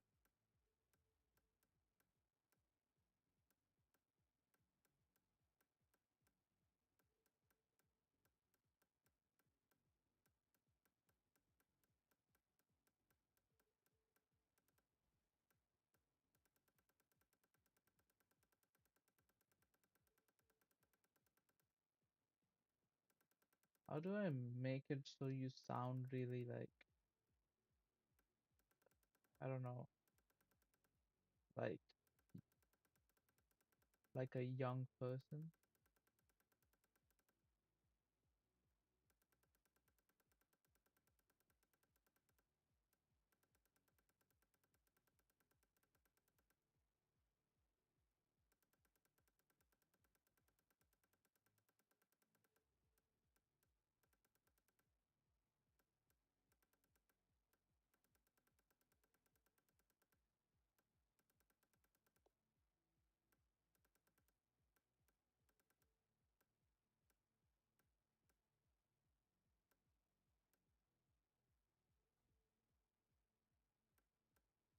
Just your own choice, bro. Just make it a bit more relaxed.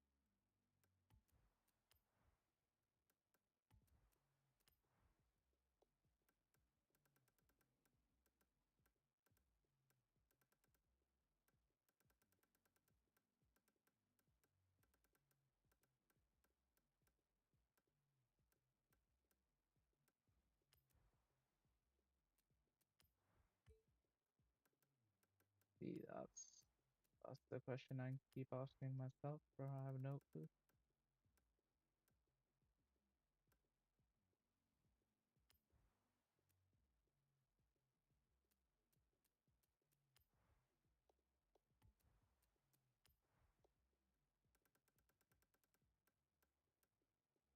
Sure, go find me some.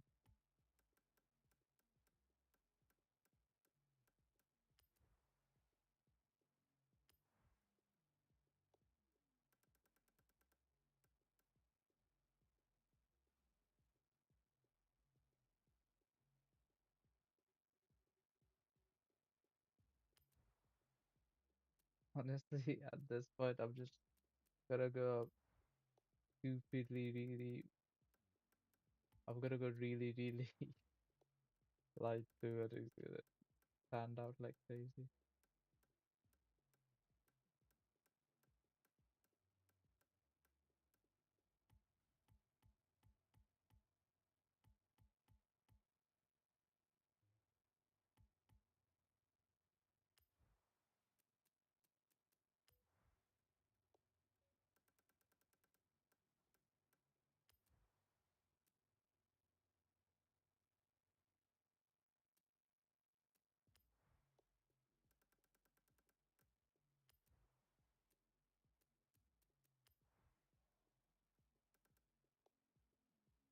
Oh, this looks so dumb, it's actually crazy.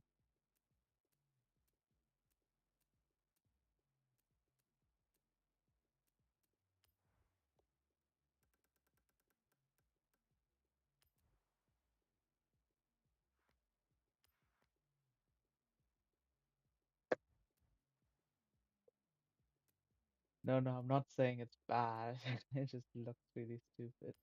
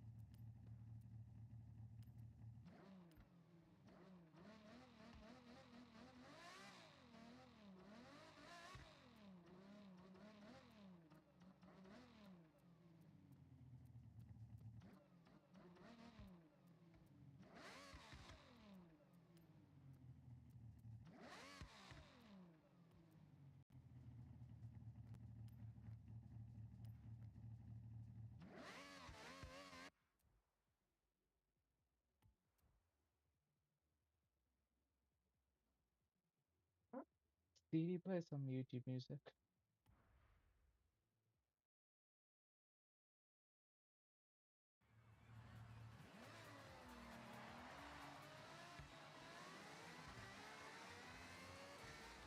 Turn around when it is safe to do so.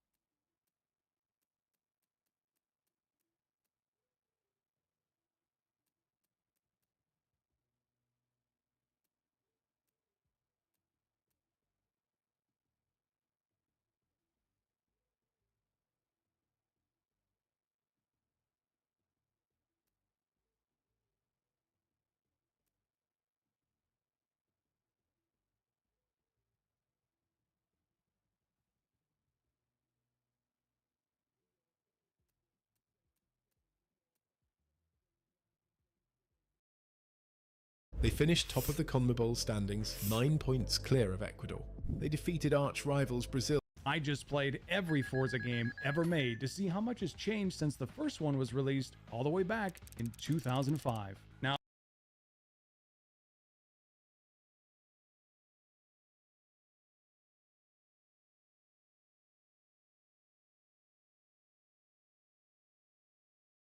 Original Doom is said to be the godfather of first-person shooters. It was developed by id Software, who defined the 90s with games like Wolfenstein, Commander Keen, and a Mahjong game. And my mom loves Mahjong. It launched April 30th, 1993, changing video games forever. See, this was back when games looked like the save icon and ran on big computers like these. The goal? Fight off hordes of demons invading Mars. That's it. But here's the thing. I've never played it. Boo! I know. Look, there's no need to be nasty. This guy sucks. So let's see what the internet has to say. Starting with Wyatt. This is literally the godfather of first-person shooters. Not a whole lot of diversity besides shooting, but who cares? Shooting is fun. 4 stars. Wyatt's completely right. Without Doom, there's a good chance we might have never gotten a Halo or even a Call of Duty. But don't take my word for it, take Ian's, who says, the gameplay has definitely stood the test of time. In fact, it's actually perfect. Also, I love that all the weapons are just kids' toys from Toys R Us. I wish I could rate it higher. 5 stars. There is no shot that that is true. Oh my god, the guns you use to murder demons are quite literally children's toys. Unfortunately, Ellie wasn't feeling as generous. There is no background to this game. You shoot without any context. That is not okay. Forgive me, but I am a hater. 1 star. Ellie, I'm not gonna lie, basically everything that you said just got me more hyped to play the game.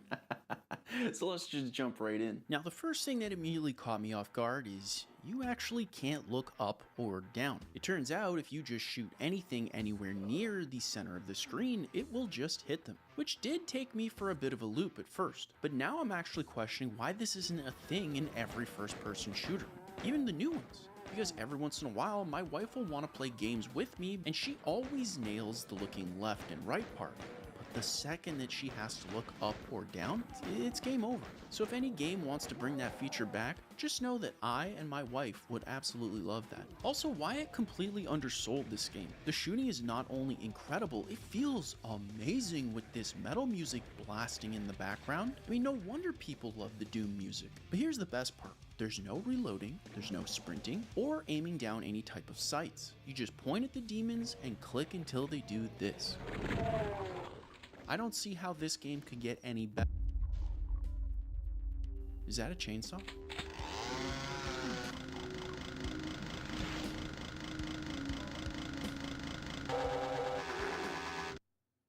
I love this game.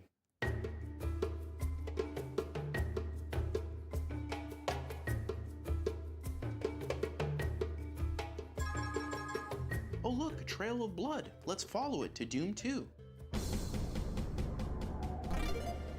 It's 1 year later, October 10th, 1994, and id Software drops Doom 2 with the most metal-looking cover art I've ever seen. I mean, that is a statement. But speaking of statements, I haven't been entirely honest with you guys because, long story short, by the end of the day, I have to fill something incredibly important in this book. And whatever I do write really has to hit. But as of now, I have nothing. I'm literally drawing a blank. So I thought playing through all the Doom games would not only be a really fun way to procrastinate, but a pretty genius way of getting free inspiration from Doom's journey and your well-written user reviews. Like Nix, who had this to say about Doom 2. 2 words. Super shotgun. That is all. 5 stars. Nick, that's 5 words. Technically 7. Felix says, the controls, the graphics, everything is downright plain. I could only play it for 30 seconds before quitting. This game is a 0 by today's standards. 1 star. Let's just play the game. So something I didn't get to talk about with the first Doom is how short these levels actually are. Believe it or not, each one of them will only take you a few minutes to beat, and Doom 2 is no different. But while some folks might find that to be somewhat problematic, I actually loved it. See, having shorter levels makes everything in each level become incredibly important, since you'll either need to be aware of or use what you know to beat the level faster, turning what looks like a simple shooty game into a puzzle game that you have to solve with bullets, which gives you a reason to go back again and again to see if you can beat the levels part-time. Something I'll say is easier said than done. Also, I have no idea where Felix was coming from, because for 1994, which again is over 30 years ago, the graphics really do hold up, at least in my opinion. But everything changes when you get the Super Shotgun, a double-barreled shotgun that just shreks demons up close. I mean, Nick was not kidding about this thing. It is frickin' goose-tastic. However, not one of you told me this game was gonna get spooky. Not one. Because there I'd be minding my own business when out of nowhere, the lights would just go out and I'd hear this. My God, man, just go away. Nobody needs this in their life, dear God. Which of course never actually scared me, given the amount of heat I was packing. Because back then, games just let you hold every weapon imaginable at the same time. But in the rare case where there was a slight possibility I could possibly get scared, which again would be super rare, I knew for a fact I'd always keep my cool. Go away! Just play the score.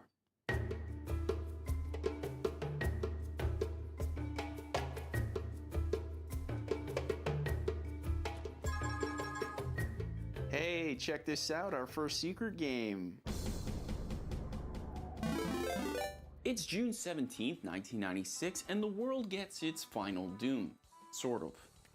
But what makes this one so special is that it wasn't made by id. You see, a group of fans loved Doom so much that they decided to make their own add-on completely free. And rather than block it, id just buys the rights, hires them, and boom, the world gets 2 brand new episodes for the original Doom. Episodes that they refer to as TNT Evolution and the Plutonia Experiment. Personally, I think they could have workshopped the names a bit more, but let's see what the internet has to say. This is in fact not the final Doom. I don't play lies. 1 star. Unfortunately, Jaden is completely right, because technically the final Doom is Doom the Dark Ages, which you best believe we're going to be playing by the end of this video, but not until we hear from our boy Josh, who says, "This game's hard. No, seriously, it's extremely hard. I've beaten Doom numerous times, more than most, probably most of any person. So if you're a Doom fan, like myself, you should play this one. Otherwise, do yourself a favor and walk on. 4 stars. Josh, the game's 30 years old. Relax. It can't be that hard. It's that hard. Look, I won't lie, I was instantly humbled, repeatedly, which meant it was time to lock the goose in. And thankfully, that's when I found something to help me. An orb that lets you kachak demons into dust. No, seriously, look at this. Kachak! Kachak! Kachak! Suddenly, the turns had been tabled because I was the demon now. But shortly after beating my 12th demon into pulp with nothing but my fists, I started seeing the true beauty of these Doom games. Because it turns out that the difficulty is part of what makes these games so freaking special. Now look, I expected Doom to be fun, and it is, but what took me by surprise is how it could be mastered. Something I personally find missing in a lot of newer video games these days. You see, in Doom, everything follows a pattern that you can learn and master. It's all repeatable, giving you the chance to try again and again to get better and faster. There's zero randomness here, meaning when I hit this guy twice, this happens. When I punch this disgusting demon in the face, this happens. And when I open this door,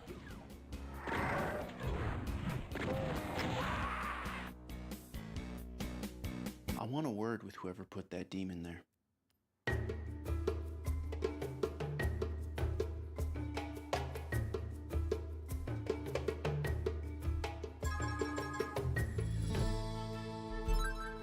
Did you know a lot of what makes Doom so special actually comes from movies? Movies like Aliens, which is what the original Doom was based off of, or the Evil Dead series being inspiration for the chainsaw and super shotgun. This is my boomstick! Heck, even the name itself comes from a Tom Cruise movie that's almost impossible to stream these days. But thanks to today's sponsor, NordVPN, I can watch it from the middle of nowhere on any hotel Wi-Fi and feel a lot safer. I mean, just listen to what Mrs. JB has to say. Amazing product, unmatched.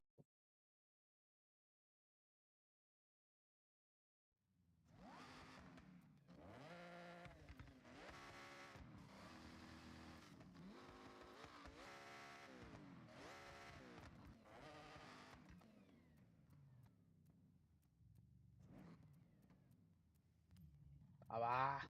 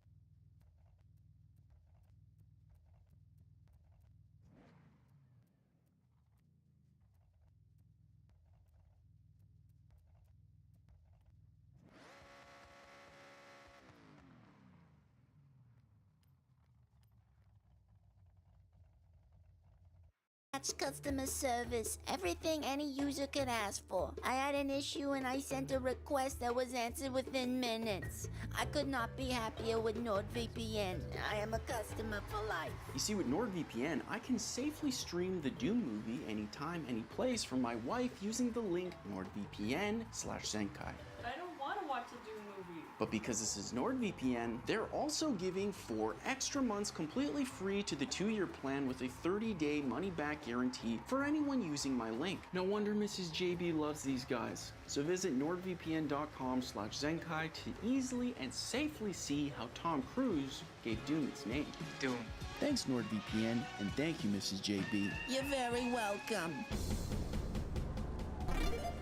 It's March 31st, 1997, and guess what? The gaming world has completely changed. Because for the first time ever, Doom releases as a standalone game for the Nintendo 64, which is the console that literally defined my childhood. But this is a way bigger deal than you might think. You see, for those of you who may not know, Nintendo is basically the Disney of video games, meaning everything they make is made with kids in mind. You got your Marios, your Zeldas, and of course, the DK rap.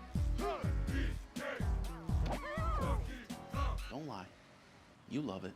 But what you might not know about Doom 64 is that it once again wasn't made by id, because this time the company responsible for the Mortal Kombat franchise takes their swing. Now normally I would be freaking hyped to see what a new team does with Doom, but how in God's name can you make Doom fun on this?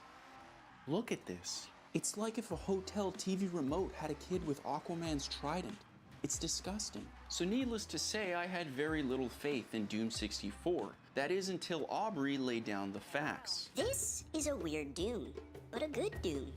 Still weird though. Also, 64 bits! That is a lot of bits! 4 stars.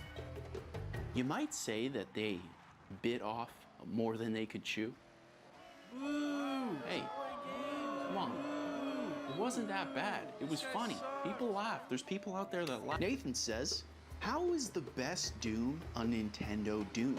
Out of all the Dooms, this is the most memorable Doom. Seriously. 5 stars.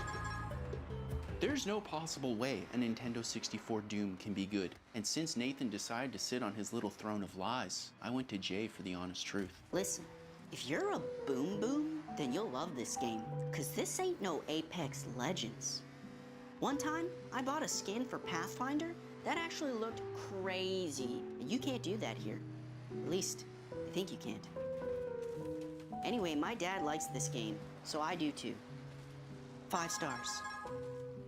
I gotta be honest, Jay, that was both the most wholesome and disgusting thing I've ever read in my life. So let's just see if I'm a boom boom, I guess.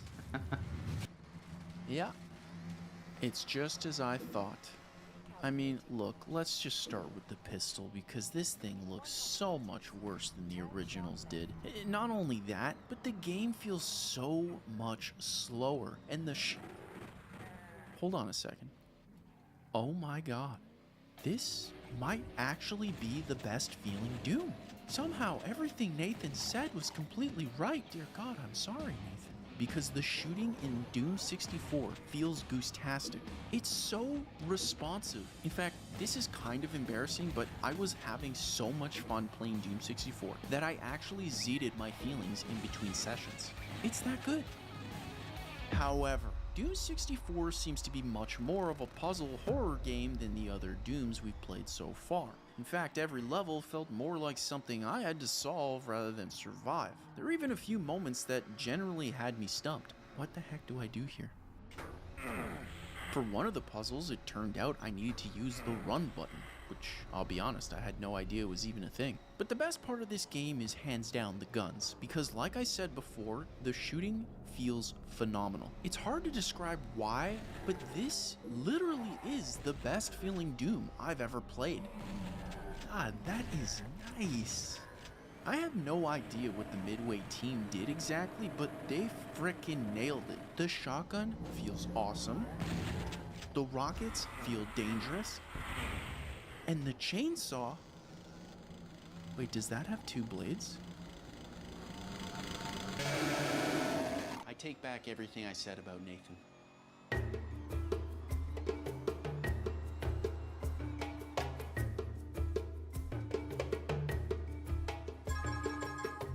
Now everybody remember what Doom 1 and 2 were like. This will be important. It's 2004 and everything's changed once again. For context, at this time, movies looked like this, McDonald's looked like this, and Doom games had figured out how to let the player look up and down. But that's not all, because for some reason, id decides to shift the entire franchise into a horror game, which I'm clearly thrilled about. And if that wasn't weird enough, they decided to create a dedicated console version for the original Xbox instead of the hugely popular PlayStation 2 that everyone loved. I mean, how can you not love this sound? Now, back when this game released, I was always getting dragged out to the grocery store shopping with my mom, and to kill time, I'd hang in the magazine section reading about all the new games coming out. And in 2004, there were a lot of heavy hitters. Games like San Andreas, Need for Speed Underground 2, or even Halo 2. I mean, come to think of it, 2004 was a banger year, am I right? But surprisingly, the game that the magazines got me the most hype for was none other than Doom 3. And since I never played any of the Doom games before, I decided to shell out all my money for this, the limited collector's edition of Doom 3. But it was nothing like what I thought it'd be. And clearly I wasn't the only one. This is the worst Doom ever made, period. The flashlight is only usable if you equip it, making it feel super lame. It's completely unrealistic. Doom should never be like this. 1 star. But the most interesting part of Ryan's review actually comes from Hughes. This is the best Doom ever created, period. The flashlight is only usable if you equip it, making it feel incredibly tense. This is what Doom should have always been. 5 stars. Is that not just the perfect example of what the internet is in a nutshell? I mean, those guys would make a fantastic team. But the real question is, who's right, Ryan or Hugh? Let's find out. So, right away, this Doom is so different from the other ones we've played that it doesn't even feel like the same game, or even the same team if I'm being honest. It's like Hugh said, it's a horror game. I mean, you can see that right from the rip. It's slower, darker, and this time a lot more cinematic than ever before. But personally, it doesn't feel like a Doom game, and you get that sense immediately. Now, you do get that flashlight that Ryan and Hugh love/hate, if you even want to call it that, because while it technically is a military-grade flashlight, this is the brightest it will ever get. I'm pretty sure my skin's brighter than this. For context, humanity has settled a military space base on the planet Mars, but this is the best in flashlight technology. It's a choice. Not long after you're given your first gun, but man, coming from playing those other Doom games, especially Doom 64, everything just feels so... bleh. And look, let's call a spade a spade. This is supposed to be a horror game, so that technically makes sense. You're supposed to feel helpless. But then maybe don't call this Doom 3? I mean, based off what I've played so far, it kind of feels like Doom Guy is supposed to be the scary one. I wonder if id will ever figure that out. But after playing for a bit longer, I embarrassingly just sort of got lost in a series of blood-painted rooms. So rather than push through existential dread, I decided it was just best to move on.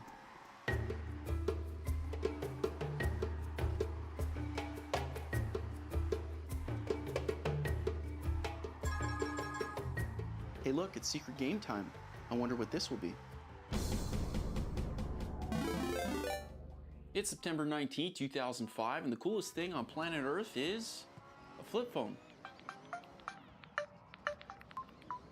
Is that not the most satisfying thing you've ever heard? These things had T9 texting, walkie-talkie functionality, and yeah, payable ringtones. But the most mind-blowing parts of these phones were all the games. Games like Snake, Block Breakers. In this game, you're probably sitting there thinking to yourself, there's no way something that small that folds could possibly run Doom. Which makes sense until you realize Doom runs on calculators, potatoes, and somehow living rat neurons. The internet is a wonderful place filled with positivity. Just like Seth, who says, Doom RPG is way better than I expected. I went in thinking, haha, funny flip phone game, but it is shockingly solid. I love it. 5 stars. To be real, I've never heard of this game until this very second, so I have no idea what to expect. This is an actual masterpiece. I played it on my Motorola Razr and absolutely loved it. Frickin' turn-based Doom. Who'da thunk it? 5 stars. Fun fact, the only people who had a Motorola Razr were those with rich parents. The rest of us had this. Also, I don't know where and I don't know when, but I'm totally gonna use the phrase "who'da thunk it" somewhere in this video, so look forward to that. But before I read this next review, I need you to buckle up because this is gonna be a long one. Ben says, I want a sequel. 5 stars. Now just to be clear, this game is basically impossible to play these days since no one on Earth still has a flip phone except for Christopher Nolan for some reason. So I had to go through the darkest depths of the internet to figure out how to get this thing to run. And after a lot of tinkering, this is what I got. It may look like the original Doom, but that's about all they have in common. Because in Doom RPG, you are limited to only moving forward, back, left, or right. Remember, this thing had to work on flip phones, okay? When you start this game, you start out small, extinguishing little fires. Riveting, I know. But eventually you run into your first monster and then the game just locks the heck in. Because like Miles mentioned earlier, the game turns into a turn-based RPG, where you and the demon take turns hitting each other until someone wins. The better you do, the more you level up. And I mean, who doesn't like leveling up?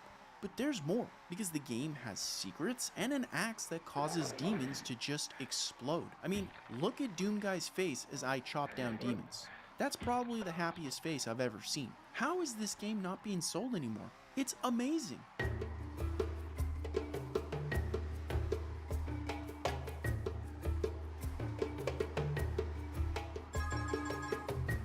Ben, if you're watching, I hope you're sitting down because... That's right, 4 years later, and Doom comes back and makes another Doom RPG. Except this time it's 2009, so phones have completely changed from flipping to iPhones. Unless you were one of the 10 people who kept trying to make BlackBerry a thing. It was awesome. Which means this game should look a lot better than the last one. But don't take my word for it, take Harry's. Doom 2 is absolutely heartbreaking. Underneath the game's flashy exterior lies a hollow interior of lies. I hate to say it, but this is not my Doom RPG. 3 stars. There's no possible way they messed up a game so simple. I refuse to believe it. Jean says, Sacrement, les gens parlent trop. Nous comprenons, les gars. Just let us do the shooting. Seigneur du Seigneur. Une étoile. now you know it's bad when a French Canadian is telling you that you talk too much. Thankfully, Sydney was feeling a lot sweeter. Wow, that reflection part sure was funny. 5 stars. I have no clue what Sydney's on about, but I definitely know foreshadowing when I hear it. So this game starts a little different than the previous Doom RPG, because when you start this game, you have to pick who you want to play as. Naturally, I picked the scientist since we basically look the same. Not sure what that says about me, but that's just what we were given. But not even a minute in, and I start seeing the cracks with this game, because you are hit with tutorial after tutorial after tutorial. It turns out the French are onto something here because these guys never stop talking. Just to recap, the game only has 4 buttons.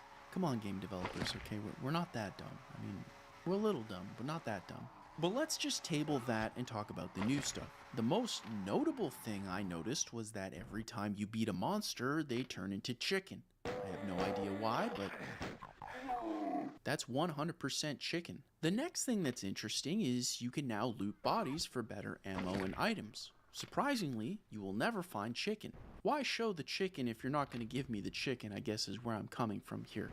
But the coolest part of Doom 2 RPG was the hacking minigame, surprisingly.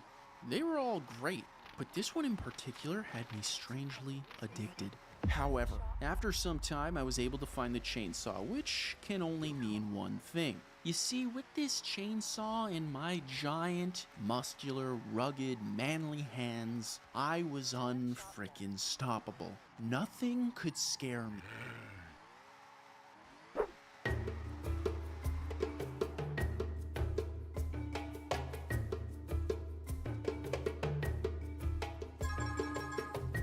Now it's time we make our way to one of the greatest gaming stories in history. It's 2016 and first-person shooters have completely changed. You see, where they started is simple, straightforward, and incredibly snappy to play. Now they needed sprinting, wall running, jetpacks, or tacked on abilities just to compete. The world had moved on.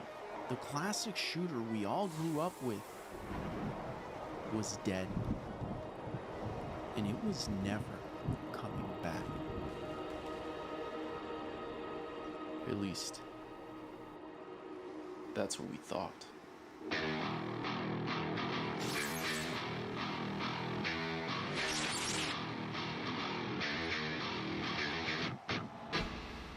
With the terror until it is done.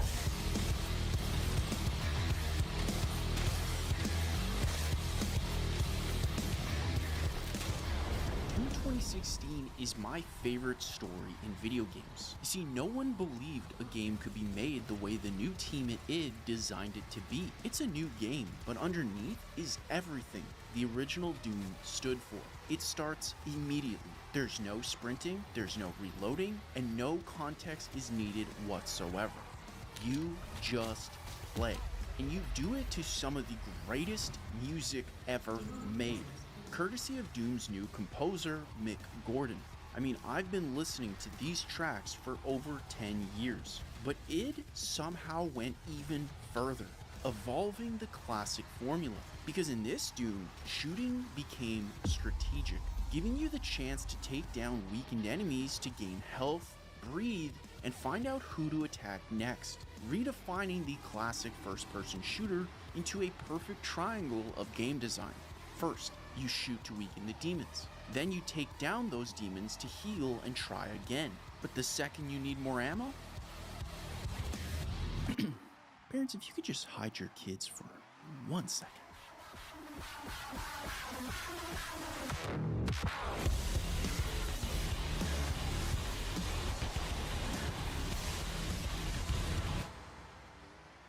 So, just to recap, you get ammo by chainsawing demons in half.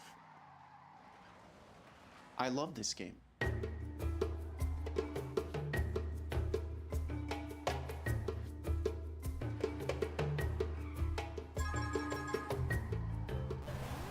Hey, it's a portal. Let's just jump in and not think about it.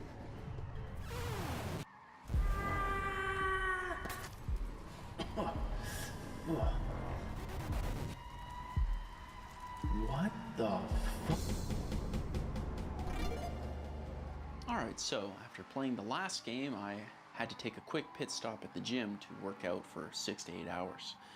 Thanks again, Mick Gordon. But now I want to turn our attention to the future of gaming. A virtual reality device built by a founder no one's allowed to talk about anymore, one of the leads of id Software, and led by none other than Mark Anthony Zuckerberg. Don't look that up. You see, in 2017, id takes everything that people loved about the last Doom and puts it into a virtual experience where moving becomes basically impossible. Hopefully this is enough room. But this time it looks like people weren't thrilled with the end product. Like Liam, who says, Imagine the new Doom. Great, right? Now imagine it in VR. But completely unplayable. Congratulations. That's what this is. And newsflash, that's not good. 1 star. But that wasn't the only surprise, because Keith was a lot more positive. Doom VFR has been the best VR experience I've ever had. Seriously, people like to complain. It's actually a fun game. 5 stars. Now normally I make it a rule to never trust anyone with the name Keith, but I'm a big fan of what this one's saying, unlike Cameron, who brings up my deepest, darkest concern with VR. After an hour of playing this, I got pretty sick. Hopefully I'll feel better tomorrow. 4 stars. Update, it's been days, and I'm still nauseous. 2 stars.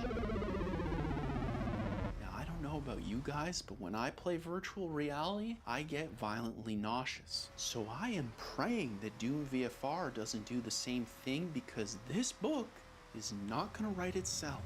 I hate meetings. Hey, okay, alright. This isn't so bad. Alright, we're okay.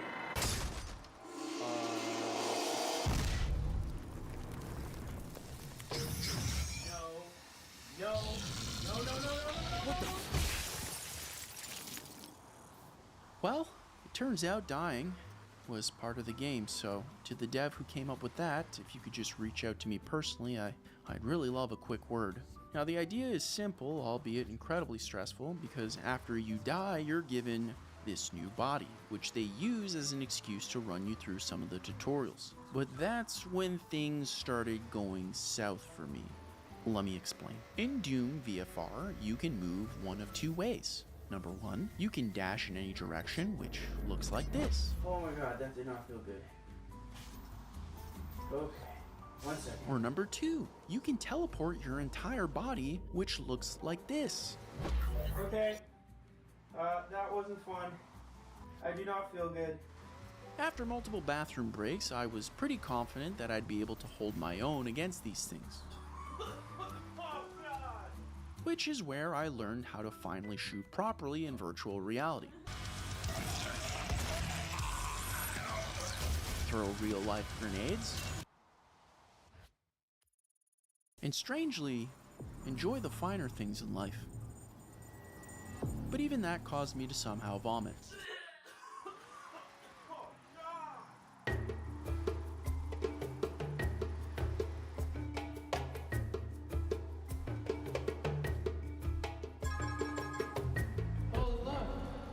another secret game, you guys. Okay, so 1 Advil and 6 ginger ales later, I'm feeling slightly better. That is until I realized that this book is still very much blank. Thankfully, Sigil might be the perfect inspiration to finish this thing, given the way it was made. Let me explain. This is John. He's the guy responsible for designing a lot of those old Doom games that everybody loved. But after Doom 2 released, he leaves to go do his own thing. Then, 25 years later, John gets that itch to come back. Partly, I'm sure, for money, but mostly to see if he still had that dog in him. Now, John, or Romero as he's mostly known, builds something called a Doom WAD, which is just nerd speak for any game that's built on top of the original Doom files, meaning it can reuse anything from Doom to make something new, something Romero calls Sigil. But unlike his work on Doom, the community feels divided. They just don't make games like these anymore. That OG Doom guy freaking nailed the vibe. Fair warning though, compadre. It's like stupid hard. 3 stars. Hard's technically not a bad thing, so long as it's not more difficult than Final Doom, I think we should be good. Thankfully, William feels completely different. Sigil is a masterpiece of design. I did not think Romero still had it in him, but I am eating a crow. Best Doom for my money. 5 stars. And that's what I'm talking about right there. Not sure about the whole crow eating thing, but color me hyped. Let's read one more. Sigil hazui eda, reberuni ha menduna gimitsuku ga manzaidashi. Piyachuan hadeite runiko dawari sugite tokute no basho de ikidumarushi. Quanti de ni naruhodo. Yatsuta. Mitaina Romero no gigon darakeda. Io tona nandakara. Kukuse mitaina itazura wo game design to yobu no hayamete kure. Hoshi hitotsu. I'm not sure how to respond to that. Transition. Okay, this game just starts. All right. Insanely red. Very red game. Okay. Take this guy down. Done. Okay. Just hit your shots. Okay. All right. There. Perfect. Eyeball. Okay, shoot the eyeball. Okay. I shot the eyeball. Oh my God! What the heck is this game? What? Why is there lava on the walls?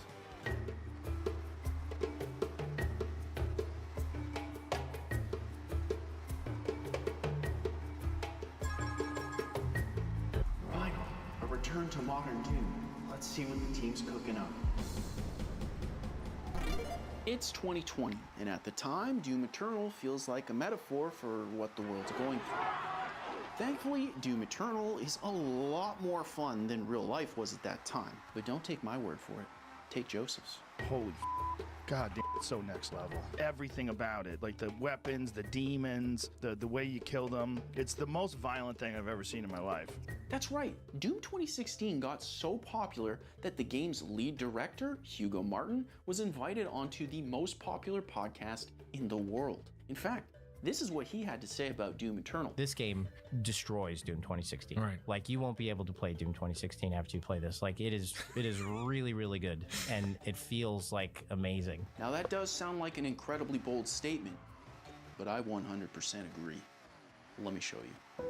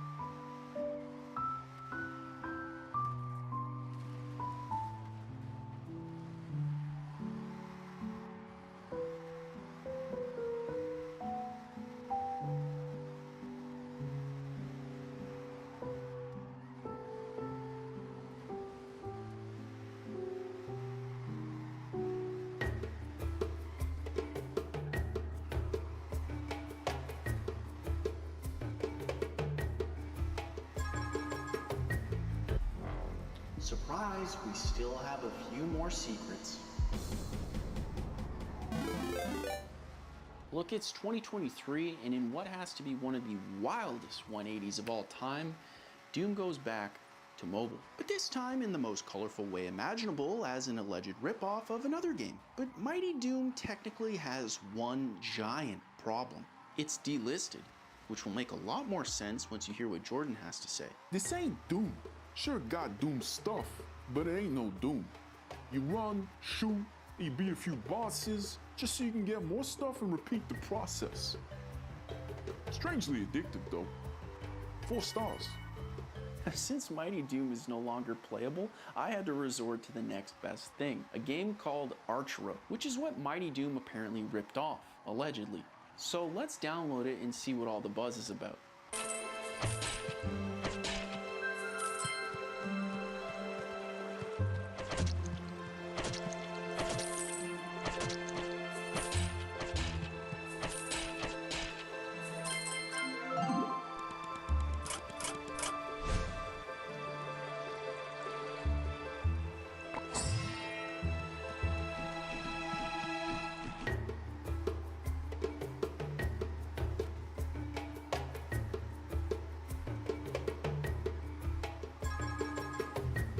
Imagine if the next game was a sequel to Sigil.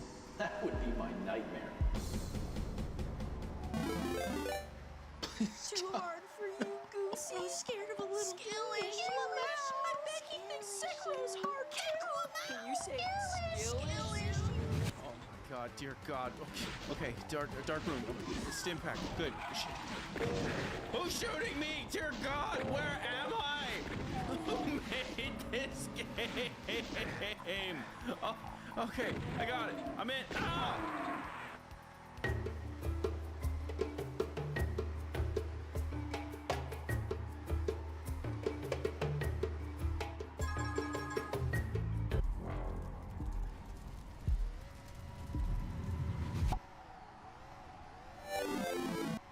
We did it. We're here. And not a moment too late, because it's starting to get pretty dark.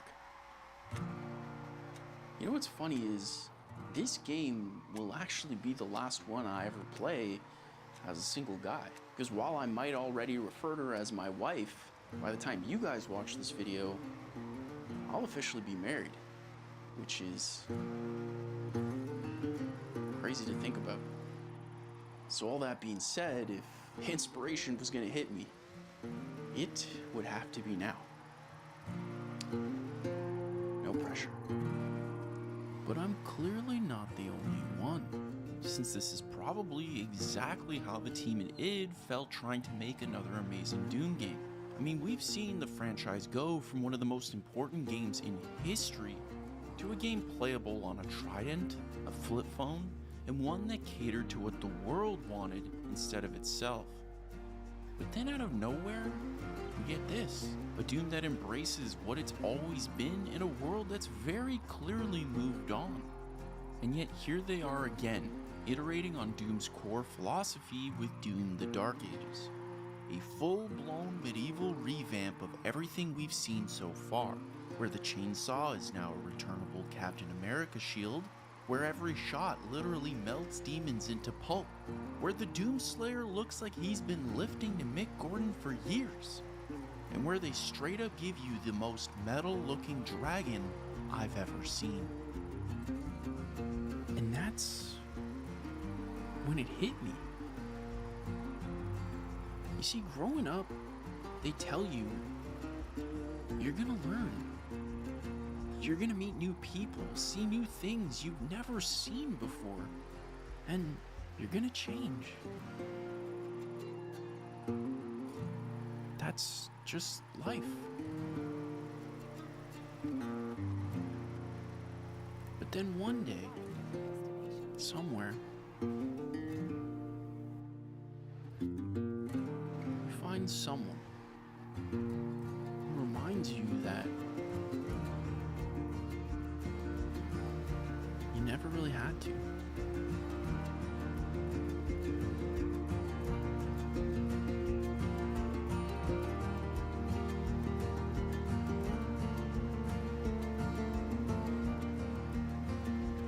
rest of my life, I vow to never forget that.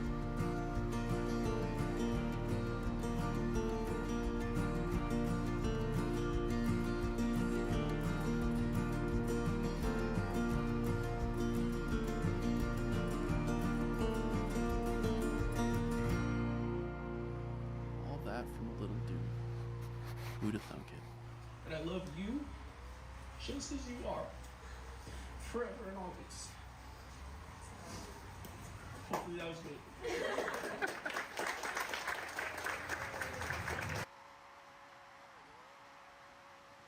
What would happen if a star exploded near the Earth?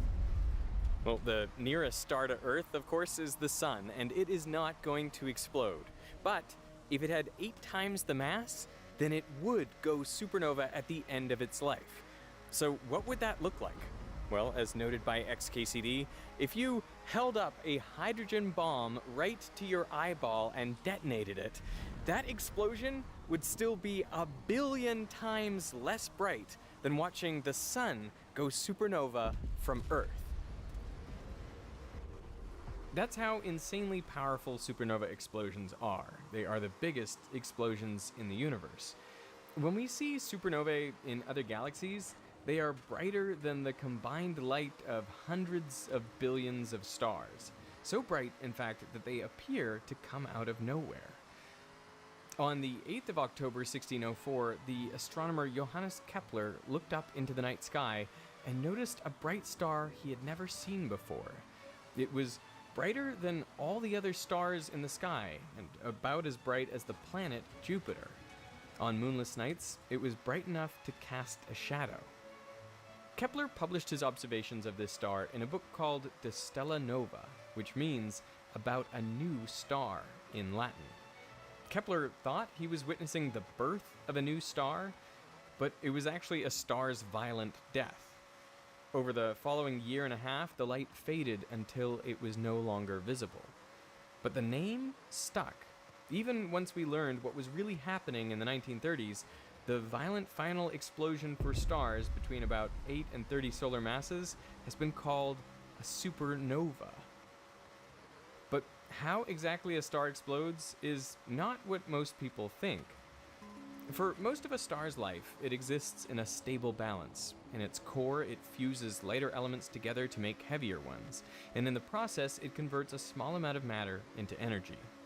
This energy is really what keeps the star from collapsing in on itself. Gravity compresses the star, but that force is counteracted by the pressure generated by the movement of particles inside the star, and by the pressure of photons released by fusion. So, in effect, stars are propped up by their own light. If the rate of fusion drops at the center of the star, the temperature and the pressure decrease. Gravity starts winning, compressing the star. But this increases the temperature and pressure in the core, which increases the rate of fusion. It's a stable, self-regulating system. But there's a problem. Stars have a finite amount of fuel, which over time gets used up. Our sun is about 5 billion years into its 10 billion year lifespan. There are stars dozens of times more massive than the sun, which you would think would live much longer, but they actually use up their nuclear fuel faster. A star 20 times the mass of our sun has a lifespan of just 10 million years, and more massive stars burn hotter and even brighter, but for much shorter lives. For 90% the life of a star, the core is only hot enough to fuse hydrogen into helium. And when the hydrogen runs out, fusion slows, gravity compresses the core, and its temperature increases to 200 million degrees, at which point helium fuses into carbon. There's enough helium to power the star for around 1 million years, but as the helium runs out, the core is again compressed and heated. Carbon starts fusing into neon, which lasts about 1,000 years, and then neon fuses into oxygen for a few more years, then oxygen to silicon for a few months, and at 2.5 billion degrees, silicon fuses into nickel, which decays into iron. Now, at the heart of this giant star, there is an iron core building that's only a few thousand kilometers across. Iron is where this pattern stops. Instead of liberating energy as it fuses into heavier elements, it actually requires energy.